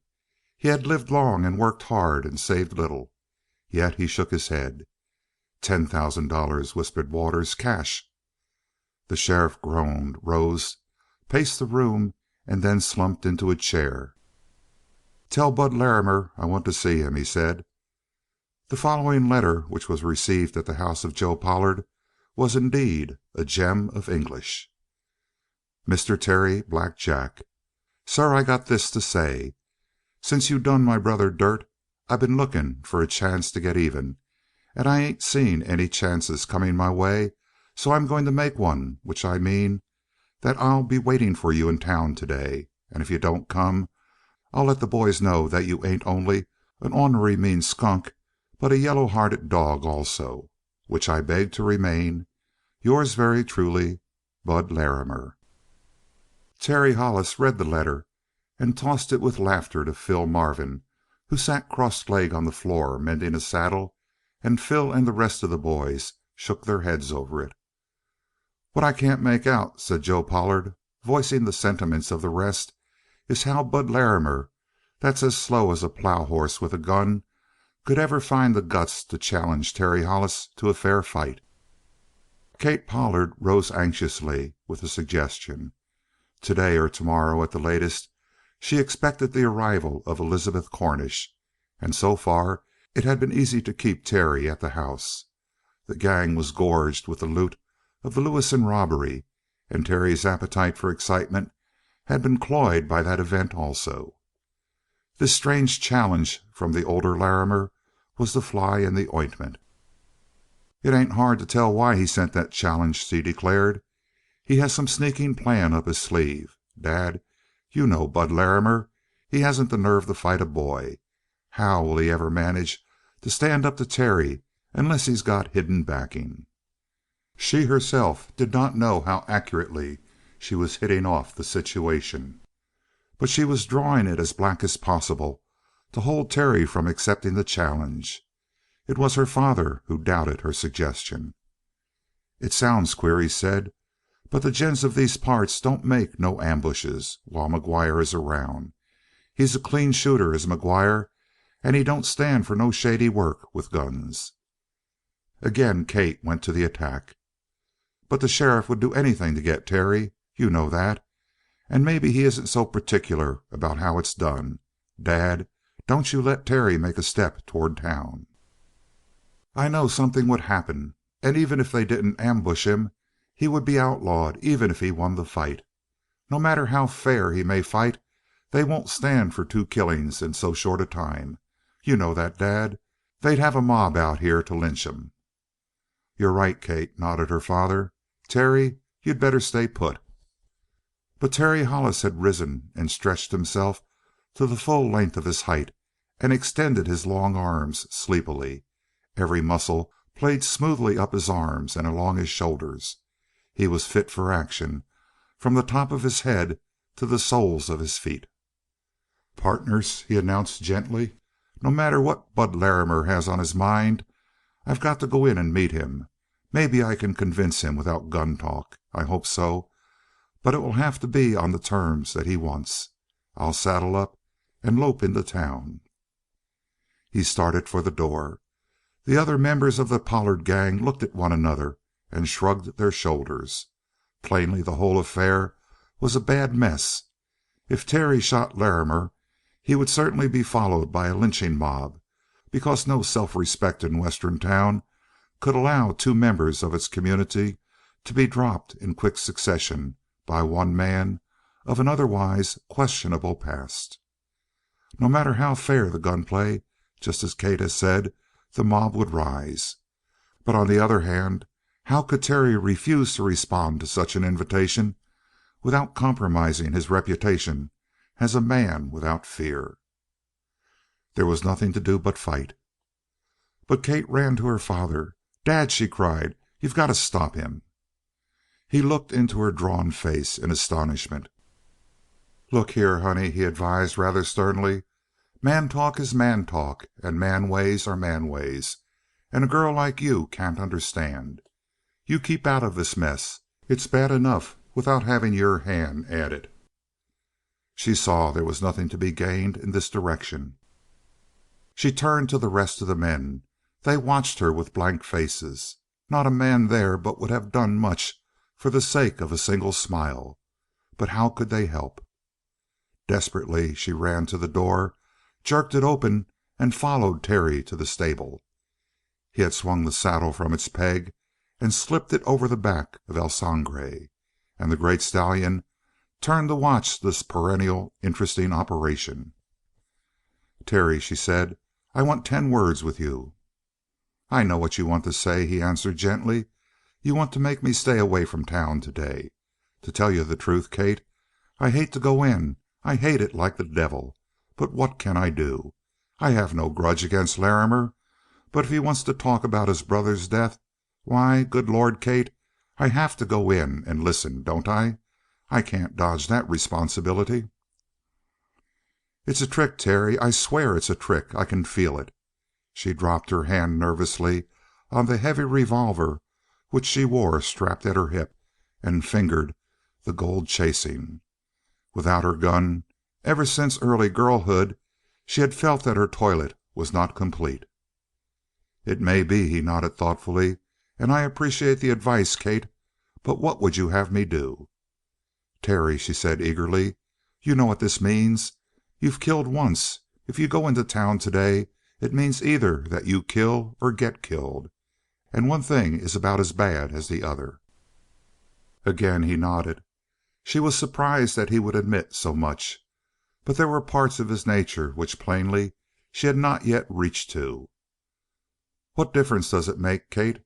His voice fell into a profound gloom. "What difference? I can't change myself. I'm what I am. It's in the blood. I was born to this. I can't help it. I know that I'll lose in the end, but while I live I'll be happy a little while." She choked. But the sight of his drawing the cinches, the imminence of his departure, cleared her mind again. "Give me 2 minutes," she begged. "Not one," he answered. "Kate, you only make us both unhappy. Do you suppose I wouldn't change if I could?" He came to her and took her hands. "Honey, there are 1,000 things I'd like to say to you, but being what I am, I have no right to say them to you. Never, or to any other woman. I'm born to be what I am, I tell you, Kate.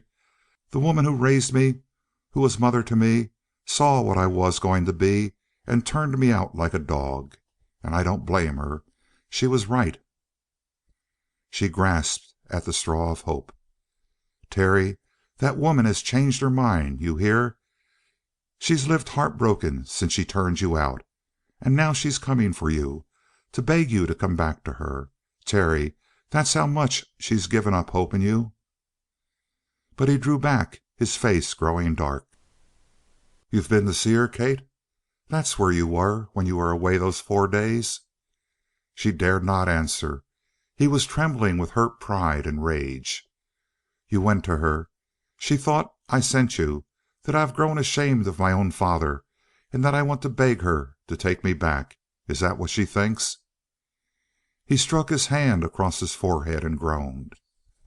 "God, I'd rather die than have her think it for a minute. Kate, how could you do it? I'd have trusted you always to do the right thing and the proud thing, and here you've shamed me." He turned to the horse, and El Sangre stepped out of the stall and into the shaft of sunlight that burned on him like blood red fire. And beside him young Terry Hollis, straight as a pine and as strong, a glorious figure. It broke her heart to see him, knowing what was coming. "Terry, if you ride down yonder you're going to a dog's death. I swear you are, Terry."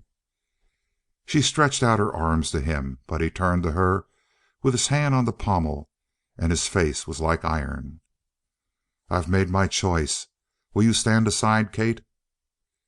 "You're set on going? Nothing will change you? But I tell you I'm going to change you. I'm only a girl, and I can't stop you with a girl's weapons. I'll do it with a man's. Terry, take the saddle off that horse and promise me you'll stay here till Elizabeth Cornish comes." "Elizabeth Cornish?" He laughed bitterly. "When she comes I'll be 100 miles away and bound farther off. That's final." "You're wrong," she cried hysterically. "You're going to stay here. You may throw away your share in yourself, but I have a share that I won't throw away. Terry, for the last time." He shook his head. She caught her breath with a sob. Someone was coming from the outside. She heard her father's deep-throated laughter. Whatever was done, she must do it quickly, and he must be stopped. The hand on the gun butt jerked up. The long gun flashed in her hand. "Kate!" cried Terry. "Good God, are you mad?" "Yes," she sobbed. "Mad! Will you stay?" "What infernal nonsense!" The gun boomed hollowly in the narrow passage between mow and wall. El Sangre reared, a red flash in the sunlight, and landed far away in the shadow, trembling, but Terry Hollis had spun halfway around, swung by the heavy, tearing impact of the big slug, and then sank to the floor, where he sat clasping his torn thigh with both hands, his shoulder and head sagging against the wall. Joe Pollard, rushing in with an outcry, found the gun lying sparkling in the sunshine, and his daughter, hysterical and weeping, holding the wounded man in her arms. "What in the name of " he roared. "Accident, Joe," gasped Terry. "Fooling with Kate's gun and trying to spin with it. It went off. Drilled me clean through the leg." That night, very late, in Joe Pollard's house, Terry Hollis lay on the bed with a dim light reaching to him from the hooded lamp in the corner of the room. His arms were stretched out on each side, and one hand held that of Kate, warm, soft, young, clasping his fingers feverishly and happily. And on the other side was the firm, cool pressure of the hand of Aunt Elizabeth. His mind was in a haze. Vaguely he perceived the gleam of tears on the face of Elizabeth, and he had heard her say, "All the time I didn't know, Terry. I thought I was ashamed of the blood in you. But this girl opened my eyes. She told me the truth. The reason I took you in was because I loved that wild, fierce, gentle, terrible father of yours.